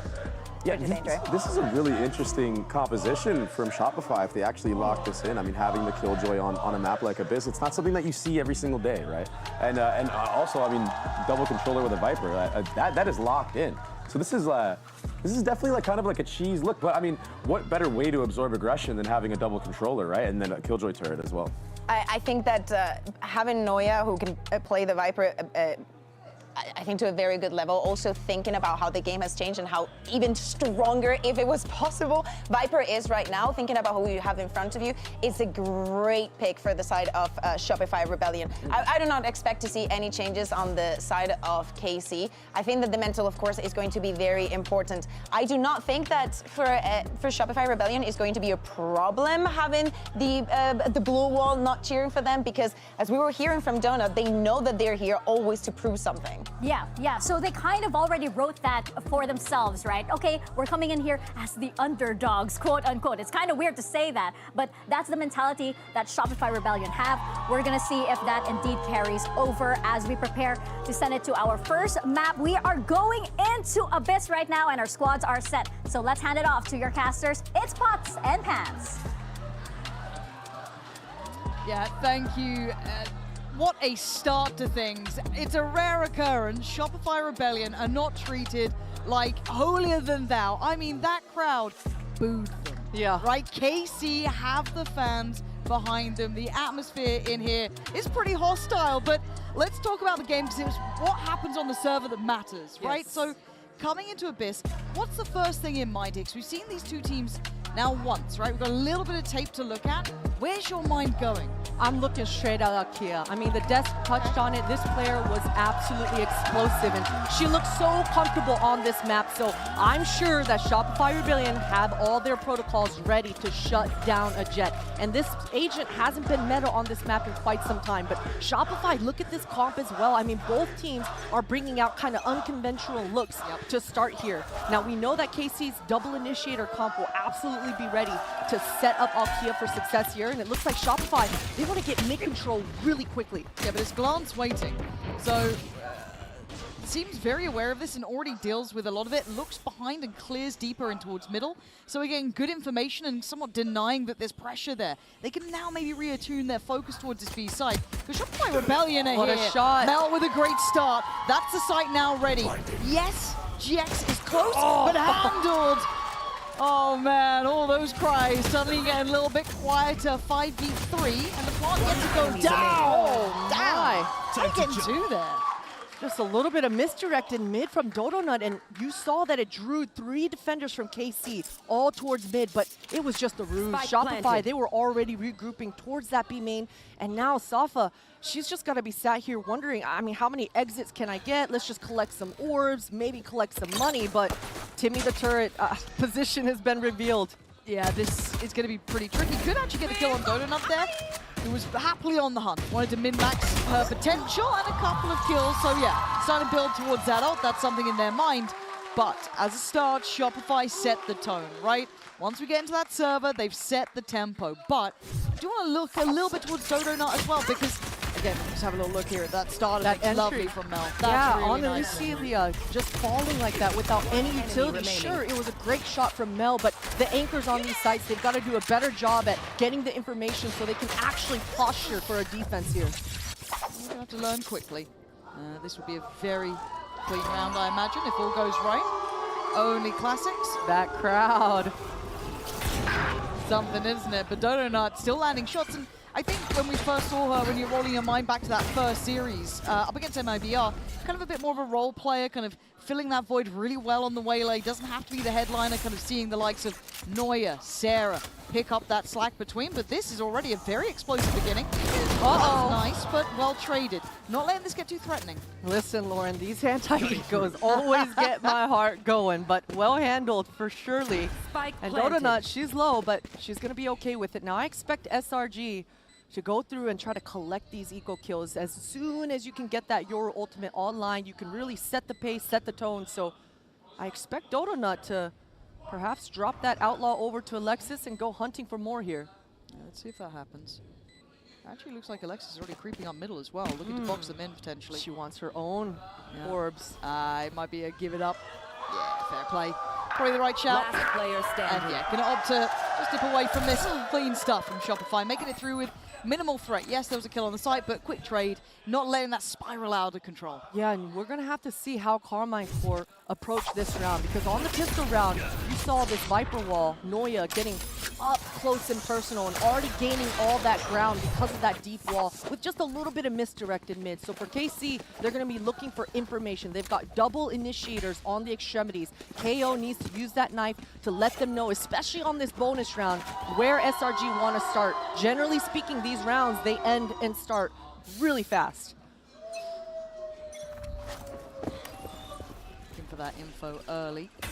Again, intention displayed towards middle coming out from Shopify. Dodonut willing to posture up a bit, take some space, put a couple of bullets down and working behind the utility so far. So limited information for KC, but they're just kind of playing this one out, but they have lost a great deal of mid. There's that knife, and actually pretty good. Gonna keep Dodonut present on this, but no further pressure. It's Neuer slipping up deeper, and a barrel shown, and of course she's gonna find it. That got a little sketchy. Glance does get the kill, but by now it's already leaning over towards that B-side take. Very similarly to the pistol, it's just a ruse. They're drawing out all the defenders to be distracted towards mid, but look at the space that Dodonut's to be able to get. Mel falling on the back lines, that's gonna make this post plan a lot more difficult, but they should be able to get the spike down here. Yeah, again, it is just a bonus, right? So you have to recorrect mentality, but a decent amount of weapons remaining that could be an issue. Looking for light shields, almost none to be found. That's fine, that's good actually. Keeps that Outlaw from being able to run havoc. Eyes on Sarah though, this Bulldog being played in from the attention on site, but doesn't quite get the shot. Swung on, glances there, and KC building back in with 4 alive. Dodonut can do nothing. KC for standing and first on the board, giving that crowd a reason to chant. Clean, clean, and that's exactly what you want if you're on the defense side of Carmine Corps, especially considering how that pistol round went.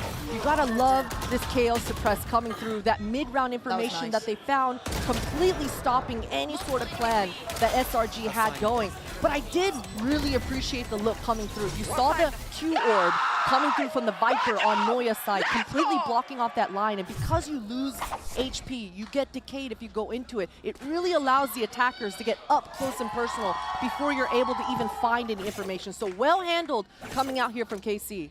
And I'm starting to wonder, though, if Shopify just fall back into that, I don't want to say trap, but that look of, okay, we'll go everywhere else on the kind of first couple of rounds, but once we get into the buys, it's going to be that A spam over and over again. But deep positioning, and actually it was well read to an extent, but Casey still draw blood first. Alki is going to find Mel, and that removes a lot of the potential for those later round calls to come in here. Smoke's now gone. It does, but you know, the attackers will always favor a one-for-one trade, and that Omen blind, that paranoia, it comes out so slow, so really well handled for Alexis. Got the pre-warning that that sort of early round aggression was on the way, and now SRG, they just want to cut Noise, and they need to capitalize off Noya's Q orb, blocking the lines in mid here. Yeah, I'm looking at Alkia, though, potentially able to swing into this. Wonder how much information she might get as well. Very minimal steps heard at this point, if anything. So you can see it's that almost full reset, right? Pop of the ult, that's going to be Dodonut looking for information and taking a lot of space towards A. That's only going to be one player spotted, but Alkia's position still valuable for one. It's all now going to be seen. It's this crunch towards A. One player back of the site is GX. Potential to do work. Gives away position, pop, flash, slips away. This is nice, but can't do better. The Dodonut, who has been up in lights so far. Such impressive impact, and now into the post plant. This looks solid for Shopify. That Yoru kit doing work to get into the site. Now, 3 versus 2 post plant. They are in optimal positions here. KC have to do so much work. Safia, she's able to clear it out. That dart's not going to give too much information here. Yoru's just able to TP away. There it is, right? It's kind of those layers to this. It's going to be really hard for KC to now dig those final 3 out of here. He's still got the turret to get through. The smoke's in play. Owl drone layered in. Could get the tag if needed. Safia, I like the idea, but it's not going to work out. Shopify reset incredibly well. That initial contact, Alexis, brilliant to get that pick right back in, and then that re-hit towards A. And you mentioned it, Lauren. In the beginning of the round, it was a great read from KC. I like the proactivity. They knew that SRG, they wanted this A main orb, they wanted to contest, but either way, SRG, they're able to just slow things down, and this is where they shine. That experience coming through from Noya, from Mel, the long-standing members, they love it when they're able to mid-round and play mind games with their opponents. So for KC, they've got one more healthy buy before a huge reset comes out in this first half. And it's a similar start right there. They've got the same implications. Very different look in the fact it's just Noya on this solo mission. Previously, we've seen Dodonut here. Now, so confident. Dive comes in, but Noya's happy on this. Sticks around further. No other support in middle behind her either. She's in a real predicament. Flash was fantastic. Clears middle, but it's a sight hit towards B. Dodonut again. The tip of the spear is sharp today. She is doing serious work for this team. And again, you look at Glance, already having to respect this. Can't really step through towards site by any means. Yeah, already had to use that recon for some sort of stopping power to try to tee up Safia, but that's just going to delay things in this retake, especially after that peak. Alexis, normally the unsung hero in this team, right? Feels any role. She is just going for it. And why not send a message? Drop the bodies. GX, it's time to back away, but I gotta look at this team, right? Because again, Shopify, this rebuild with Dodonut, it looks like it's working, and we're seeing all of the stars starting to shine. Dodonut on these entries has been great. Noya has been clutching up so often. Those stats were ridiculous leading to this moment. Again, Sarah in this new meta looks exceptional. And I mean, Mel is the brain of the bunch. We don't need to sing her praises. The glazing is unreal. But for Alexis to have a little time in the sun is great to see. She's a player who doesn't often get the credit I think she deserves sometimes. And you're seeing a really straightforward game plan coming out from SRG as well, right? We've seen multiple 4-1s coming through that round. I mean, SRG knows that they are in KC's head. They only send Noya to kind of be that distraction in mid, early break down that vent. And that 4-1, 4 groups towards that B main once again. Sure, Noya goes down, but that's the early information and this immediate reaction coming out from Dodonut and Alexis, comboed with that Sova Hunter's Fury. It's just a beautiful thing. Man, Alexis is just on fire. So forcing an early timeout from KC, because I feel like they've been trying to be forceful in their approaches. They've been trying to take those, again, that A main fight, I didn't even mind the idea of it, but I feel like they haven't quite got a grip on what the plan is. These 4-1 splits, these attention drawers towards middle, they haven't quite got that read they want to. So timeout comes in. The purchase isn't going to be pretty here either, though, so it's going to be hard to maybe implement some of those lessons after this timeout. For sure. If I'm KC's coach right now, I'm letting them know, hey, let's not even force here. We need to get that operator on the board online ASAP. Get it into Alkia's hands, and we need a pocket KO. Earlier on, we saw that proactive aggression coming out with an Omen blind. This time around, I'd love to see the beauty of the KO pop flashes. It's the most powerful flash we have in this game. Get some range on yourself, and reactionary flash, right? Find out where SRG want to take control from and set up a trap in the mid-round. So we'll see if KC have something like that planned. You see that shorty in Alkia's hands. That gives you the idea she wants to get up close and personal this round. All right. A little something.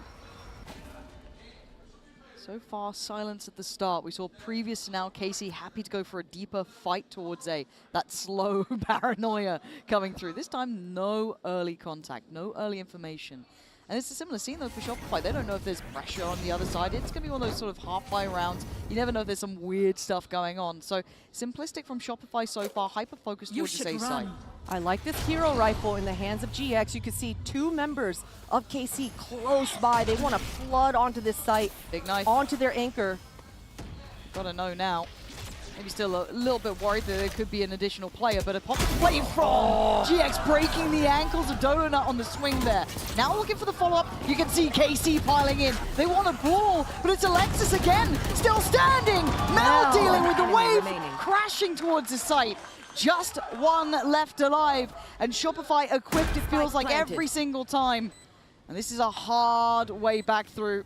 Alexis just holding the space on the back of the site. The other 2 playing a little bit safer in the post plant. There's not much to be done here. Safia, a very tough predicament. She's even got to wait out this Q. Just going to decay her down. Almost gets the timing, but Alexis able to just secure that one. And things did get dicey because KC had a strong game plan going into this low buy round, but SRG were always ready for it. That Pong to the ping to the Pong. Mel was always anti-flash, and these were the protocols that we mentioned coming into this series that for KC's side, they're not going to have as easy of a time. Shopify have been refining and working on these protocols all year long. And look how clean Alexis is making that kill look. Oh, man. Okay, couple of big ults in play for KC. This is a huge round for them. You got 3 impactful. They're trying to fake this mid control. Oh, but that's a huge pick off of Noya. Now KC know that it was just a ruse. Yeah, these 4-1s starting to become a little bit, I guess, readable at this point. Alkia not being afraid to let a couple of those bullets fly. Covering it. Posturing up, but 4 players now here. They've got ults to play with if they want this, but don't enough finding GX super early. I think that, I don't know if that was just blind or above the site. Alexis! Quick on her feet. Donut's still waiting for someone to pour through on Heaven. Outthrown there, Flash comes in. Finding 2 though! How did Sarah fall at the same time? Alexis tries to be called upon, but it's all on Mel. A 1v2 needed. Safia not even gonna let that start. The 3 players remaining for KC, proving they got a fire in them now. Beautiful opening pick coming through here for KC, and I'd love to see a replay, hopefully, of how Noya went down. I think it was off of a pop flash play, or GX just outgunning her 1v1, but either way, that gave everything that KC needed into this round. You saw that early flood come through, and I love that they're going on to that win condition that we saw on that low buy. Right after that pause, the ride or die coming through for the defenses, following through strong here. Yeah, and only using one of those ults as well is kind of big, right? You can snowball off this now. Glance investing hers, that's fine. Still 4 to play with, still got that operator in play. Now time for adaptation back from Shopify, right? You've heard that operator, you know what they're up to. I'm seeing operator out for Donut as well, and GX trying to do the same thing. Again? I mean, that was ambitious to go back for seconds, and it's not just one this time on the other side. Sarah's got support. Almost getting away with murder again, though. I mean, Sarah, that was quite the flick. And SRG are going to be happy with that. For KC, they need to find an equalizer. Alkia, unfortunately, just procs her dash, but either way, she still has the knives in her pocket. Definitely expecting some sort of re-aggress, and you're seeing it here from Ansulia, but what a shot from Dodo Nut. I mean, that's huge. Yeah, that's a problem. Because look where the other 3 players for KC are, even with this buy, even with the ults. Very hard to be in the right place, and it's still being faked out. Sarah's still trying to keep them dedicated here. Don't know how much information she got, if she even saw one, but still, they've got the right call.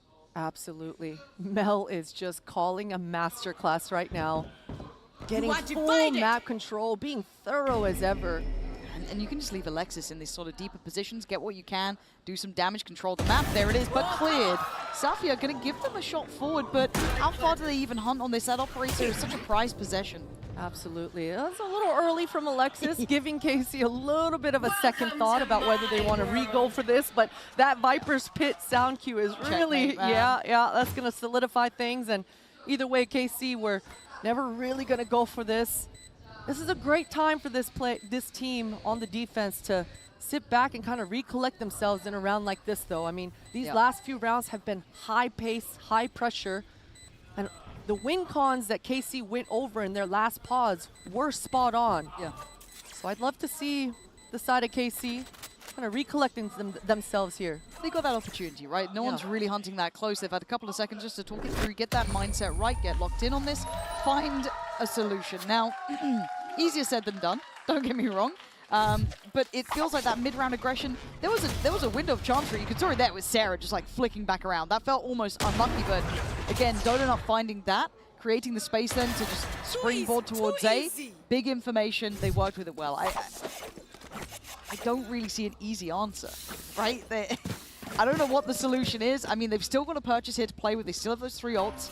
I just need another round. They've only got 2, and it feels like those 2 have been pretty far apart by this point. Yeah, and I think KC's on the same wavelengths as you, even repeating the same strat that they did 2 times in a row. So I'm glad to see that KC are changing things up.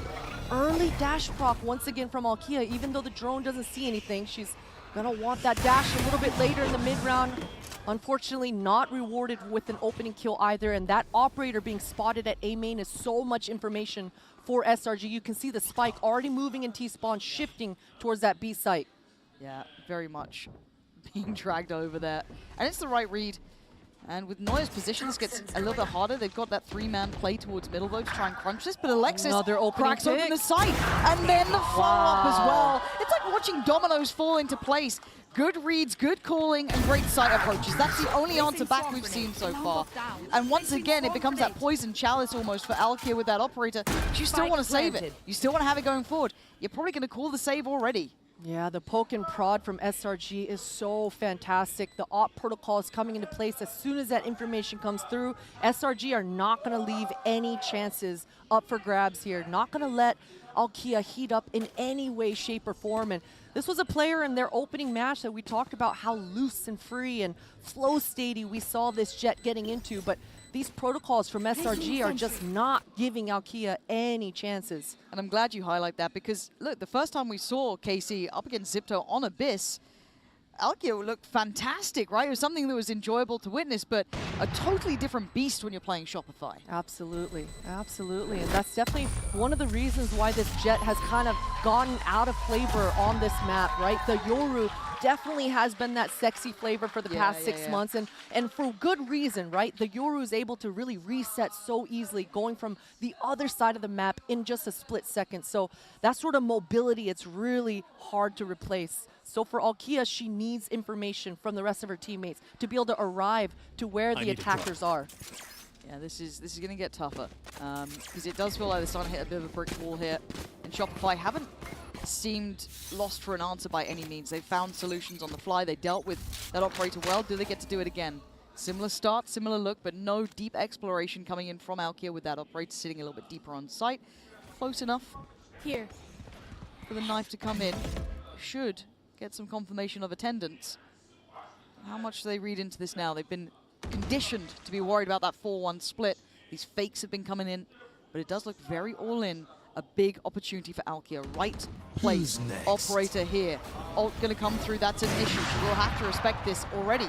Evacuating the site. Everyone getting off to the side, and Dodonut has a clear line, but look at this. The rest of her team weren't able to get in. It doesn't matter though. Dodonut on top of the site. The crossfires are already getting created for SRG here. Yeah, almost given too much respect, given too much room to work. Freedom found fear being shown by KC. And a double stack towards heaven. Sarah eviscerates Glance. Oh, it's too easy. Shopify Rebellion locks the hell in. It's Neuer on the operator now. Hell, just give it around. It's just Safia left alive. And maybe can go down swinging. But I doubt the round will go any other way. 8 gonna be carved on the board for Shopify. They are in full control. And worrying signs for KC. Up until this point, it has been absolutely neck and neck. And this is the first time we're seeing the defense from KC just not willing to fight. A little bit of confidence being shaky. And they need a reset ASAP because this snowball is just going to get bigger and bigger as we go into the second half. These last 2 rounds are so important for KC. It becomes a necessity, right? It's not just a nice to have. It's not a, okay, maybe. It's a, we can maybe get out of a pistol round. We can make it through the second half with a chance.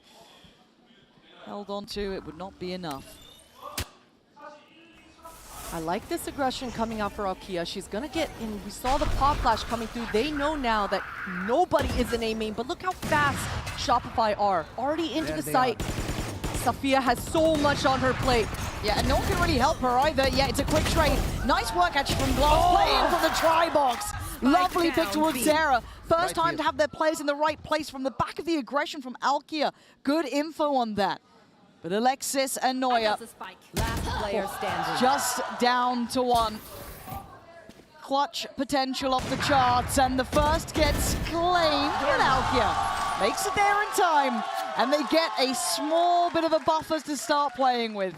Beautiful, beautiful stuff coming out here for KC. And I gotta say, for Shopify, a little bit maybe overzealous coming into this round. You even saw towards the end there a green kit coming out here for Neuer. She had her Molly, she had her Q orb, and we've been talking about Neuer's Viper coming in on this map, being able to cut off those long lines in middle to make the defenders second guess where that his is coming. So be curious to see where Neuer places her Q orb in this round. The KC fans are sending that energy. Yep. They want them back in this game, and this is KC's map choice. The Dota not going on the hunt towards middle. Oh, there's a smoke invested.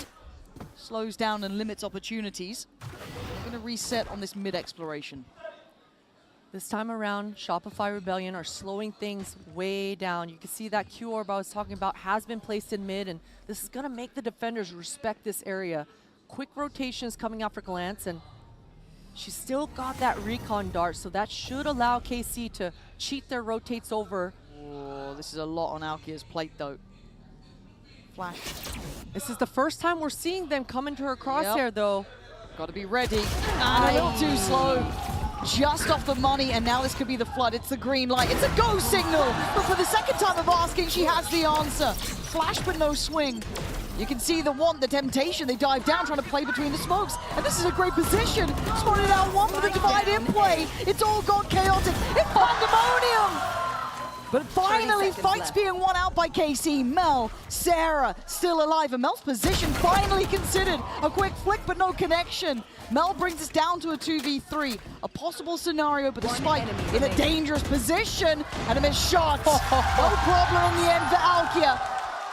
Just about claiming that 4th round back. It gives them a small window of chance, Potter, but it is small, right? This has to be a near-on perfect second half. Shopify have sent a hell of a message.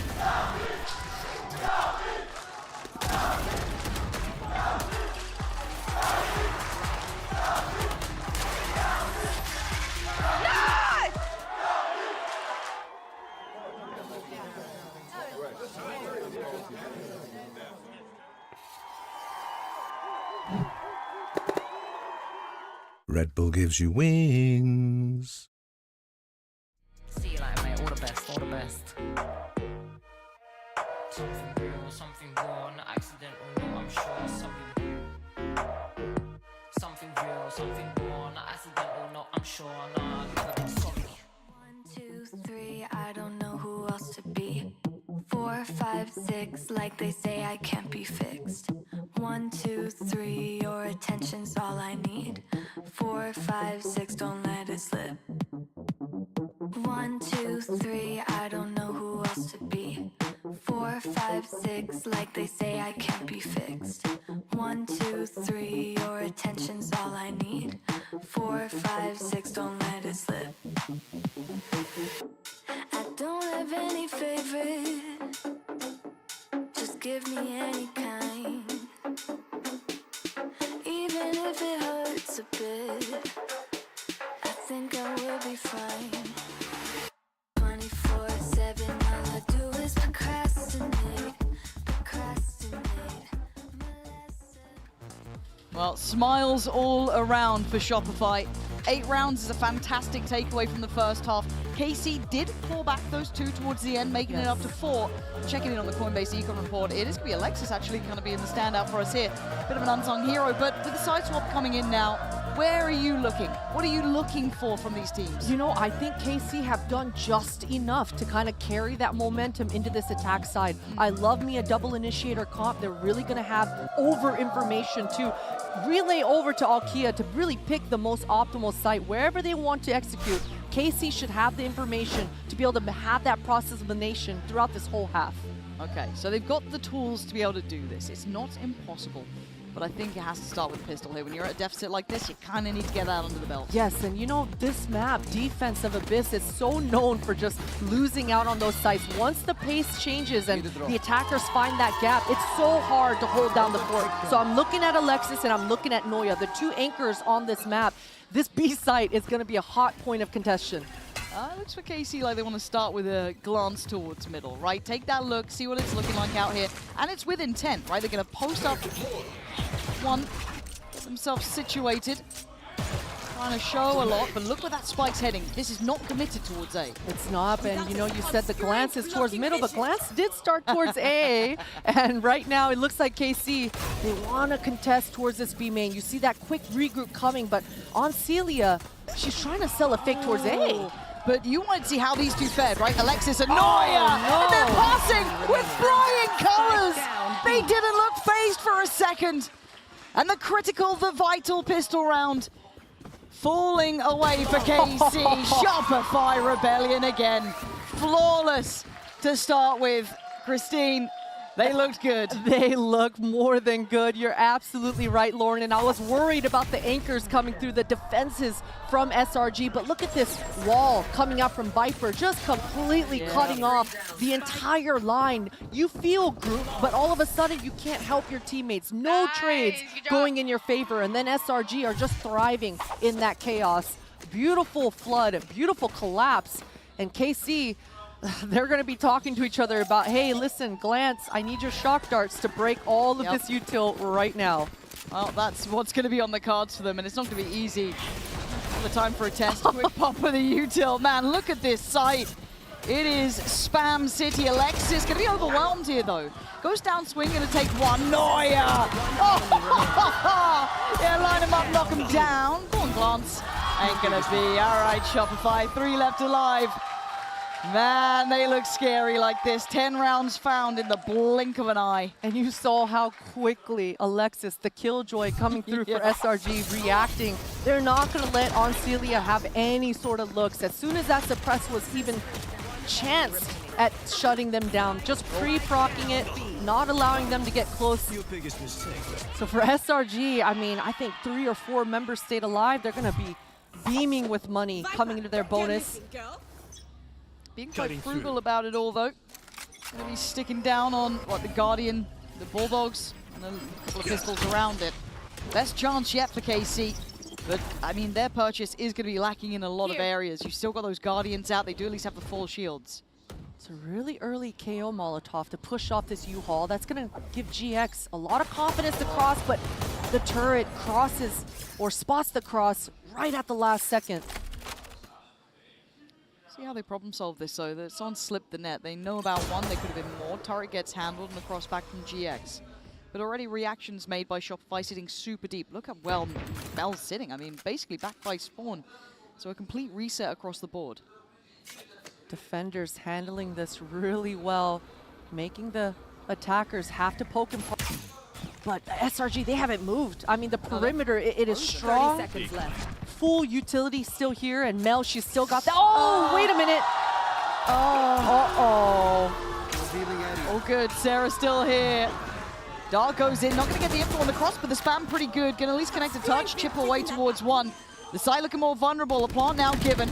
Mel still focused, going to take away Alkia. Backside not safe. Hold on, how are they falling? Shopify, how are you coming back into this? This was not your round.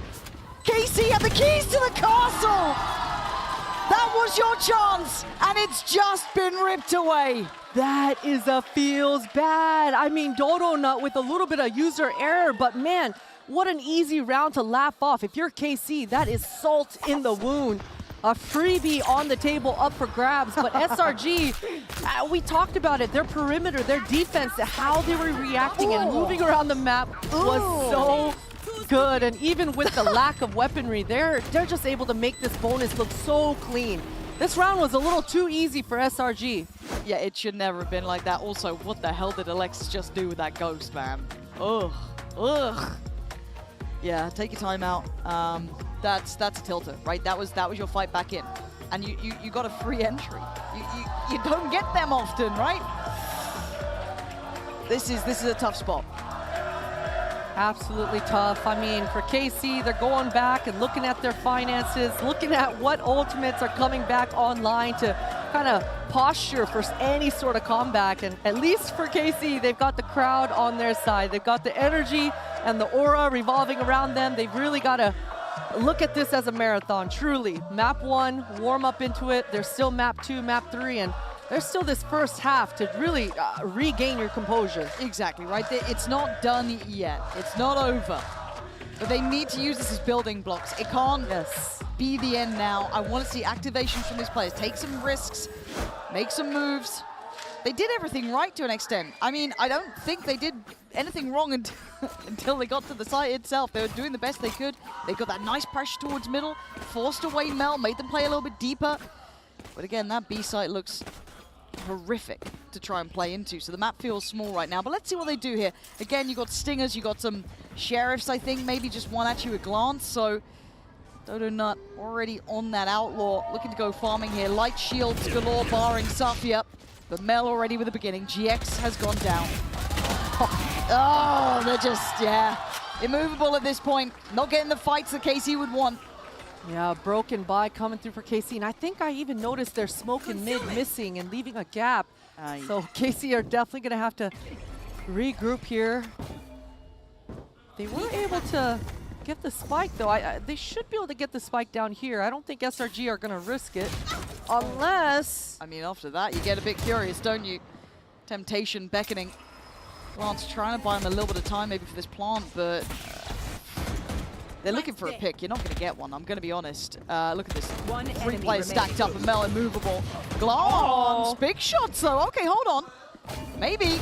Bloody hell, Glance. You gave it a damn good go, I'll give you that. But it has got Shopify Rebellion up to 12. And not only are those feel-good shots, but it did, in fact, put the Hunter's Fury online for the IGL side of KC. So that should be somewhat of a glimmer of hope, at least coming into what might be the last round of this first map. But KC, Sova, expecting some sort of Hunter's Fury play coming out here, especially if she gets this drone tag. Would be dreamy at this point. So 3 plays stacked towards the A side. Dodo Nut going in for the flash and takes the space. Also takes huge pick. Mel away, Safia. There we go. That's much better. Good info on this as well. KC able to proc this Viper gas towards that B, and they're happy with the opening picks. Gonna go and just regroup, keep this one simple. And you can see that SRG, they're re-aggressing, trying to find any sort of equalizer that they can. And there is no Sentinel on the side of KC, so at this point though in the round, they should be aware that it's way too free on the A side. We better hold our back lines. And for SRG, they just want to do money damage. Try to get as many kills as they can. Safia is just up for an ace. Why not? Go get your ace. Alexis is out of there, by the way. Alexis is going so far away, you're not going to get it. Yeah. Way to be a killjoy, literally, Alexis. So that's not going to happen, but a confidence booster, right? As silly as it sounds when you're facing 12 rounds, these small things make it feel at least possible, right? Absolutely. Brilliant start. Safia able to open up the round and then follow it up, right? Huge stuff. One round at a time, Yep. And for KC, they didn't have to use the Hunter's Fury this round either. I mean, Safia just found those 2 opening kills and made this round easy. So another round where KC is going to be able to call out one of their best strats that they have in the playbook, revolving around 2 ultimates now. And I mean, just 1 orb away from this KO ultimate as well. Yeah, those are some clean shots. Yep. And it's exactly what you need if you're KC. W's in chat. There it is. All good.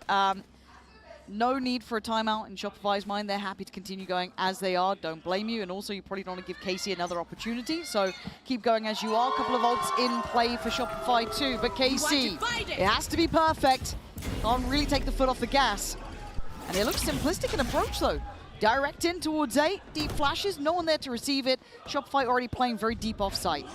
You saw Kia try to float and dash into that nest window, and a lot of aggression here in this post plant. They're not playing on their side of the wall. They don't want to give this Mel Astra any sort of chance in this retake protocols. Yeah, I like this. KC trying to stay postured up, trying to stay in control of the site. No opportunity to flood back in easily. Trying to be set into motion by maybe the Owl drone, but GX tries to... Wait, it's actually Alkia playing through that CT side smoke. I feel like a little unnecessary at times, and now it starts to crumble. 4 players standing for Shopify and just the 2 on the other side. KC now trying to do what they can. It was a desperate attempt. But desperation is not the answer here. Shopify making it through this map like it was nothing in the end. A little close on this, but the defuse is there. Calm under pressure in the end. 13-5. Shopify make it out of KC's map, looking unscathed. All those boos, all that cheering made no difference. We'll be back after this.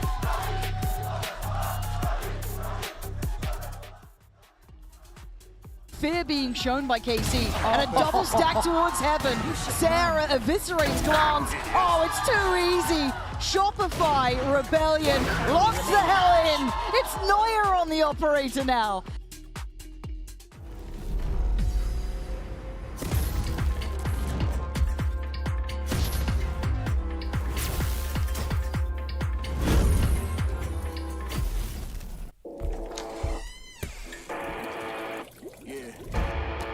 Let's go.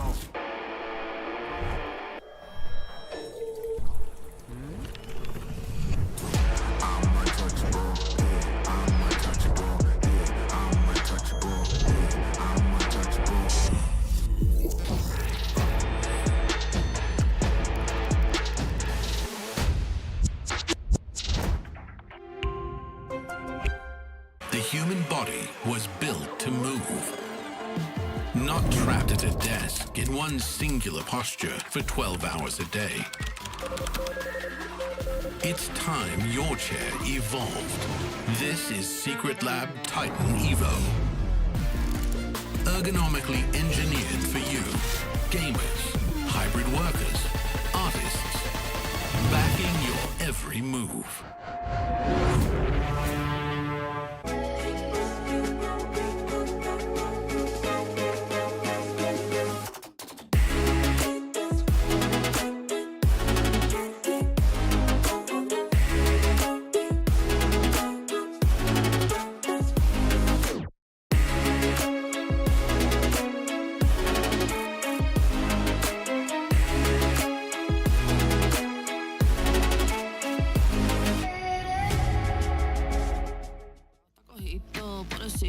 Te gustó el carajito, pero le falta madurar. Está libre como tigre, listo para un binge. No te vayas Tinder, cómete ese kinder. No querrás un looky, pop bombi, and a what, eh. I got you now, but I'll let you know. Wanna te la tele, no sea cochino. Tengo estilo, mucho estilo.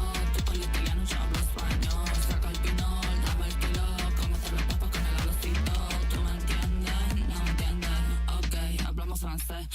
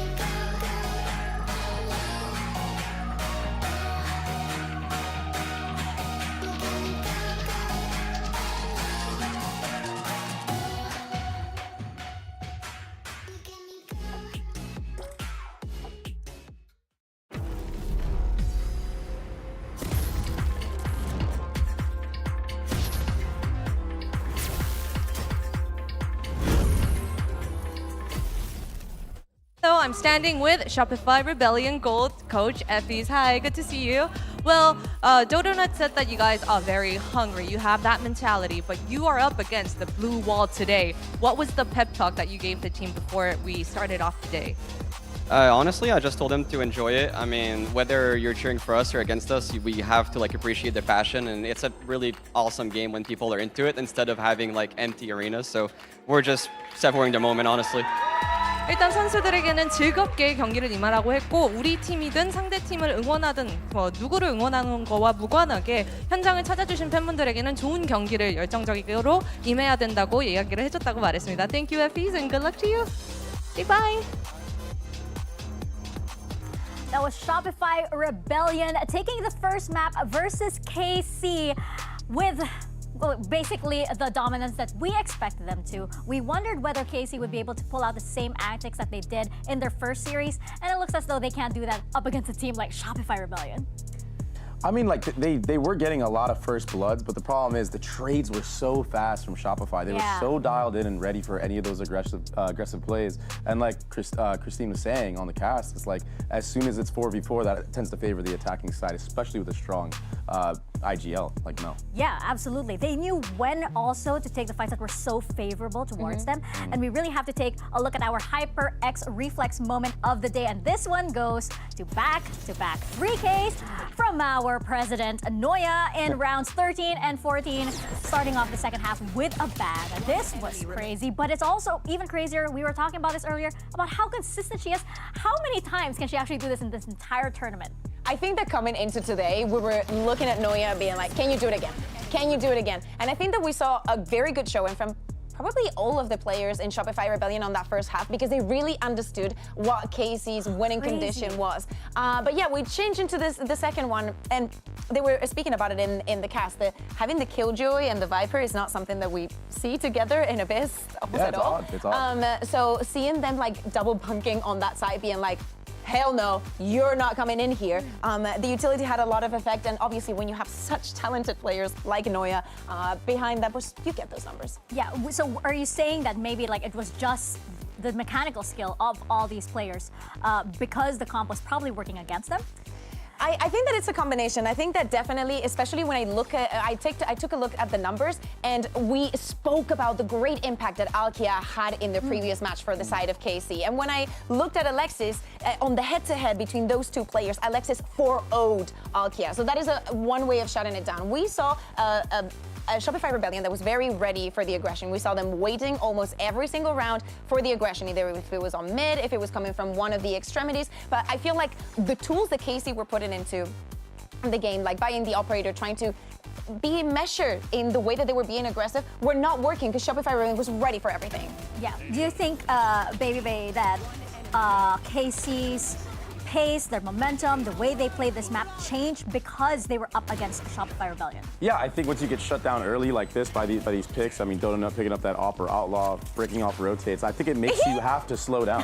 And then This was such an honest fall. It was. I mean, it happens. I like the laughter right afterwards because like the rest of the team bailed them out there. But yeah, I think it's hard to play against a team when they're just trading you one for one like that. And I think that Killjoy turret actually helps out in dealing with that aggression, right? Because, I mean, you don't have to make contact. And as soon as that turret goes off, you have a triple swing going through. It's hard to deal with. So, I mean, the rounds that KC won were kind of more in the site being disruptive, not actually pushing all the way through. And we were also talking about it, like, what can you do with this Killjoy? We see that the ultimate, like, it gives you a little bit of space, but doesn't really clear the side entirely. I think that the mollies, though, have to be one of the conditions, and definitely the turret. Will they continue to be playing with the stage? Well, we shall see, because we don't see it often. Yeah. I'm curious to see what they have in store for map number 2, especially on the side of KC, because they need to make that comeback. So let's hear what Coach Smart7 has to say ahead of map 2. Well, I'm standing here with Carmine Corpse, Smart7, and the defending champions, SRG. They are different. What do you guys need to do differently so that the day ends in 2-1 in your favor? I think we just need to found our game for next maps, and everything gonna be much simple. On the first map, we only managed it in the last rounds, I would say, but now we're gonna see what's happening. 이제 본인들만의 페이스를 Yeah, I think that maybe KC were able to pick up some momentum towards the later half, but I wonder if this is like, you know, them finally finding their footing as we head into map number 2, because I just feel like, you know, the way that map ended with SRG like clutching that out, I think that it's not something that KC can easily recover from.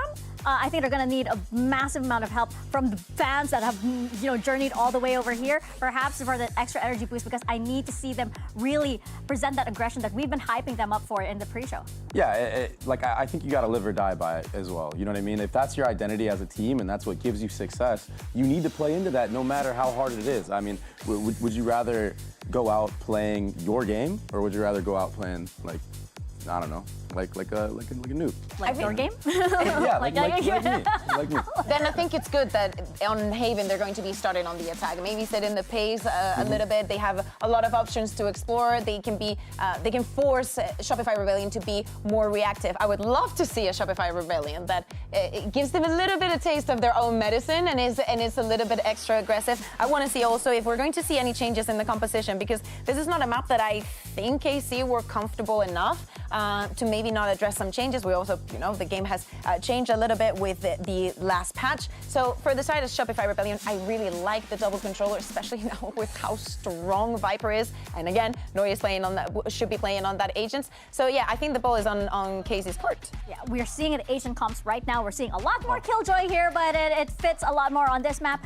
I wonder if we're going to see KC able to make that comeback, especially since they have the Sky here in place of the Sova. Any thoughts here, Baby Bay? I mean, well, they're gonna maybe run a double initiator, Sky Sova. I think it'd be Sky instead of the Breach. Oh my God, I think I saw this in a tournament not that long ago. I think it was it Gentlemates playing the Sky Sova? I think so. It was not good. I'm not a fan. Okay. I'm personally not a fan, but I get it though. It's like you don't want to run a Breach sometimes against the double controller comp, because there's a lot of utility that you can use, a lot of coverage you can use to absorb a lot of that Breach utility. Yeah, exactly. Right? You at the end of the day, it gives you a double drone. You have the flashes that can be flexible, and as Baby Bay is saying, you can work against the Viper, because otherwise, if you have the Breach, sometimes you're not going to find the element that you want. So I understand why they're doing this. Also coming into this best of 3, they know that Haven is a very, very strong, likely map to happen. I hope that they have a very clear plan so they can start snowballing into it. Yeah, and as you mentioned, Shopify Rebellion, they haven't exactly lost on this map in a very, very long while. So we're gonna find out if this one goes the distance, and we're gonna send it back to your casters. Here's Pansy and Potter.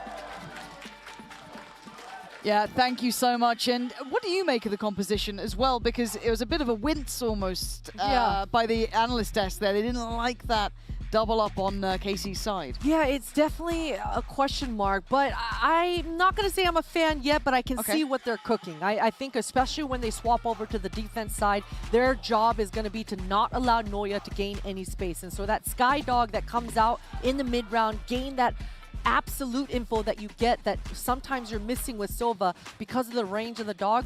I can see what they're cooking, right? I mean, they've got... Conceptually, sure. Conceptually. We'll see exactly how their attack side starts out with it, though, because the delay coming out from the side of SRG, it is so strong. And we already saw it on Abyss, the combo of Noya on that Viper along with Alexis doing such a fantastic job being those anchors. Just that force that KC are going to have to break through. And sorry, I heckin' love game changers too, Mel. Meg, the one and only Egg. It's fine. She wishes she was Mel. I've sadly had to watch her play. It's not the same. However, we focus in, right? We have map 2 here. Map 1, 13-5. It wasn't that close. This, I hope, is closer. My fears are it may not be, but prove me wrong, KC. Show me what the game plan is. Show me what you've got here. On Pistol Round, the Sky Dog is super powerful. I'm expecting space making here from Alkia, but a little bit of Noya. Timidness. Nobody following through with that dog bite. That's so much utility on the pistol. I don't. And again, Noya unchecked on. They only know about Sarah. Still, they look hesitant. Okay, so they've got a player inserted in towards sewer. That's going to be GX. They've still had a little bit of an exploration towards middle, but Safi's not gone too far yet. Yeah, and you can see that paranoia still in the back pocket of GX from that short A. I'm assuming that KC, they want to do a B pop and get a lot of value, maybe press the issue into A-Link here. Okay, so it's going to be Dodonut and Alexis nearby. They've taken the space. And it seems like something that Shopify were willing to give up here. So the spike's going to be planted. A 5v5 post plant is going to be nuts. planted. Okay, here we go. Good luck, Definitely want to observers. push A-Link. You saw that paranoia going out right then. But nice reaction from Sarah, though, to sit a little bit deeper. There's still Neuer unaccounted for. You can see the caution being displayed by KC. A late lurk in addition. This is big as well. Keep in mind where GX is. GX might be the final punch to this, but actually it's going to get messy. It's Glance. GX putting up the numbers. Now Neuer. Look at the HP on the other side. There's only one that's sitting safe. That's Safia. Still, Glance, 12 HP, going to be removed. GX gives away the position. Neuer fighting forward. Time not on her side. Carmine Core going to get the first here. And such beautiful timing coming out here for GX right after she facilitates that reaggress into the A-Link, just finding her time, finding space, and was always that insurance plan. The checkmate coming in for this post plant. I liked the crossfire from Shopify. At any point, it almost was strong enough, but the moves coming out, you gotta love the mobility. I mean, Glance, such a confident player, and she's absolutely gonna need a spearhead for her team in this second map. Yeah, she kind of has to lift the mood as well, right? Yes. Keep that confidence up, try and momentum build here. Because the second you take your foot off the gas against Shopify, they will punish you on this. Now, we've gone for a bit of a gamble stack, no sweat in my mind. Why not go for it? It's only classics. Also a little bit of a chance just to get, mentality in the right place, focus up, think about these next couple of rounds. But on the other side for KC, it's a patient default, right? They've not really kept much of a close eye on C, but they at least have that alarm bot. So that should ring the alarm bells considering how far they've had to have explored to be able to get that contact. You can see the reaction coming out for KC. I think they already probably see that the orb was collected as well. So that Sova drone clearing out that short A, making sure no shotguns or any trap is going to be facilitated over there. Shopify are being extra mobile in this eco, and I like the reaggress from Safia. Yes, I'm absolutely with you in that. I was a bit worried they're being too static from KC, but seeing this, her re-clearing this space is big. That should be, the fact that she's gone this far, and now there's that weird little smoke behind you, you kind of know that you've got this space to work with here. So a really good read, and KC going to take that information and go with it, right? This should be a plant. Shouldn't be too much of a problem. Again, she only has a go, so she can be the one to go hunting a little bit further, take a little bit more of a gamble, but you don't obviously give anything up for free. And this should be a clean round, and that's going to mean a lot for KC if they can keep it clean, especially considering how that first map went, gain that confidence, and really control the pace. You can see all of Shopify. I mean, at this point, they're just talking to each other and like, hey, you know what, let's just die to the spike. Yep. Let's not give them any free orbs. And Safia, I like the positioning. The rest of KC, they're going to allow Safia to farm these orbs herself. Yeah, these are good reactions so far from KC. I like what they're up to. And Safia going to have a chance on this to get a couple more kills. Patience. There it is, nice. And going to go down. So Shopify going to get their wish as well, going down to the spike. And KC get to walk away. 2 rounds in hand. 4 still standing. The right player to go down, if anyone. Again, Safia was willing to go for that. But again, rolling our minds back, that backfill of space was fantastic. I really like what she did there. And a huge bonus round for KC to work with. You can see Alkia and Safia playing hot potato with that outlaw. I don't see any half armors coming through here. It's going to be tougher to find the opening pick. You can see SRG, they want to control this A main. They don't want to let KC control the pace. Already letting that stun go. Look at this aggression. Yeah, Dodo not getting right involved in this. Sarah could be in trouble though, but a quick trade out. Both sides taking blows really at this point, and it settles down to this 3v3. A loss of 2 on either side, and a willingness to fight for that A-long space. Let's see how this one settles down though. Again, KC still have a lot of the map up in the air. They don't quite know where they want to take this, but we saw that patience in just that previous round. And that patience should pay off for KC. Love the look that Safia just did towards Long C, breaking Alexis's utility. And you can see that Alexis, she's got to respect it. Moved over, left the B site, and now towards that garage. It's going to open up the gap for KC. Yeah, so plant going to be on the cards here. The deeper positioning from these two could be an issue though, so I want to see how KC decide to get themselves situated in the post plant. Safia, the penny's already dropped. Very aware there's a chance that someone could have wrapped this side. And yeah, really nicely done. Doesn't need to do too much now. KC on for the fight, but the spike does get left in its current spot. So Alexis does get a little bit more room to play here. Another chance for this, 30 seconds. Plant now in and a 1v2 for Alexis. Spots out the first, doesn't get the kill. Alexis trying to toy with this, get those bullets burned, but she can't get away. Safia stays on it, the classic more than enough. And rinse repeat for Safia as well. Her first kill earlier was with that outlaw kill, and just quickly busting out the classic, able to clean house with it. And I liked the aggression coming out for Shopify, but unfortunately for Dodo, just one and done is not enough. That's a very early timeout. This is really early for a timeout. Like, what does this tell you? Because I don't see many coaches ever pull in a timeout this early unless it's a complete misread or maybe just hearing what Mel's saying and not agreeing. But yeah, I can't believe we're seeing it at round 4. It is definitely a head scratcher. Maybe Effie's just didn't like the kind of comms coming through from their teammates. I wouldn't assume that it has anything to do with energy. I mean, no, SRG have definitely been controlling the pace, so I don't think they need a breather at all. But certainly either Effie's or Veer getting a read of their own. You can see he's rap godding right now. Yeah, and it looked like it was right between the two, right? Mel nodding along, Effie's kind of having that chat.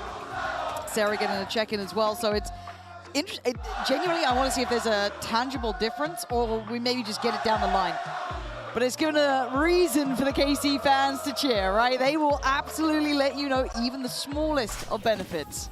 Yeah, we'll see the next gun round, whether SRG lean on towards all 3 members starting towards that A site. This low buy, it is a little different. The last time around, SRG, they grouped all 5 members to walk down towards that long C. It looks like another look of slight aggression. This high-low with the D Sheriffs will be strong.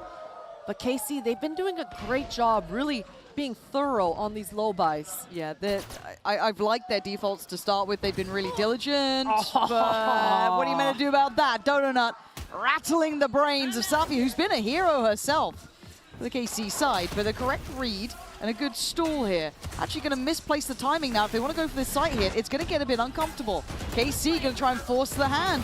Force fighting forward. Shopify right place. This is not out of the woods just yet. It's getting dangerous. The Shopify Rebellion rip through them with a Mastercard Thrifty.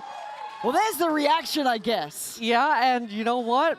Coach Effie's, he knew. He was not liking what he was seeing. And that slight adjust was, hey, let's take advantage of our Viper wall, right? Let's send it down mid. And he was able to cut off the line from Safia's turret, allow Dodonut this opening kill. But that flood back onto this C site, you can see all the members just arriving in time, and all the attackers are just choked up on the other side of that Viper wall. Huge delays coming out for Noya. Well, this is where we kind of thought we might see the effect of this timeout, so we'll have to kind of check back in. It does look like a little bit of a positional switch up as well.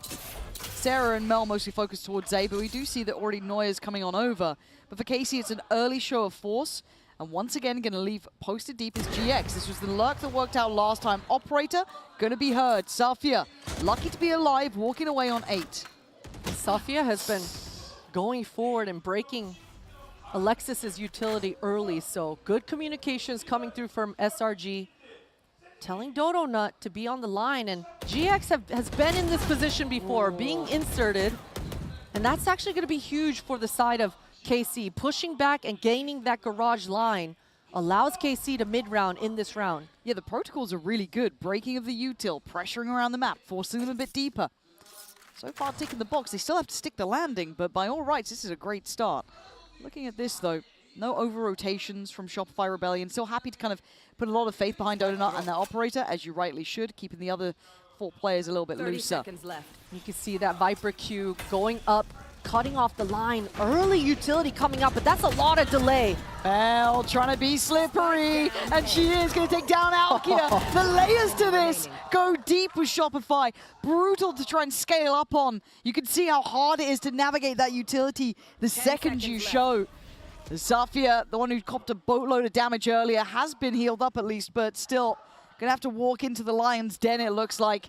And yeah, just going to let the time simmer away. Shopify Good read on this, good control. And that was that re-aggress going into that garage, right? We talked about KC look like they're doing enough, but SRG are so proactive. The Neon, the speed of Neon arriving right in time, and really it's the duo of this Viper utility and KJ utility that's able to buy enough time as well. Yeah, real beautiful defenses coming out here for SRG. Now you can really see the intent behind it. Very hard to get that springboard in. Alkia, it's going to be brutal to try and make it through if Noya's in the right place, which so far she has been more often than not, it feels like. We go again, though, this time, pacier, potentially. A little bit more direct in approach, maybe looking to try and abuse this. And they do. Alkia does well, but Mel again, still so good at holding this down and wants to stick around. And that's why. Follow-up bound, but she falls eventually. Does her damage, though. And Noya's got to slip in. And again, Donut's here. They're not going down without a fight. And the site stays in the hands of Shopify. The re-aggress, the re-flood from SR is very strong, but KC are handling this well, just booking it and beelining it towards C.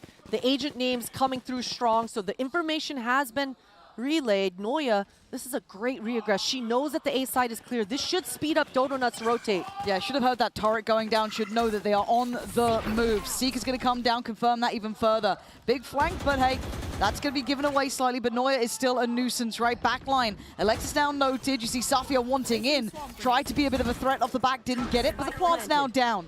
Noya still being checked on this utility is here. Spots out some more, clears the path. And they are grouping towards CT. Oh, Alexis! No! What on earth is that? How do they win that fight when they look so unprepared? Apparently, it's too easy.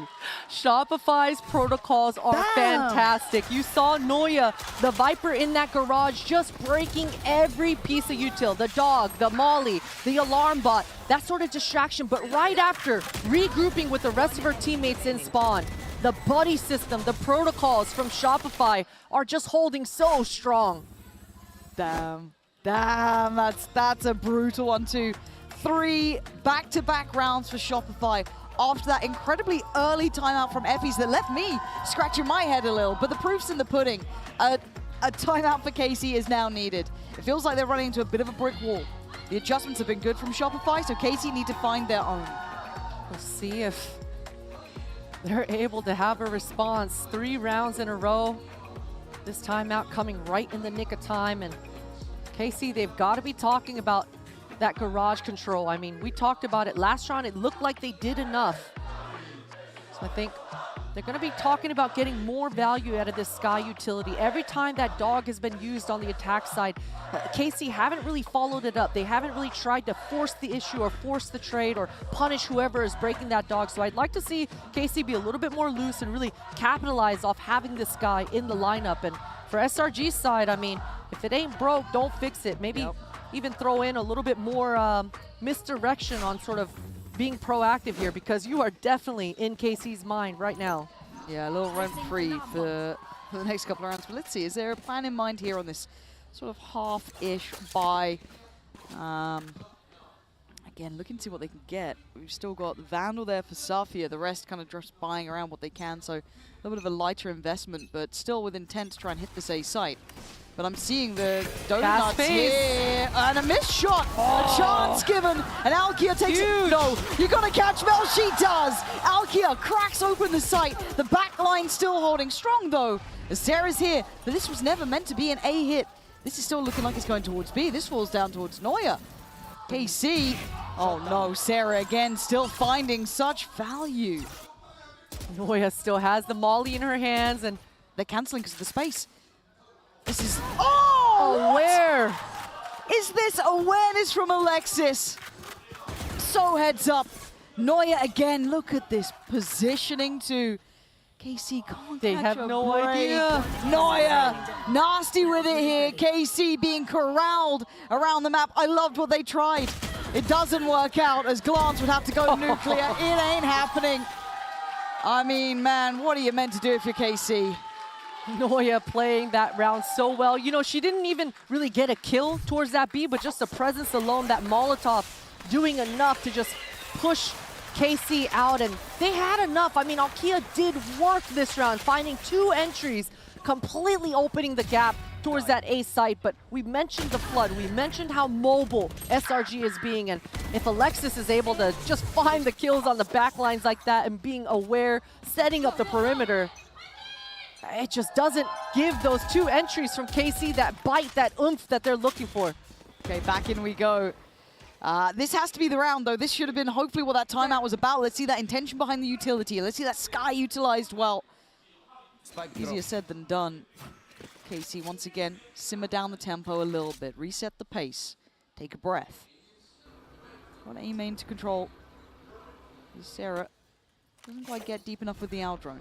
I like this round so far from KC. I love that they tucked and didn't give SRG any sort of free information. That should make Glance's drone and Sova look a lot bigger than it is.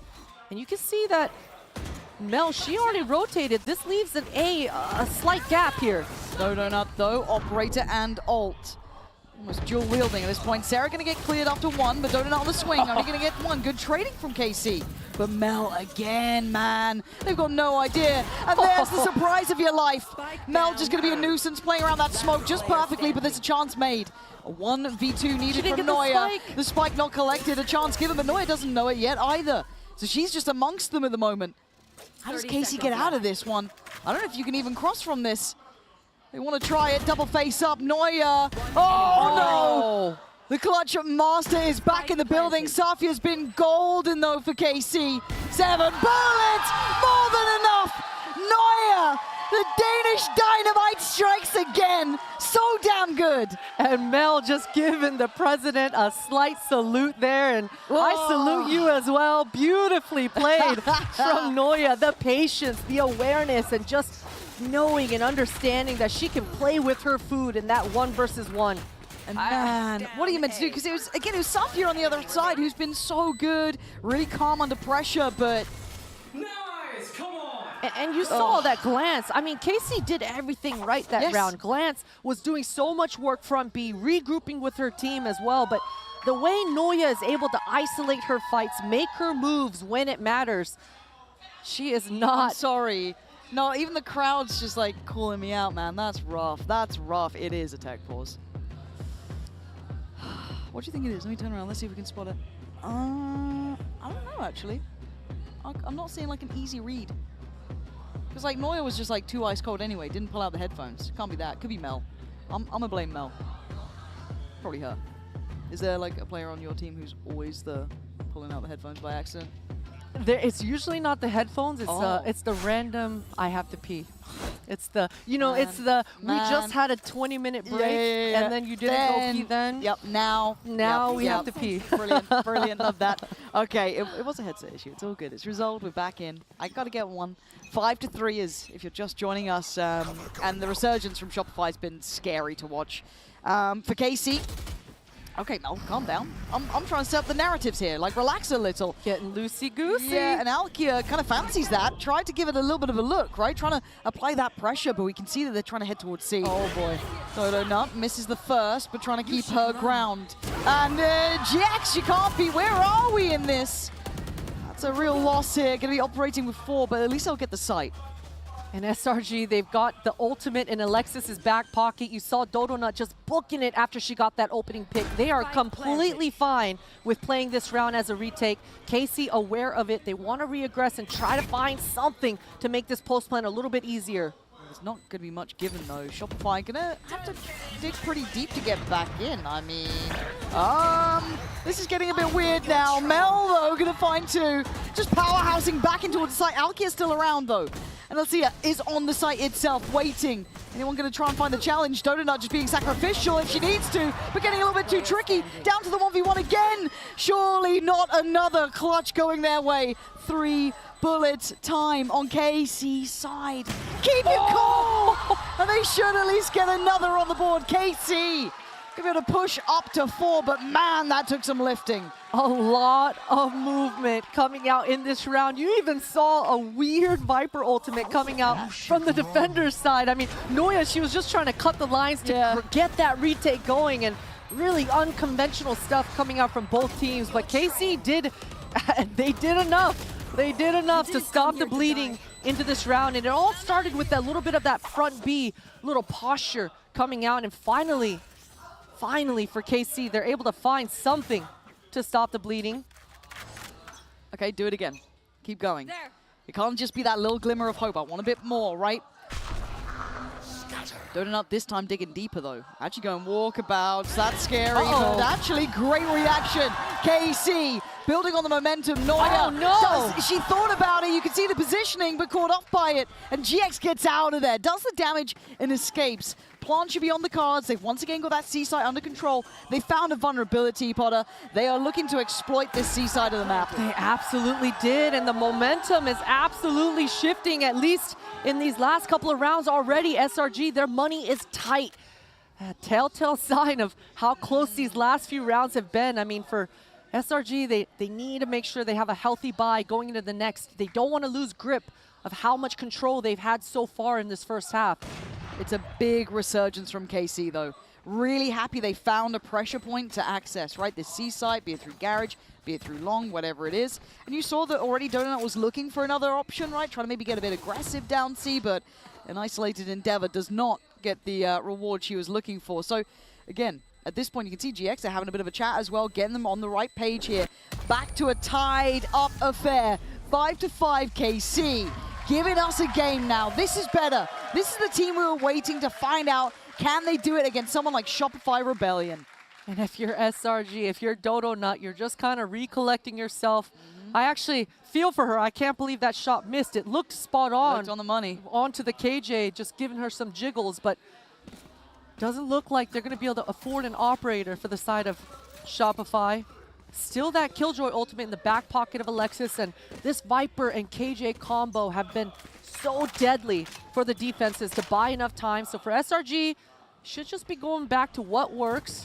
Dodo Nut hears so much sound cue, so much noise right now.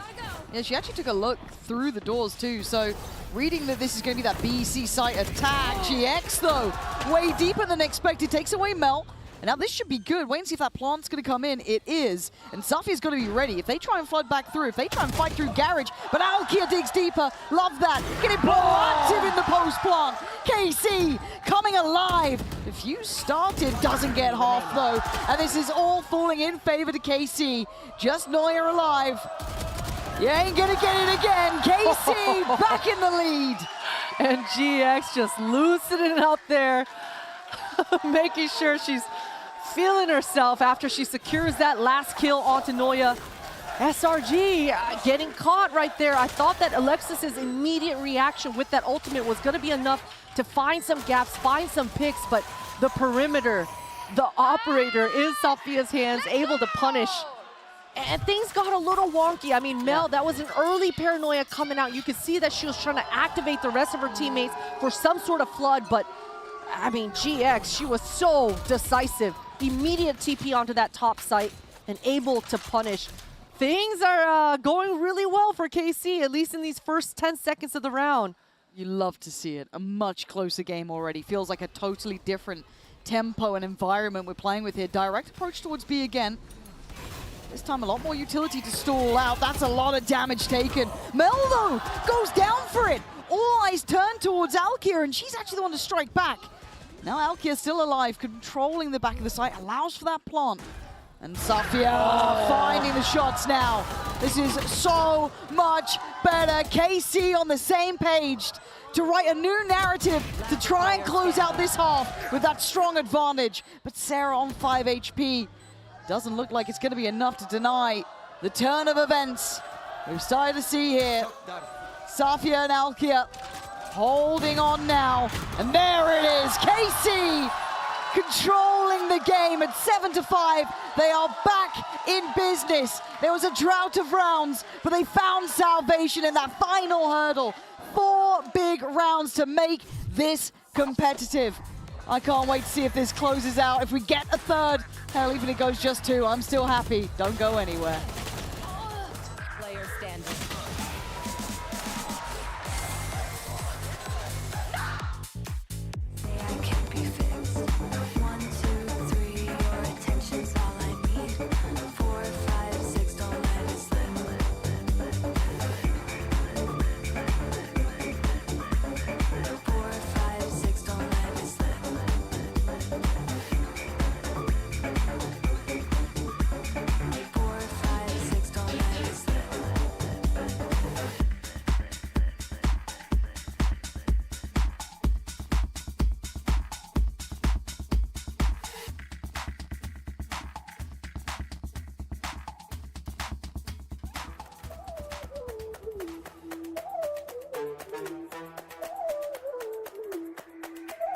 Oh, this is major.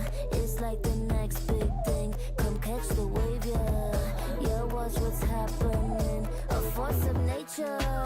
Hit 'em like lightning. Be the creator of the next big thing. We're the movers and shakers. We are the dreamers, the makers. We stand on top of a...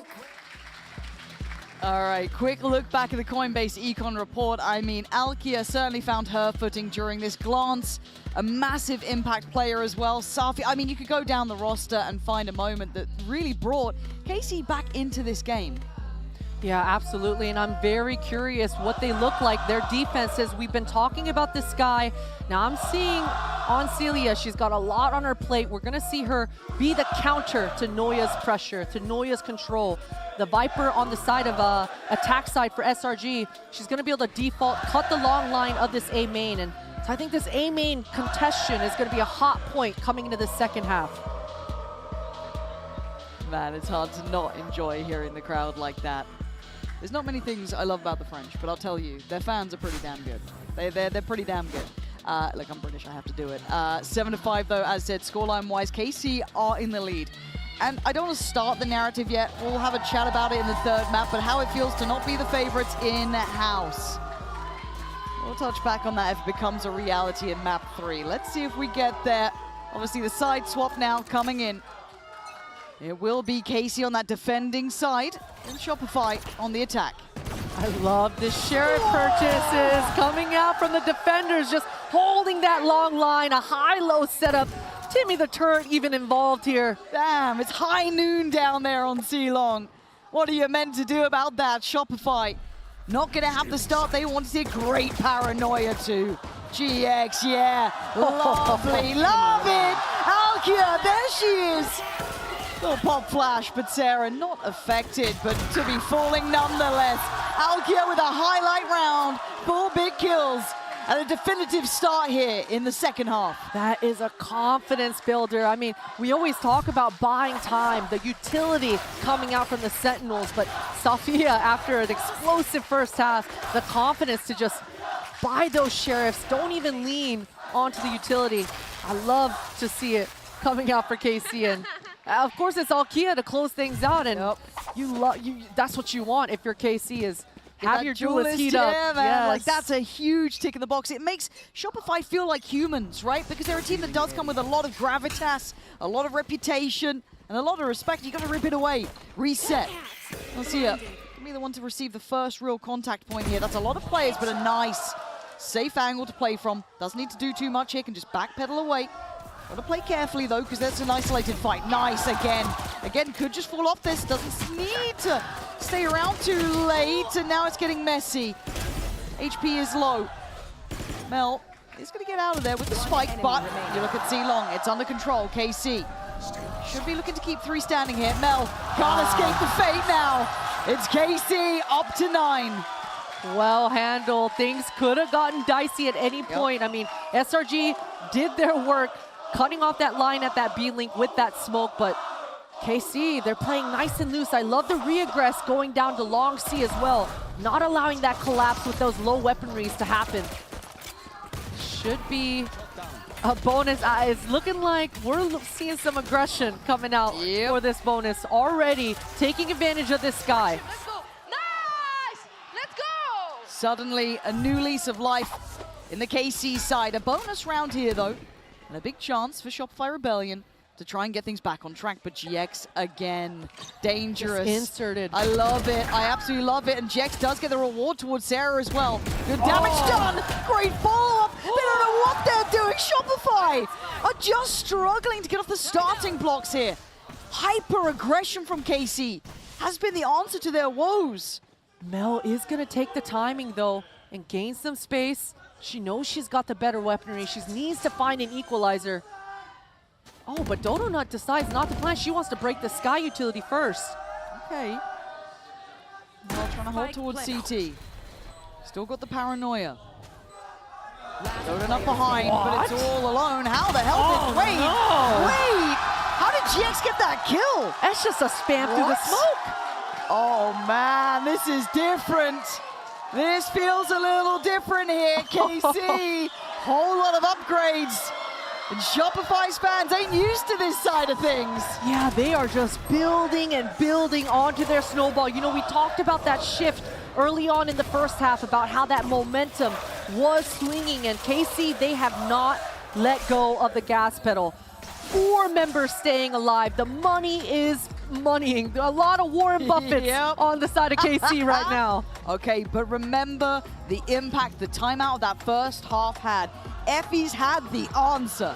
Now, I don't know what he said. I'd love to find out. But it got them, what, 5 rounds back to back? It definitely got them those 3 rounds in a row for sure. No, you're right. The 5 rounds in a row. I'll round it up to 5. And it was an early timeout, though. And this time around in the second half, he doesn't have the wiggle room that he had in that first. So this timeout's coming out right in the nick of time. And this is a broken buy coming out for SRG. So right now, SRG, they got to dig deep into their playbook. Something a little creative, something a little, a bit of a spanner in the works. Go for something a little out there. Why here. not? Again, I didn't think, because we were talking beforehand, right? We were just having our little chat.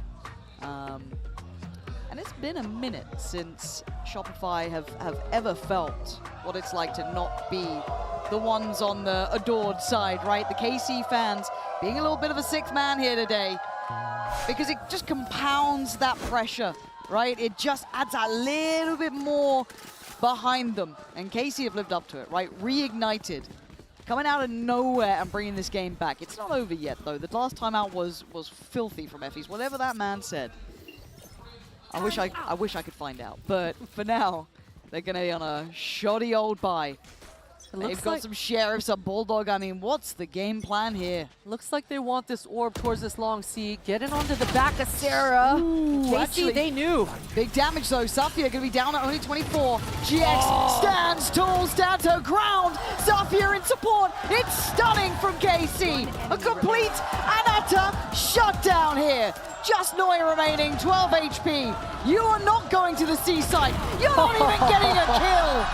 Carmine Core flawlessly going up to 11. And GX doing so much work. That reaction, the paranoia on that long line of C, completely catching everyone. But this kill onto Dodo Nut, just peeking onto that line right in the nick of time to counter this neon wall, counter that long line.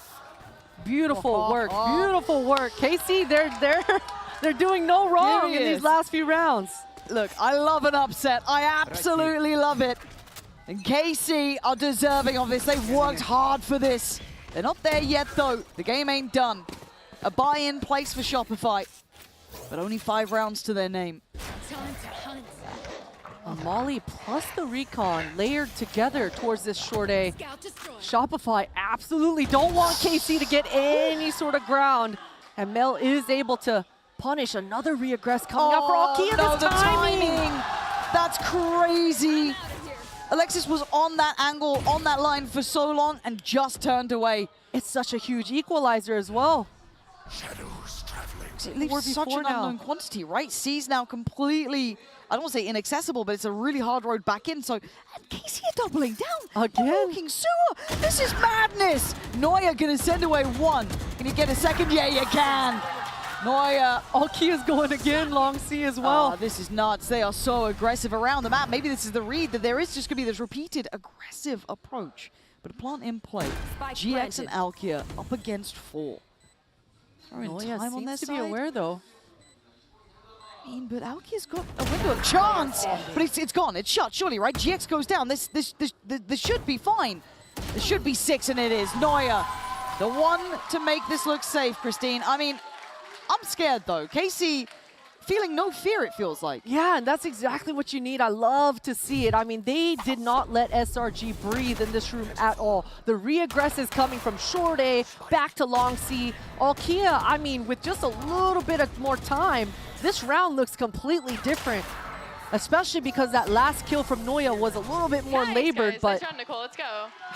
for Shopify, this is exactly who you need to heat up. If Shopify are gonna make a comeback in this second half, it's gonna be on the back of Noya on this Viper. But have they truly tempered the aggression? But now, it looks direct in approach. Shopify Rebellion eyeing up that B site. There is a fight to be had, though. Safia is here. Glance is here.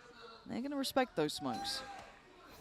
And Dodonut has not found a lot of success. Seeker's already going out from the defenders. They didn't like this front B, even though the Killjoy turret and utility is all up. So it would have been great for the KC to hold on to that, but it's all good. They did get the information and they were able to slow SRG down. But look at this position from Noya. She's just ready to punish any sort of aggression. Yeah, and you can see that Alkia would love that. And she's not alone in this endeavor for now, but Noya needs to just hold this, right?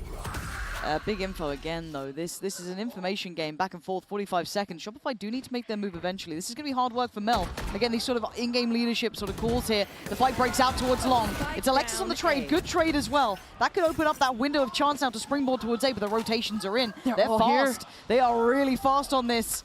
Let's see, it can be tucked in the corner. Safia trying to draw the eyes, and it's worked! KC with a vice grip in this map! Shopify Rebellion choking under the pressure of it. And Mel, you ain't got any chances now. Spike's lost. It's gonna be 12. Carmine Core against the odds here, Christine.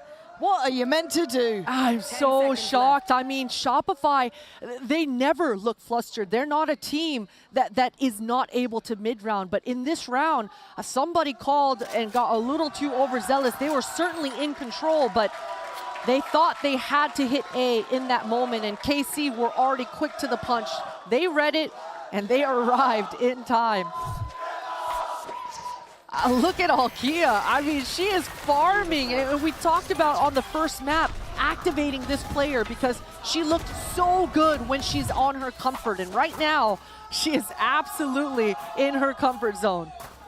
This is something to watch, right? This is something to watch. This is Shopify's map choice too. Historically barely touched on this map. It's been a bolt hole for them. Now they're on the receiving end, and it looks like it's aggression again, and Alkia unrelenting in this force. Dodonut wants in, chomping at the bit. But they still don't have full control here. Quick little flash over.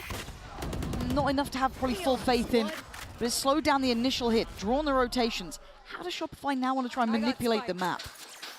Shopify smokes go down, so that definitely makes things challenging, but this Viper wall will allow them to cut off this A link if they want to go towards B. This information coming out from Glance, though, should allow the defenders to make their rotates. You can see Sophia has the long line with this Light outlaw. Shield. Yeah, Light Shield didn't play as well. Can switch over to the Vandal. Ready for this. Sarah, yeah, gonna out-drone in, but the spam is good. Sophia still gonna slip the net. Plays a little deeper, gonna get caught out by this. What? How is she dodging this one? And Noya waiting to pounce. Great synergy between Alexis and Noya. You look at the back lines now. Controlled by Sarah. It's just Sophia left alive in a 1v3. And they're turning tail. They're taking no risks here. They are hightailing towards that A site. And it's up to SRG to keep this clean. One round at a time. They've got to make some money if they want to make this retake, or rather comeback in the second half a possibility. Alexis gaining that ultimate with the spike plant should help them on that momentum swing. Sophia, her job right now is just to take her time. She wants every kill she can to keep SRG's money low. Sarah. Beautiful. Gonna find it. Easy stuff in the end. Good work there. Shopify. It's step by step, right? This, I don't want to say it's out of the realms of possibility. They can turn this one around. They have a couple of ults now kicking into gear, right? This is starting to get there. A little bit of possibility. Money's still perfectly fine, though, for KC. Still able to get a good purchase. Shouldn't be a worry. A couple of ults themselves. They have options. Just need that final round, man. That final round for them. Take us to a third. And for KC, they're opting to not go for an operator. Even though Alkia has that Neon ultimate online, they've got plenty of money, so looks like Alkia wants to go aggressive onto that A main. That's going to give a lot of information. Look at SR. They are so fast. Yeah, right off the rip in towards C. No resistance, no resilience. Viper Spit on top. Dot's going to be there. Does give a little away, but not enough for them to be particularly worried. So Melt, let me get the plant in. That is a 5v5 post here. Sophia's ultimate. SRG is not going to be able to break this, so they've got to make a decision to fall back. Just responding with their own KJ ultimate. Oh, this is going to get messy. The backlines aren't secure. Alkia slowed Look down at slightly. Shopify. It's all a fight down towards long. GX here lines him up, knocks them down. The upset could be happening. It's all down to Noya, and it's not gonna happen. Carmine Core taking us the distance. Sunset on the horizon. And Shopify Rebellion made to look human in a map I certainly did not expect it in. You do not want to see any other way for this to go. The third map deserved. Stick around for this.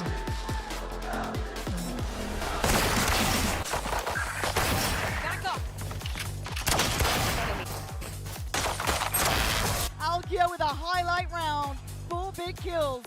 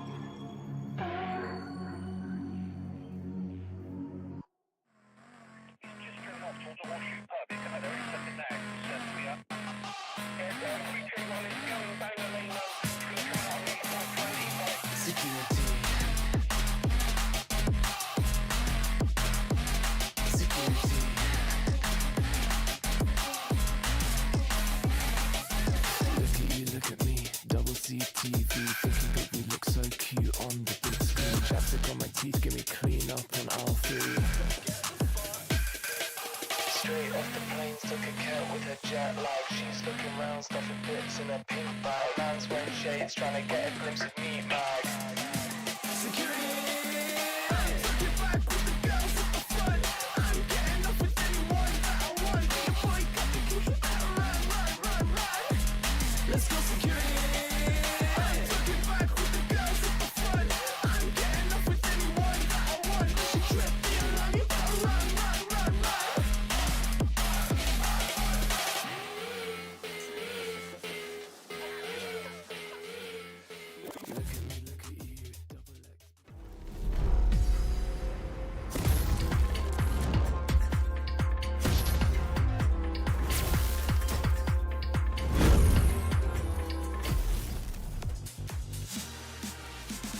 You see those fans jumping up and down, and we are going into a map number 3. That can only mean one thing. KC managed to take Haven from SRG. Oh my goodness. What an amazing performance from KC. We were questioning the comeback, actually. Like, I wonder what they're gonna do now. Can they actually mentally reset? And wow, the answer is absolutely. This was so impressive from them. Yeah, we were speaking about the composition, like going in, playing with the Sky and the Sova, thank you, and how it was going to affect. And I think that on the attack, we saw a little bit of the kind of conditioning that they were doing when they were using the drone in Garage to clear, and like how SR sometimes didn't know exactly how to react, because I don't think that that is something that they see very often. But it's so good to see that mentally they were able to come back, because I think that during the first game, they had a lot of ideas that they just couldn't execute, because time and time again, every single time that they tried to make a play, Shopify Rebellion was shutting them down. Yeah, absolutely. But you know, that was the complete opposite going into this map, especially towards the end. You could tell that KC managed to get their groove. They're like, oh, we got a read on SRG now. Those last few rounds, that was like, it actually had me doubting. I'm like, oh my God, SRG, I don't think they can do this straight. Yeah, it looks so suffocating for SRG in this game. I feel like KC were just running it down in every lane. But like, it's like what I was saying earlier. It's like, if that is your team identity, then you gotta live or die by that sword. And I like that they doubled down, tripled down even, and Althea just was popping off. Yeah, very 4K on pistol. Yeah, sorry. Insane. Yeah, absolutely. I think that, especially, I think that she was struggling because she was trying to execute those ideas on the first map and could not do so. So seeing this resurgence coming in from her, having the impact that she had. If we take a look at the numbers, on the left you have Abyss, on the right you have Haven. What a turnaround. I personally think that Neon is absolutely so strong, and especially in this meta, like I think that we have to see her more and more. And it's blue hair. What else can you do? She has blue hair. That's right. It's meant to be. Yeah. Meant to be. She's channeling She's connected. It. Yeah. It's happening. It's there. Blue wall, blue, everything. You have to keep it going, right? Anything that you need to get that win. I mean, like, hey, if it works for you, then why not, right? And it certainly works for Alkia. This was the Alkia that we were frightened of, you know, as Pacific fans, for example, against Sipto. This is what we wanted to see. And we look at the performance of SRG, and it was really strange to see them kind of second guessing where they were going. And it was because of all of this aggression that Casey was showing. We see a thrifty one by SRG. We also see a clutch. And if you take a look at the bottom, we see a Casey that won the first bonus, won the second one. There's a lot of momentum there. SRG was able to get back into it and got like 5 rounds in a row. And we're like, okay, is this going to happen again? So I love to see the resilience from a team like Casey. Yeah, it's just so hard when you lose both pistol rounds and both bonuses. You don't really have much to play with. Your economy is never really there. You couldn't really get an op up much on defense either. And then you're just getting smothered at every area of the map. And it just feels like you have no space to work with, and you're just getting ran down. It's really hard to play against when a team is firing at all cylinders like that. Yeah, absolutely. They were feeling so confident. We talked a lot about Alkia, but another player that we have to talk about is GX. She's got some moves. Yeah, I think that this round number 10 is very special because of something that Smart7 was saying in the coach interview. I know it's very plain that we have to play our game, but this is exactly what KC does a lot and where GX just excels. In this kind of, I have my ultimate, I'm just going to TP it into their spawn. If you add on to the composition that they're playing, how they're running the condition, and being able to shut down Dodonut and that operator, that is when the ball starts rolling. That is like this is the idea that we had, we executed, it worked, we can win this map. Yeah, the composition was a big thing. There were a lot of question marks. I was like, okay, Sky and Sova. This is gonna be interesting, but hey, I still don't know if I'm sold on the Sky, but I mean, a win is a win. You can't take that away from them whatsoever. I do think now going into like this next map of Sunset, which is also a heavy neon favored map for many teams, I think this could be kind of worrisome for Shopify because you have a duelist player now who just has the entire momentum behind them. Yeah. And they could really just take over the game just like we saw them take over on Haven. Yeah, absolutely. And we're going into a map number 3 now. We're seeing so many familiar faces in the crowd. Just losing it, just going off. Maggie, I love you. That's just like the perfect reaction. I'm sorry, okay, I won't point out. Shh, quiet. Anyway, going into map number 3, we are heading into Sunset. And a big question mark here because like both of these teams run similar compositions. I wonder if anybody's gonna change something up. Casey's gonna ride this momentum, and SRG, I wanna see this comeback from them. Yeah, I wonder if they're going to stay with that composition that we're speaking of. As we said, we're not seeing a lot of breach, but definitely is something that is an agent that can make a comeback. I wonder though, are we going to see some deadlock? Are we going to see something spicy, maybe, you know, that SR has played in the past? And is Casey also going to like match their composition and adapt a little bit to what SR is going to do or what they expect him to do? Yeah, I think bringing out the unexpected could be the key going into Sunset here, Jay. Another Sky? You want another Sky, Jay? Sky again? Silver Sky again? Honestly. No, they got to win you over with this. I mean, listen, maybe they will. Who knows? I mean, we're about to find out right now, but... I would be so down for this. So absolutely down to see the Sage. Give me some PaperX madness.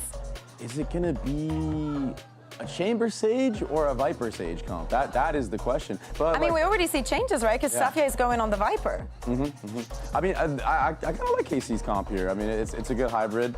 Obviously, you're running KO on this map. You can get a lot of early info, and you could really run it down on KO as well. But what is going to be that last agent that is locked in for Shopify? Is Noya going to pick the Viper?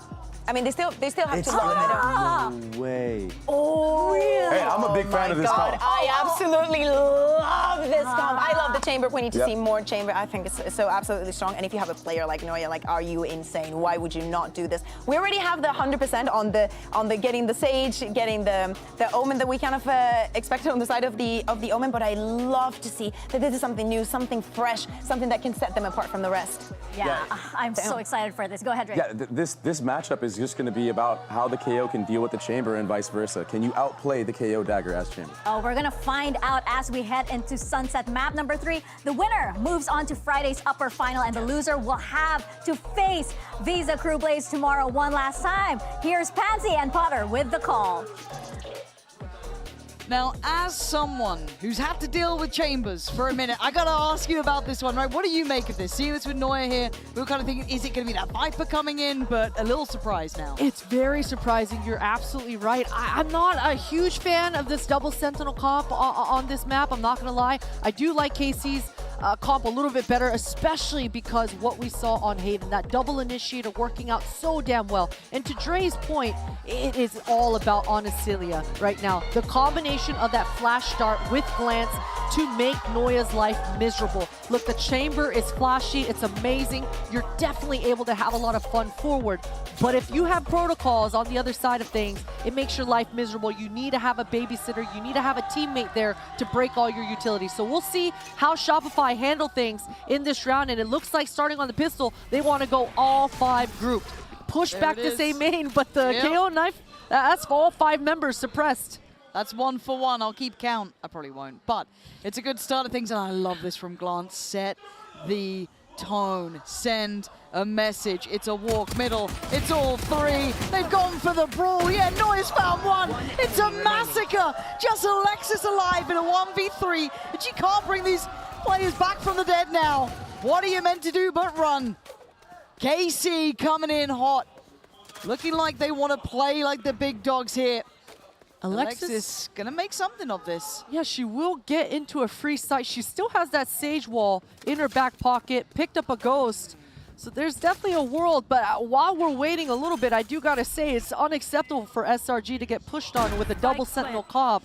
Definitely need to be able to hold their back lines, take advantage of this comp.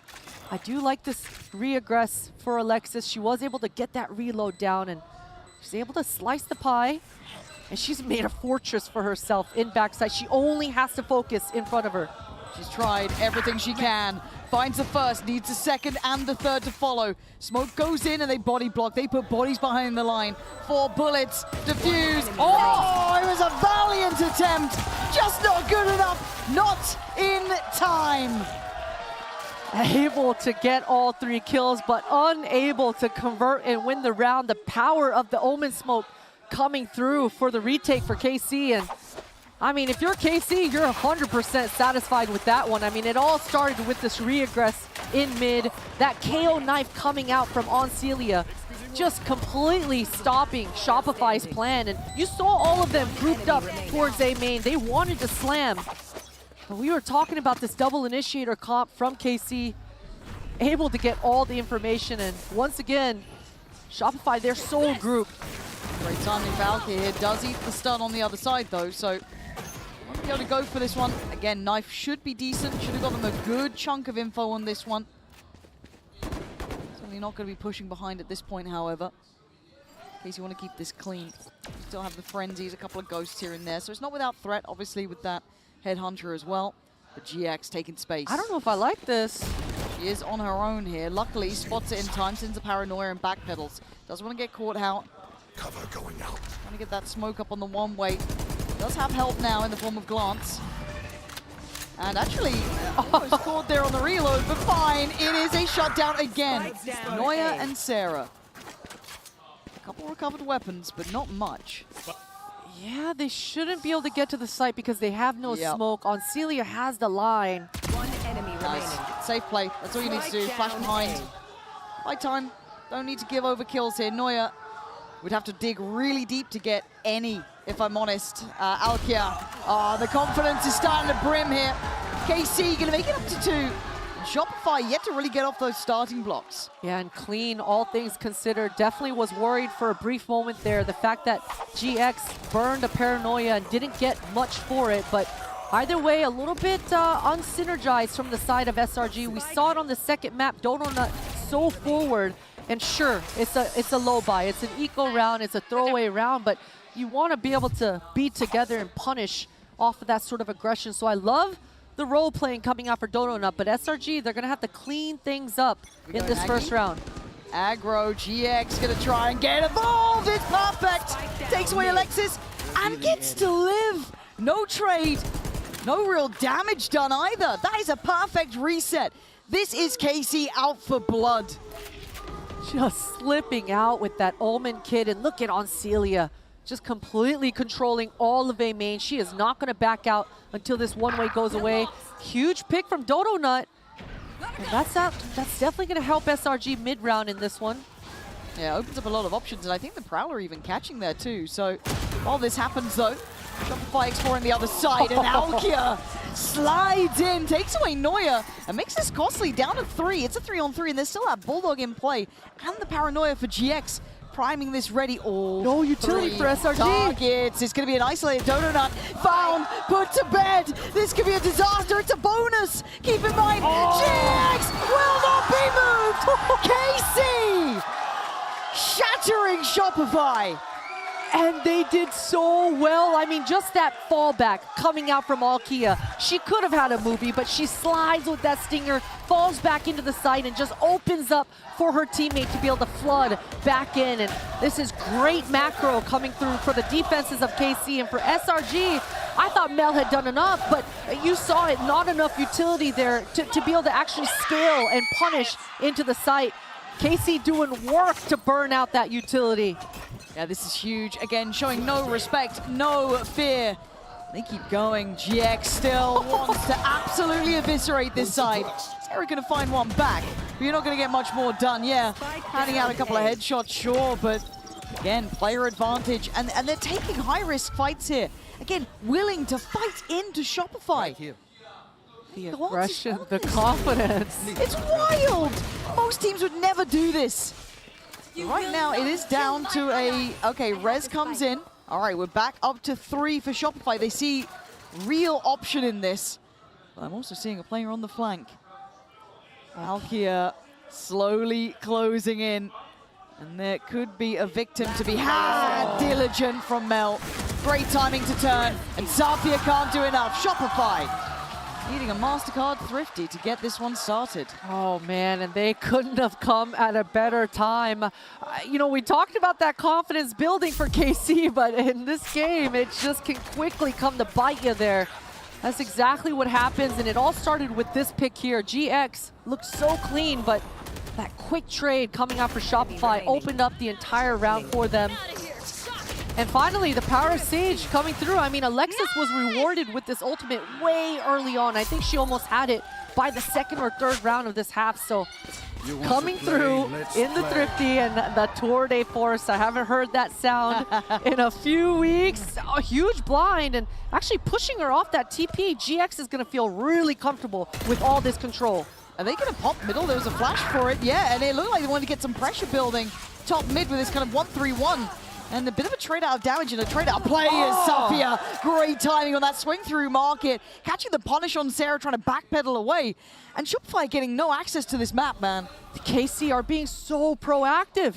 Just every extremity has some sort of trap play. Noya gets taken out. Great trade from Alexis, though. But it should be ringing the alarm bells for KC. They know it's probably tailoring towards the safe side. But for Shopify, they pause and consider another option. And the right read, too.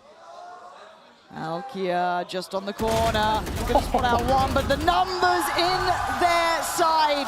This is a dominant start. Carmine Core in full control. The push-pull coming out from KC right now is fantastic. I mean, you just saw the two players from SRG. They were aware. They've been getting pushed and pulled all game long, so they're both looking.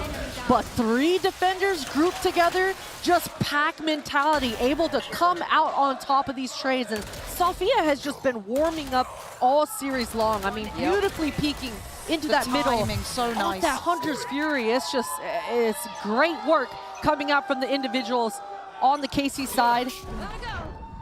Does it stop? Does it slow down?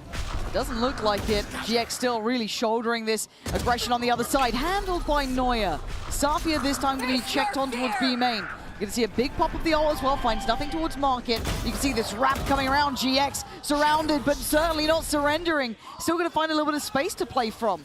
That smoke to work in. The spike is on the site. They don't have B main control. Now they do. Neuer putting in a shift here today. GX though still a nuisance. What a shot from GX. With Shopify playing together. Pulling out all the tricks here. The wall towards that top right side and middle. Wrapping through spawn. And let's see it. This is a 1v3 needed. Very complementary positions for Shopify. Shouldn't lose this one if played correctly. And for Shopify shouldn't be making mistakes. They need to really button up here. I think she knows it. Yeah, the fundamentals very strong for Shopify. On Celia, sensing that, is just going to tuck tail and back out. And what a round coming out for Neuer. I mean, just the way that she got that entry, low HP, playing with her food, keeping that B main player distracted the whole time so that her teammates can wrap around and always create that pinch. But Shopify able to keep it clean, fundamentally strong in this post plant. I gotta say though, I'm still a little bit worried about the timings of their entries. Right now, Dodonut, she's getting a lot of space, a lot of ground, but not able to make these hits as fluidly as possible for themselves. Ooh, taking a breather here. I mean, the tempo's been unrelenting, right? Like, Shopify getting 2 rounds back, but finally the money in their hands, a little bit more control of the economy. Carmine Core, it doesn't really seem to slow them down, though. Going to be on a bit of a broken buy, still that remaining rifle with Alicia, but the rest going to be on Sheriffs, a little SMG, and a very direct approach. Simplistic to start with. And I will keep my eye on Dodonut's performance here. The level of impact will need her to start firing up. That's a good start. Alkia going to be sent away on only 13. 4 being collected for Alexis. We already saw that, how much value she got out of that res. Dodonut on her entry. Nice. Nice cleaning up work here. Yeah, this is good. Shopify, not really pulling punches, just very clean, simplistic, overpowering towards B. And for Safia and Glance, she'd love to get something on the way out, but unlikely. And obviously you don't want to feed through any of these ults as well. Starting to see them swell on the other side for Shopify. Alexis already back on that res too. Yeah, it's a tough call for KC though. I mean, for them, they don't want to give away the ores, but they do want to punish the money. I mean, Shopify, they barely just collected 1 round in a row. Some stability, right? Yeah, you don't want to let them get that ball rolling. So I definitely expect KC to try to punish, but doesn't seem like they're wanting to. No, for Shopify, a necessary round though. A little bit of a calming of the storm. Mostly given because of the purchase outweigh, but still for Carmine Core, no problems yet. And also no timeouts for Shopify at this point either. They've happily let this go. They seem to still be, you know, willing to kind of let this play out. Whatever the plans are, it seems to be working just fine. On the other side, similar stuff. So we can kind of look back through this round. I mean, you saw the pressure on the backside. Very hard to handle this if they do go back into it, but obviously, if you're on a bit of a half buy, you can't really take it as absolute gospel. But I do see Outlaws being toyed with for Neuer, and a couple of regen shields and a light shield in play, so could have some validity here. Has this done enough to deny the aggression that KC has been banking on?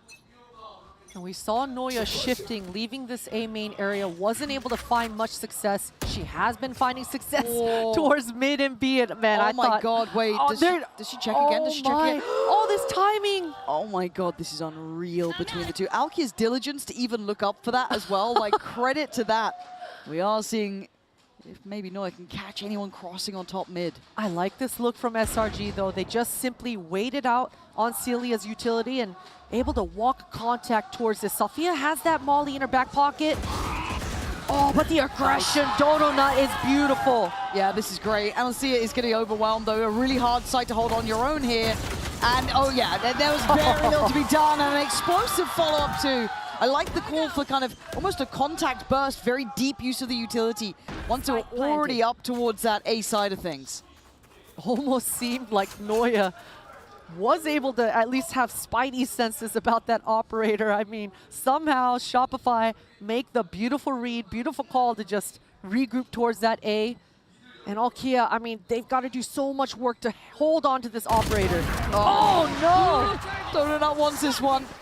Can she take it out of the hands? Yeah, it's going to be done. Okay, so Casey do not get to keep the weaponry. I'm going to look at those finances. They're going to be struggling here. Flawless round for Shopify, and it's timeout time. Casey don't like what we've been seeing in the last couple of rounds, because Shopify have got the answer. And just how quickly the momentum swings in our game. It is unreal. We were just talking about KC potentially just ruining SRG's money, but now just quickly, and with a flip of a coin, it's SRG now just completely controlling the pace and the momentum here. For KC's side, they've got to be talking about Safia and this A main control. These last couple of rounds, SRG have been able to find an answer for Oncelia's info. Right after they get that A main line, they're able to re-aggress. And, you know, before it was KC re-aggressing in mid and pushing down, scrimming and finding those timings that was finding them all that success. But these last couple of rounds, SRG have actually been able to sustain and absorb that early round aggression. Yeah, and this is where you kind of really start to see the value of these teams, the validity, the depth. Once that initial look gets worked out, do they have the ability to evolve? Right now, this round coming in is going to be tough. It's going to be on Sheriffs. It's going to be hard to make it work. But an ethos change potentially, a good mindset refresh here. Could be just what the doctor ordered. Checking back in as well on the chamber. Again, Noya's starting to really get into her own. It looks like starting to find a little bit more form here. Alexis starting to come online. Donut certainly picking up as well. This is looking much better, right? Starting to find that form here. Find their footing after what was a real shock of a start. I mean, not many of us would have seen it being so clear-cut. But let's see if now Shopify can take this lead, or do they get caught off by this 4-1 stack? Shopify being very thorough about this potential mid-push. They definitely heard that market door being closed. But it looks like they just want to leave Noya all on her lonesome, and that dog will push back on Celia, and she's all alone on this site. Yeah, this is really, really tough. I'm gonna at least get a cross-map smoke for her, but even that said, it's still not easy to play into this. But you can see the, I don't say hesitation, but the caution from Shopify. Again, we've seen that there could have been a stack here. We've seen fast flanks. We've seen a lot of different looks from KC. So Shopify just kind of pausing, right? Get that initial contact, kind of force Analysia deeper off this angle, and then just, again, slowly going to scale up. They do not want to get flanked again. Noya just making sure there's no chance on those back lines. I still like the gamble stack from KC. You know, it wasn't obvious in the beginning. You might as well take a risk. They decide to stack towards that B. Unfortunate that Shopify decide to go towards A, but oh, they might 3-2-1 this spawn push, and all of KC are pretty ready here. Yeah, I want to see how this kind of unravels, because both willing to go for a fight. Noya going to spot out at least one. That's enough to be a little bit of a warning, but it's tough to play back in. That wall is going to be frustrating. It should be towards the tail end of things, however, but where the spike's planted, it's not easy to get through. You're going to have to try and break the wall. You can see what Shopify have done here. Built themselves their own fortress. GX has found Noya, though, so that could open up the floodgates. Pressure's going to be late now. Mel does well. Tap on the spike. Yeah, KC dwindling numbers. It is just down a glance found. Shopify taking the lead. Being a little unorthodox. I think Sarah does get lost in that mayhem, but still, they should be fine for the money, fine for the repurchase. No problems on that front. Clean, clean. Exactly what you want if you're Shopify, trying to regain yourself in this first half. Things were getting a little wonky, and this is a huge round coming up in this first half, especially considering how back and forth it's been so far. For Alexis, that Sage Res in the back pocket, definitely looking to see Noya going for an early pick. Looking at this mid piece again, I kind of like the ideas we've seen around it. Alkia this time on patrol, on duty over towards A, operator ready. Noya's been good at this though. This time a little bit deeper on the line, hasn't explored further yet. Safia trying to work it out as well. This is what we're looking for, is adjustments and how they want to approach this too. Prowler towards market, kind of gives away a bit of the game, but Alcia is already going to find Alexis, so that res is down. That's the first person gone. But it's a fast B split. Dodo Nut has been able to re-wrap, and look at Noya's positioning. She's just waiting for the pinch. Yeah, this is getting sketchy. And Mel's going to find GX. Safia overwhelmed. Good trade. Sarah will let that happen every day of the week. Noya there to kind of be the full stop to the sentence. Plant now in time on their side, but it is a 3v3. No smokes, though, for the side of KC. On Celia's ultimate on KO should buy them some time. No utility being used for Donut. And no trades available on that position either. A very isolated spot there. And now you got to look at the last two. Sat a little bit deeper. Ice towards Neuer. Ice towards Mel. Good plant for them here. Oh, great trade. Hold on. Oh my God, Analcia. How did you get that follow-up on Mel? I do not know. But it was heaven sent for KC. 5-5 now, still very much in this game. Celia taking full advantage of that KO ultimate, giving her that little stimmy, that speed to be able to shoot her gun and move a little bit faster. And I think, I want to say that KC probably communicated to each other about Mel's positioning. I think they saw her TP up there a little bit earlier on. But beautiful stuff, and you can see how hyped KC are getting. I mean, that was such a huge swing round coming through.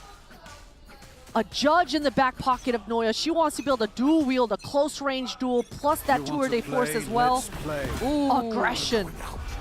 Yeah, I wanted to see if they followed behind that. They've already forced him off the line at least, but still, look at this reaction top middle. And let's see, again, great positioning. Donut's getting nothing up here. Stalls out, ready at market. Glance on the 1-2 punch. Alexis still has this res. Does she invest this? I don't think she's got time for it, really. The double swing. They're getting proactive. Another brawl breaking out, and look what the spike is left. And the pacing from Alkia on this flank. She is here fast. She can tick off. She can tell them, don't worry about market yet.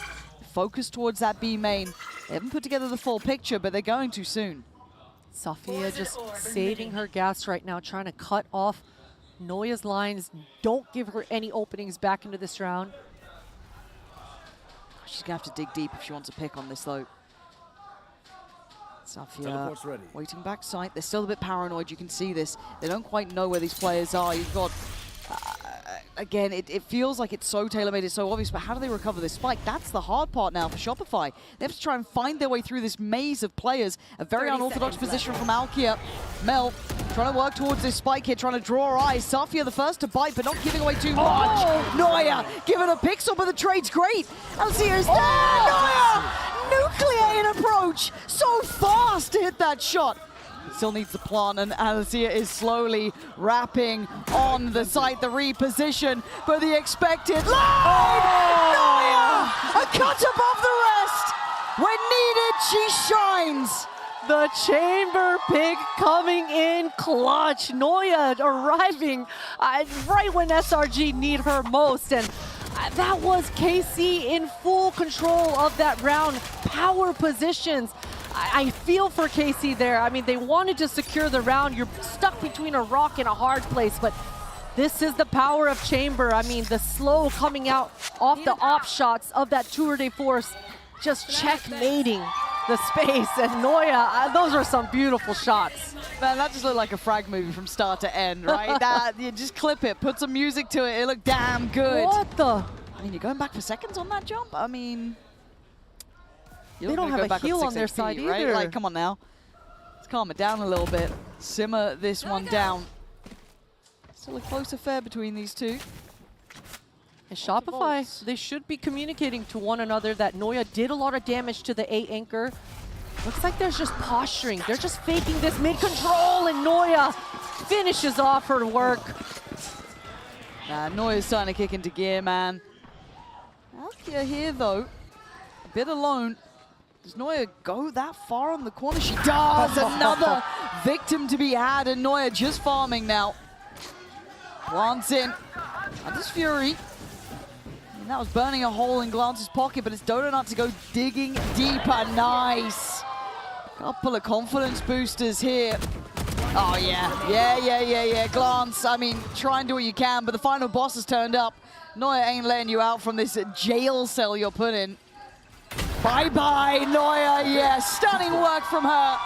Shopify give themselves a buffer, a little bit of distance here at 5-7, a close game. What a start from KC. Actually really pushing those numbers at the start, but Shopify under pressure come out swinging. If I'm not mistaken, we even have a little bit of a treat lined up here. I believe Jen Lee standing by with an interview to give us a little bit of a further glance into some of our players.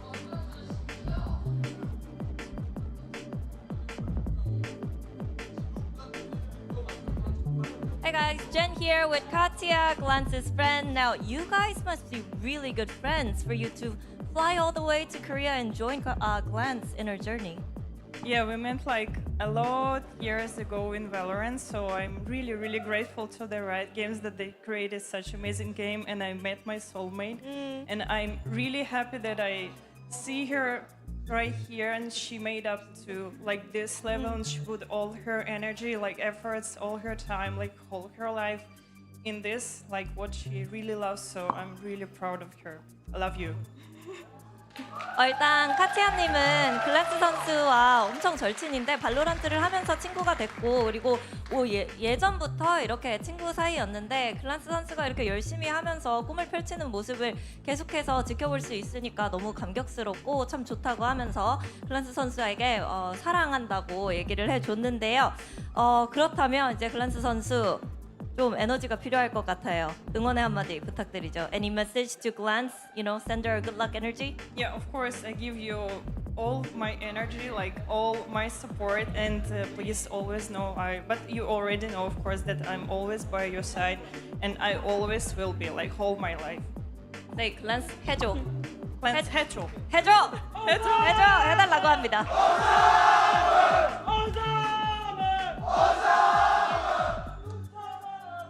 Like that. Seriously. That is so sweet. Like, damn, get you some real friends like that. But still, at 5-7, this is a close game, right? It was a turnaround. It was a turn up from Neuer. Coinbase econ report on the screen just for you folks to have a little glance towards, a little look at. But Christine, that turnaround, that upswing from Neuer was something to look at. It's just absolutely incredible, and it's gonna mean so much for SRG, swapping now over towards the defense side of things. And you know, we talked about this double sentinel on the attack, a lot slower of a start, but with Neuer heating up like the way she's been doing, now on the defense, she really can have a lot of fun. And you know, I talked about who's gonna be that teammate, who's gonna be there to hold her hand and break all her utility. She's got a pocket save. She's gonna be able to slice the pie herself, talk to her teammate, drop that sage wall, and she's going to be able to choose her lines in the mid-round. So KC on Celia, I'm looking straight at this KO, and the information that Glance is going to be able to give over towards each other to be the counter to this chamber, because Neuer is just having a lot of fun right now. And you got to stop it, right? Stop it in its tracks and fast. 5-7, KC, got to start this one up well. There's that wall, there's that pressure. And this was very early. That was an insta-paranoia. I mean, but look, okay, so we've got a B main walk, we've got a top mid walk. Whoa! Alkia! Man, I blinked and missed it. I don't know what Neuer was meant to do, but now the map looks weird. Look at these positions. The 3-play walkout from B. We've got top mid controlled by KC. And you can see the hesitation with the spike. They're like, where the hell are they? This seems bizarre. And the knife's going to isolate and identify where Alexis is. Didn't expect the wrap from top mid. Safia with a checkmate on that. They should be able to put together where Shopify are coming from now. Yeah, that process of elimination, the brain ticking away, but the speed from SRG, they're able to find one, but KC, they're all grouped. That smoke is going to buy them time. Yeah, GX can play around this well.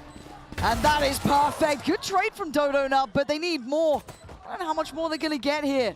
Safia down low. Oh, wait, hold on. It ain't over yet. Look at the HP on KC. Mel, Donuts making mountains out of molehills. I don't know how they just did that. We need to watch a replay from Dodonut's POV because that was ridiculous. Low HP, and you know, we've been talking about the synergy. We've been talking about the new duelist from Dodonut on this international stage, and she is heating up. Those were ridiculous shots.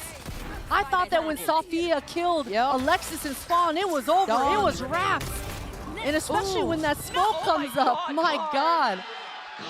Even Mel is surprised. Same, like none of us knew what was going on. That is wild. Holy moly. We got Stingers coming out. They're behind this, man. KC, they're coming in with a big fight here.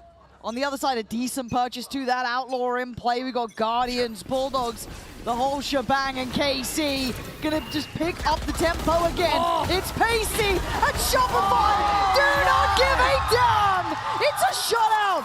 9 rounds to their name.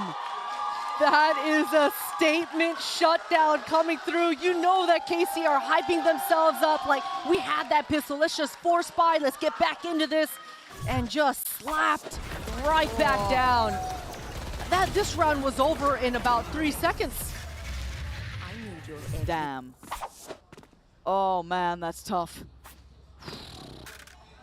KKC, gonna have to suffer through this one. You're gonna start seeing those double digits against you. You start feeling that weight of this game.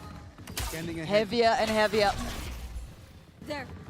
The nightmare of anyone who's on a pistol. That down wall. On the other side.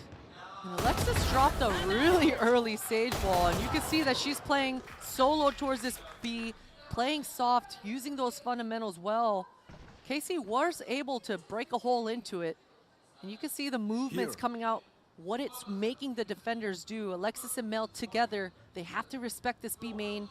And KC are using that time to regroup towards A, but they're trying to dodge this long line, potentially expecting a push from the SR side of things. But right now, they're just stuck in their own spawn. They don't really have any answers.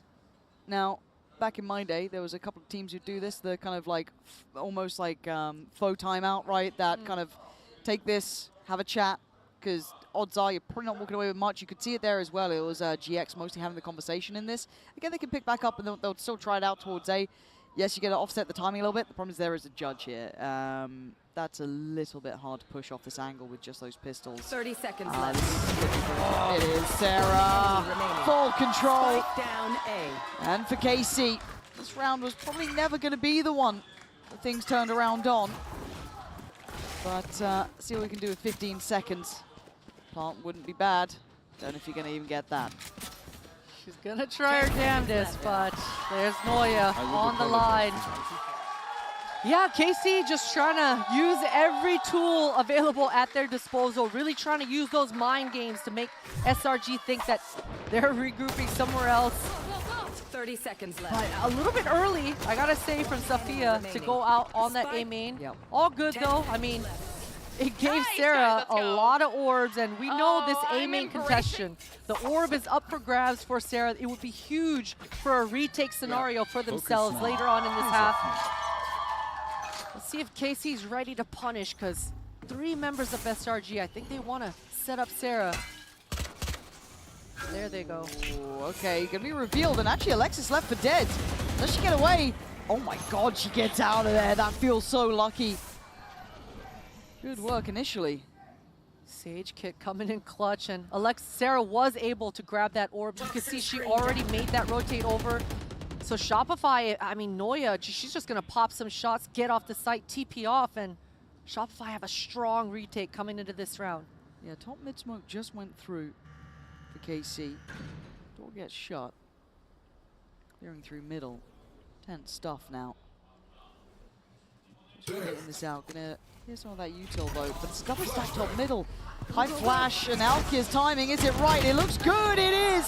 KC explode top middle. Reward found. The issue is still on the site itself. It's still kind of an extended bonus for Shopify Rebellion. So not with the full weaponry, but this Outlaw is dangerous, especially in Noya's hands. Alexis on the corner. Can't quite connect. And Celia clears it well. KC. This is better. Mel in a 1v4. 30 seconds left. Bulldog far from ideal at this point. I think there's a little upgrade there. Spike planted. I think that's about all she's going to get in this one. Glance just jump spotting this. So going to note the position. And kind of somewhat shuts the door on the possibility. Already see Safia sat a little safer. And yeah, she's going the long way back around.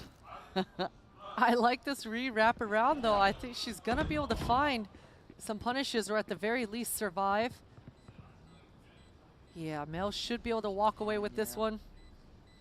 All good. What a pivot coming out for KC. I mean, just an immediate response right away as they're losing that B main control, making their way up towards top mid. And the flash coming out from Celia didn't catch anyone, but Dodo not getting caught between a rock and a hard place. I mean, that was an explosive opening coming out here for Alkia. And that ultimate coming out on Sarah's back, it should have come into play, but she just gets exploded on immediately. Glance is able to take her out. And that was dry. No utility either coming out for KC. So for Shopify, they got to be better on their defenses there. And for KC, I mean, if they're able to work around the map like that and punish and find those openings, certainly it's going to give them an answer for their comeback in the second half. There we go, early paranoia. Neuer standing guard though, takes Beautiful away shot. Alkia and stands her ground.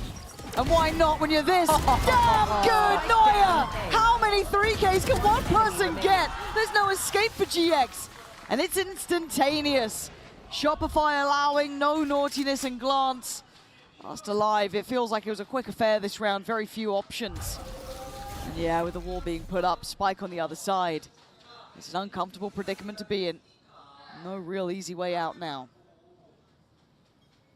Taking a little gander, and she's got the Hunter's Fury in her back pocket, but she's just looking for kills here at this point, taking her time.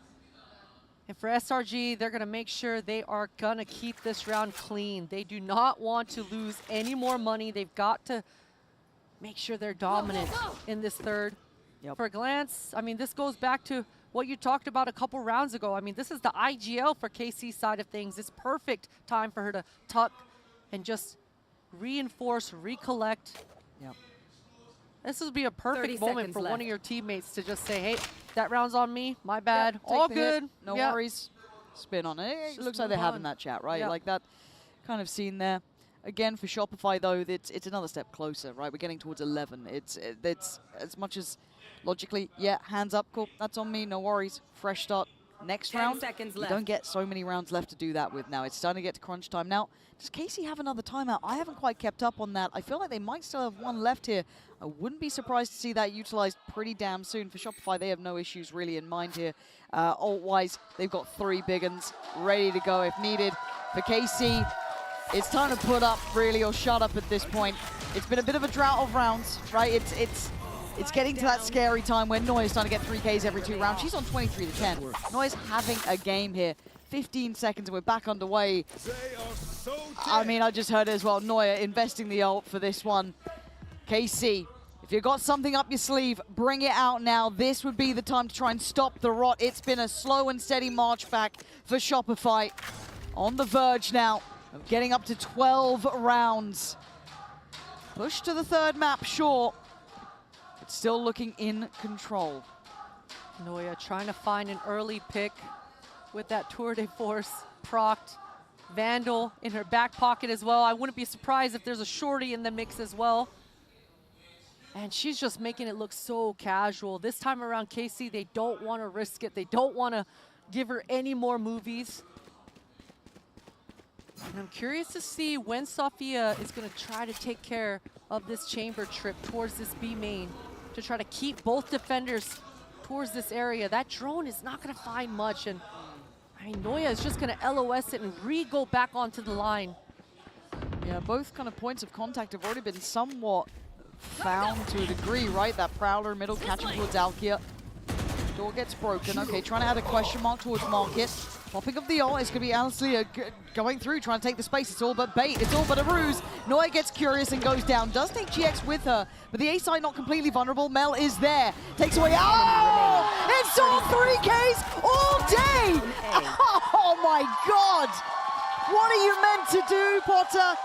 They keep doing this to the man. And we got to see a replay. We barely caught it at all, but I'm wondering if KC, they didn't use the flash from Oncelia. How the hell did Mel get away with just a free line like this? I mean, 3 members from KC peeking one by one, and it's just not good enough. Shopify, we talked about their protocols. We talked about their defense. This is where this comp is meant to shine. And if it's not Neuer, it's gonna be Mel. Each player taking turns, just dominating and eating up these gaps. For KC, oh, it's just salt on the wound. Yeah, this is getting brutal here. Alexis trying to be quick on her feet about it. Dodo not going hunting, can't quite find him in time. Neuer gets curious, and you know what happened to the cat? Noya goes down, leaving in this 4v4. Alexis has a corner to play in. Casey are on the site though. And then, okay, Mel's gone down. Wait, this is starting to look a little bit better. Casey and all the chaos, maybe still alive. Maybe not. Donut on a tear. They're taking turns getting threes. Last one alive. Shopify Rebellion maintain that they are the golden standard here today at Game Changers. 13-6, take it to a third, and they still elevate further. Potter, they got pushed, but they pushed back harder. Statement series for Shopify. I mean, especially with the fact that it is Donut carrying at the end to cross the finish line. I mean, I love the fact that she was looking free and loose to just send a message out there and say, you know what, I'm Donut and I'm here to fucking shine. Hell yeah. On the other side though for KC, it takes a special team to push someone like Shopify to the third to look that deadly. You just can only imagine how far this team can go, threatening throughout. But the moment is it's certainly Shopify's. Finally seeing them put under some pressure there. That's what we wanted to see, pushed to their limits a little further. And again, a moment to look at here. Every single player having their time in the sun, putting on a great game, standing tall and showing us what they can do when given new threats, new problems, new puzzles to solve. And we will be having a lovely interview as well in the Verizon post-match interview. It will be with Noya, so you'll want to stick around for that, obviously. And guys, we've got to hand it on down to them. It's always a treat to hear from them, so we're going to hand it out of there and go down to the stage. Congratulations, Shopify, still undefeated now. GG's, Noya, please join me over here. 네, 쇼피파이의 노야 선수 만나보도록 하겠습니다. 가장 먼저, 아니 이제 체인버까지 이렇게 잘하면 도대체 어쩌자는 건가요? 대회에서 노야 선수 개인적으로 체인버를 잘 꺼내지 않는데 이번에 선셋에서 픽한 이유부터 물어보고 싶네요. 노야, congratulations. But you on chamber, we think we like that very much. But he's just an agent that we don't really see you a lot on, especially when it comes to these matches. So why'd you decide to, give him a go? I think we had a hard time figuring out what to play on Sunset because since the Cypher changes, no Sensi really felt good. And then it was like hey, let's try something we tried before that, it failed last time. I was horrible in Chamber last time. But then this time, Effie just told me stop thinking and just peek and kill them. And I mean, it's what works. That was the key. 먼저 이 체인버 픽을 하게 된 이유는 사실 이제 패치 업데이트 이후에 사이퍼가 너무 좀 좋지 않아가지고 다른 감시자를 뭐를 쓸까 하다가 아무리 봐도 이제 형 감시자 중에는 체인버가 조금 뭔가 써볼 만한 것 같아서 체인버를 선택하게 됐다고 하고요. 그리고 저번에는 뭔가 좋은 모습을 보여주지 못해서 체인버를 좀 손에서 놨었는데 이번에는 그냥 팀원들이 아니 그냥 피킹하고 보이면 쏴서 죽여라 라고 얘기를 했고 진짜 그렇게 플레이를 하니까 좀 좋은 퍼포먼스가 나온 것 같다고 얘기를 했습니다. 그리고 오늘 약간은 좀 쇼피파이도 시험에 들었던 경기가 아닐까 싶어요. 특히 여태까지 패배가 없었기 때문에 헤이븐에서의 패배를 좀 어떻게 받아들였는지도 궁금하거든요. 어떤 얘기를 했었는지 물어보도록 하겠습니다. Let's talk about your culture behind resilience and your mentality because you guys haven't lost and that Haven loss, how did you guys deal with that? What were the talks? We had a backstage talk where we were just focus on our own game plan, stop panicking, listen to each other, calm things down, slow the rounds down if we have to so we don't skip steps. And I think it was much better on Sunset. We really took our time and didn't rush anything. 먼저 헤이븐 끝난 뒤에 서로 얘기를 나눴는데 이제 헤이븐에서는 좀 너무 빠르게 급하게 경기를 치른 것 같아서 조금 만약에 우리가 너무 서두르는 것 같으면 정말 스텝 바이 스텝으로 모든 디테일과 모든 전략들을 지켜가면서 천천히 해도 된다. 그러니까 좀 침착하게 그리고 천천히 하자라고 얘기를 했고 선셋에서 정말 그런 부분이 잘 통한 것 같다고 얘기를 했습니다. 이렇게 해서 노야 선수 만나봤습니다. Thank you, Noya, and best of luck in this tournament.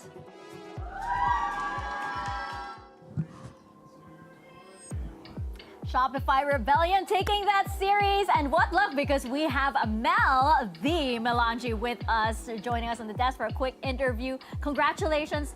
That series, I feel like my brain is now mush after watching that series because it was just so intense. I have to ask you though, first things first, how did it feel like walking out to the KC fan club that was there? They were booing as you came out. It was heard in the broadcast. They did that to Sipto as well. So how did you guys feel walking out to that? Bro, it's so insane. I love seeing when orgs have like such awesome fan bases and teams of such dedicated fans. So I couldn't even hate because I love seeing that. And like for me, just competing, this is kind of what it's all about. Like, you know, fans yelling at other fans. I like getting booed at, or like, you know, people cheering for me, everything. I just love the fan interaction, the crowd interaction, whether they're rooting for me or against me. And for me, it just made the crowd just feel so lively. The game felt so alive today. And so I really appreciated it. You know, K-Corp fans, you guys are great. Along with the SR fans in the audience, y'all were loud too. Y'all were loud too. We felt you. Special shout out to Storycon, by the way. Yes. He's there. He's always there for you guys. But you are just the biggest cheerleader for Game Changers. I feel like you are not only one of the biggest personalities of the scene, but you're also this community's biggest cheerleader. You're always the one hyping up everybody. You're like, oh, Daiki's my god. Oh, Mimi's insane. Oh, this player. I'm curious if there's any players so far in the tournament that maybe that's new or that you first interacted with that's impressed you a lot so far. I need to think. I mean, for me, someone that's brand new, I can't think of, but I can think of people who have come here before. For some reason, I feel like just crew as a whole, I think their team is severely underrated, and I think they could definitely do some damage. I watched them play, and all the players, like Kunir's been here for years now. She's been like a staple alongside, you know, like me, Lexi, and Mimi and Petra. But yeah, I'd say Dodds. Dodds is really, really nice. Like they have such a nice vibe being around them. And for me, yeah, some of the KC players as well. I miss seeing Lance. So when I see her, it's always just really friendly vibes between us. I love her. And in terms of gameplay, Alkia today, she really impressed me. Her duelist, like, bro, I was getting sat down on Haven. I'll say it, I was getting sat down. I was getting sat down. Yeah. Okay, let's talk about that actually. Let's talk about how different were the team vibes going from Abyss and then into Haven when Alkia came online? I think on Haven, maybe we went into it, I can speak for myself, with the mentality of like maybe we had already won it because our Haven has historically been a very good map for us. I mean, like this year we beat TSM, like our first challengers win was on Haven. For over 400 days. Like it was it's a solid map for us, right? So maybe we came in with a little bit of overconfidence. We didn't give it maybe the love it deserved, but I think that after that, we just found out we had to play our own game. I think their comp kind of took us off kilter a tiny bit, something we had never really seen before, and they played it well. Like, bro, I'm on attack. My first call is instantly getting countered. Like, even Loic's call, boom, there's 3 stack C. It's like, they had really good reads, and they had a great game plan, and shout out to them, because I think the Haven was just well played by them. Yeah, okay, Haven was there. You definitely come back online for the last one. We see a different composition. We see the Chamber, we see the Sage. Was this something that was very premeditated going into this tournament? This is something that you really thought through, and especially with the changes that we're seeing in the game, you see the strength in this composition? Yeah, we've had a lot of thought going into this new meta with what comps we're going to play. We put so much thought into it, and listen, they had a surprise for us on Haven. We have a surprise for them on Sunset. As well as them, they also changed a couple agents, if I remember correctly, the KO and the Viper. Like, I see that they're also trying to adapt to the meta, but I think our comp, I don't know if anyone here has been watching the off-season games, but at the Sen Invitational, Sentinels was running this comp, and a bunch of other teams in NA, so it's been really cool. I think it works for us great, so I'm gonna keep using it. Yes, you should have heard us like shouting when we saw the stage and we were already losing it, and then we saw Noya locking Chamber. We were screaming. When I first saw the stage, I was like, I'm listening, I'm listening, okay. And then Noya on the Chamber, I was like, I am listening. We lost it. Okay, since you brought out comps, I think we have to ask about the KJ on Abyss. Yes. We did have a lot of thoughts on it, but I just want to get your thought process into how it works for the team and if you felt that it did work for the team in this match. I'm gonna give full credit of that that comp selection to Effie's, Loic, our coach. That was completely his baby. And at first, even I had my doubts. I remember scrimming, and like those first couple scrims, calling on attack with that comp was very difficult. But you know, I feel like we've got a lot of reps on it. This has been in the works for a while, and you know, we think it works really well in Abyss, and we're hoping to keep showing that going into the rest of the tournament. I mean, you were speaking about Alexis going on the Killjoy and being difficult to deal with Alkia on that second map. Alexis was doing a lot. She was shutting her down in a a bit, so it definitely worked. Yeah. I want to call back Baby Bay to kind of because he had a lot of thoughts on that composition as well. But yeah, I think it was Dota that pointed out in the Arrival interview about how she was so impressed how the team really keeps this underdog mentality. We're seeing the brackets right now, by the way, and we're seeing some interesting matchups coming up in the next few days. But I wonder, even as you go up against the biggest teams here, she said that you always come in as like, you know, you're not the champions, you're not the defending champions. No, we've never won trophies before. Why do you think this is a good thing? I mean, obviously it's a good thing for the team, but why do you think it's important for you to keep this up in every single match versus being overconfident?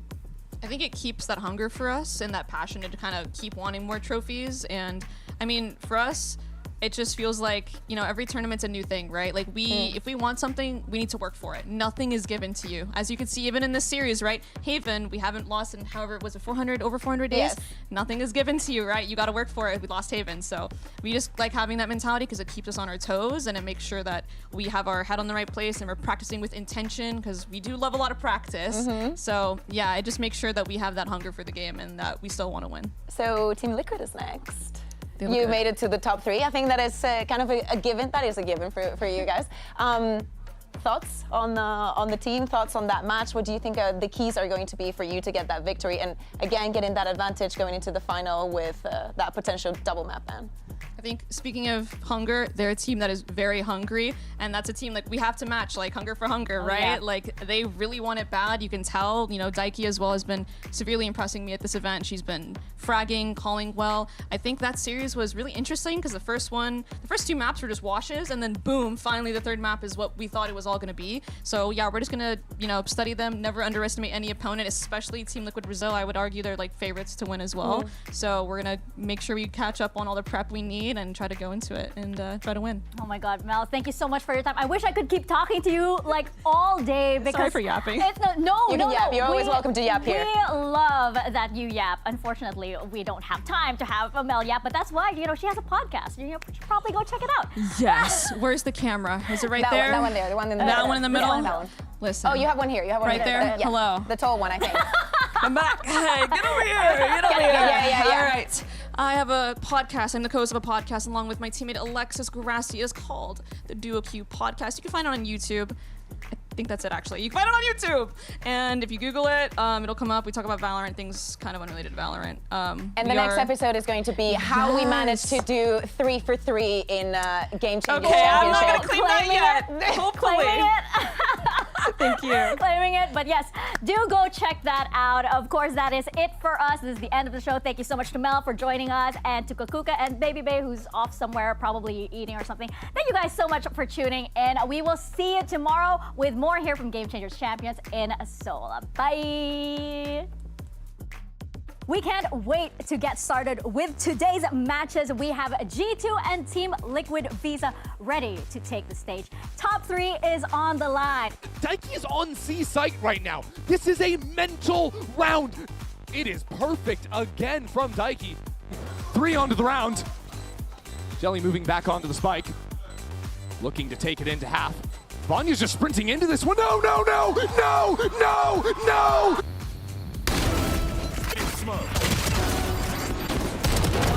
Remaining. Okay, here's the sell. A stomp on map 1, a stomp on map 2. Split has to be good then, right? Amy sees a gun. Nice shot. Amy is still not dealt with. Turns the flash. Brilliant shot. Amy! She has been a monster this game. And Daiki needs to deal with her and the young superstar. And Nikita! Daiki does it! She will find it herself.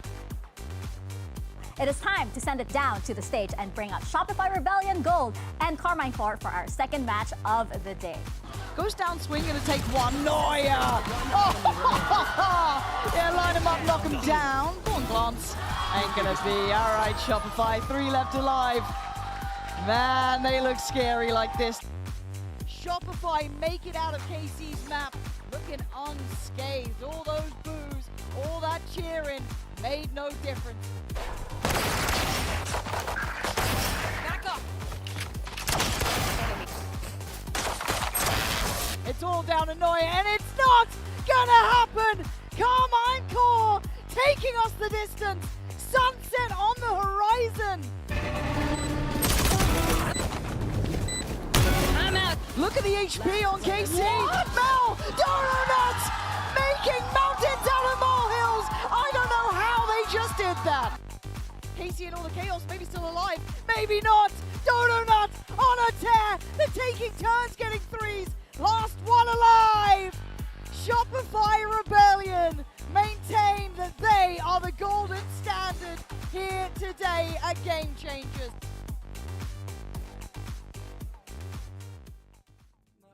Every time your voice had left a scar. You say you're crazy, but baby I'm crazy, yeah. Now you get to look and see. It has to make you burn. Has to make you burn. Has to make you burn. Yeah, I wanna watch you burn. I wanna see you burn. I wanna hear you burn. Yeah, I wanna watch you burn. Did you get what you wanted? What you were hoping to find in me? You're lucky I'd never be that malicious. Better watch where you step, cause I'll make you a witness. Has to make you burn. Has to make you burn. Has to make you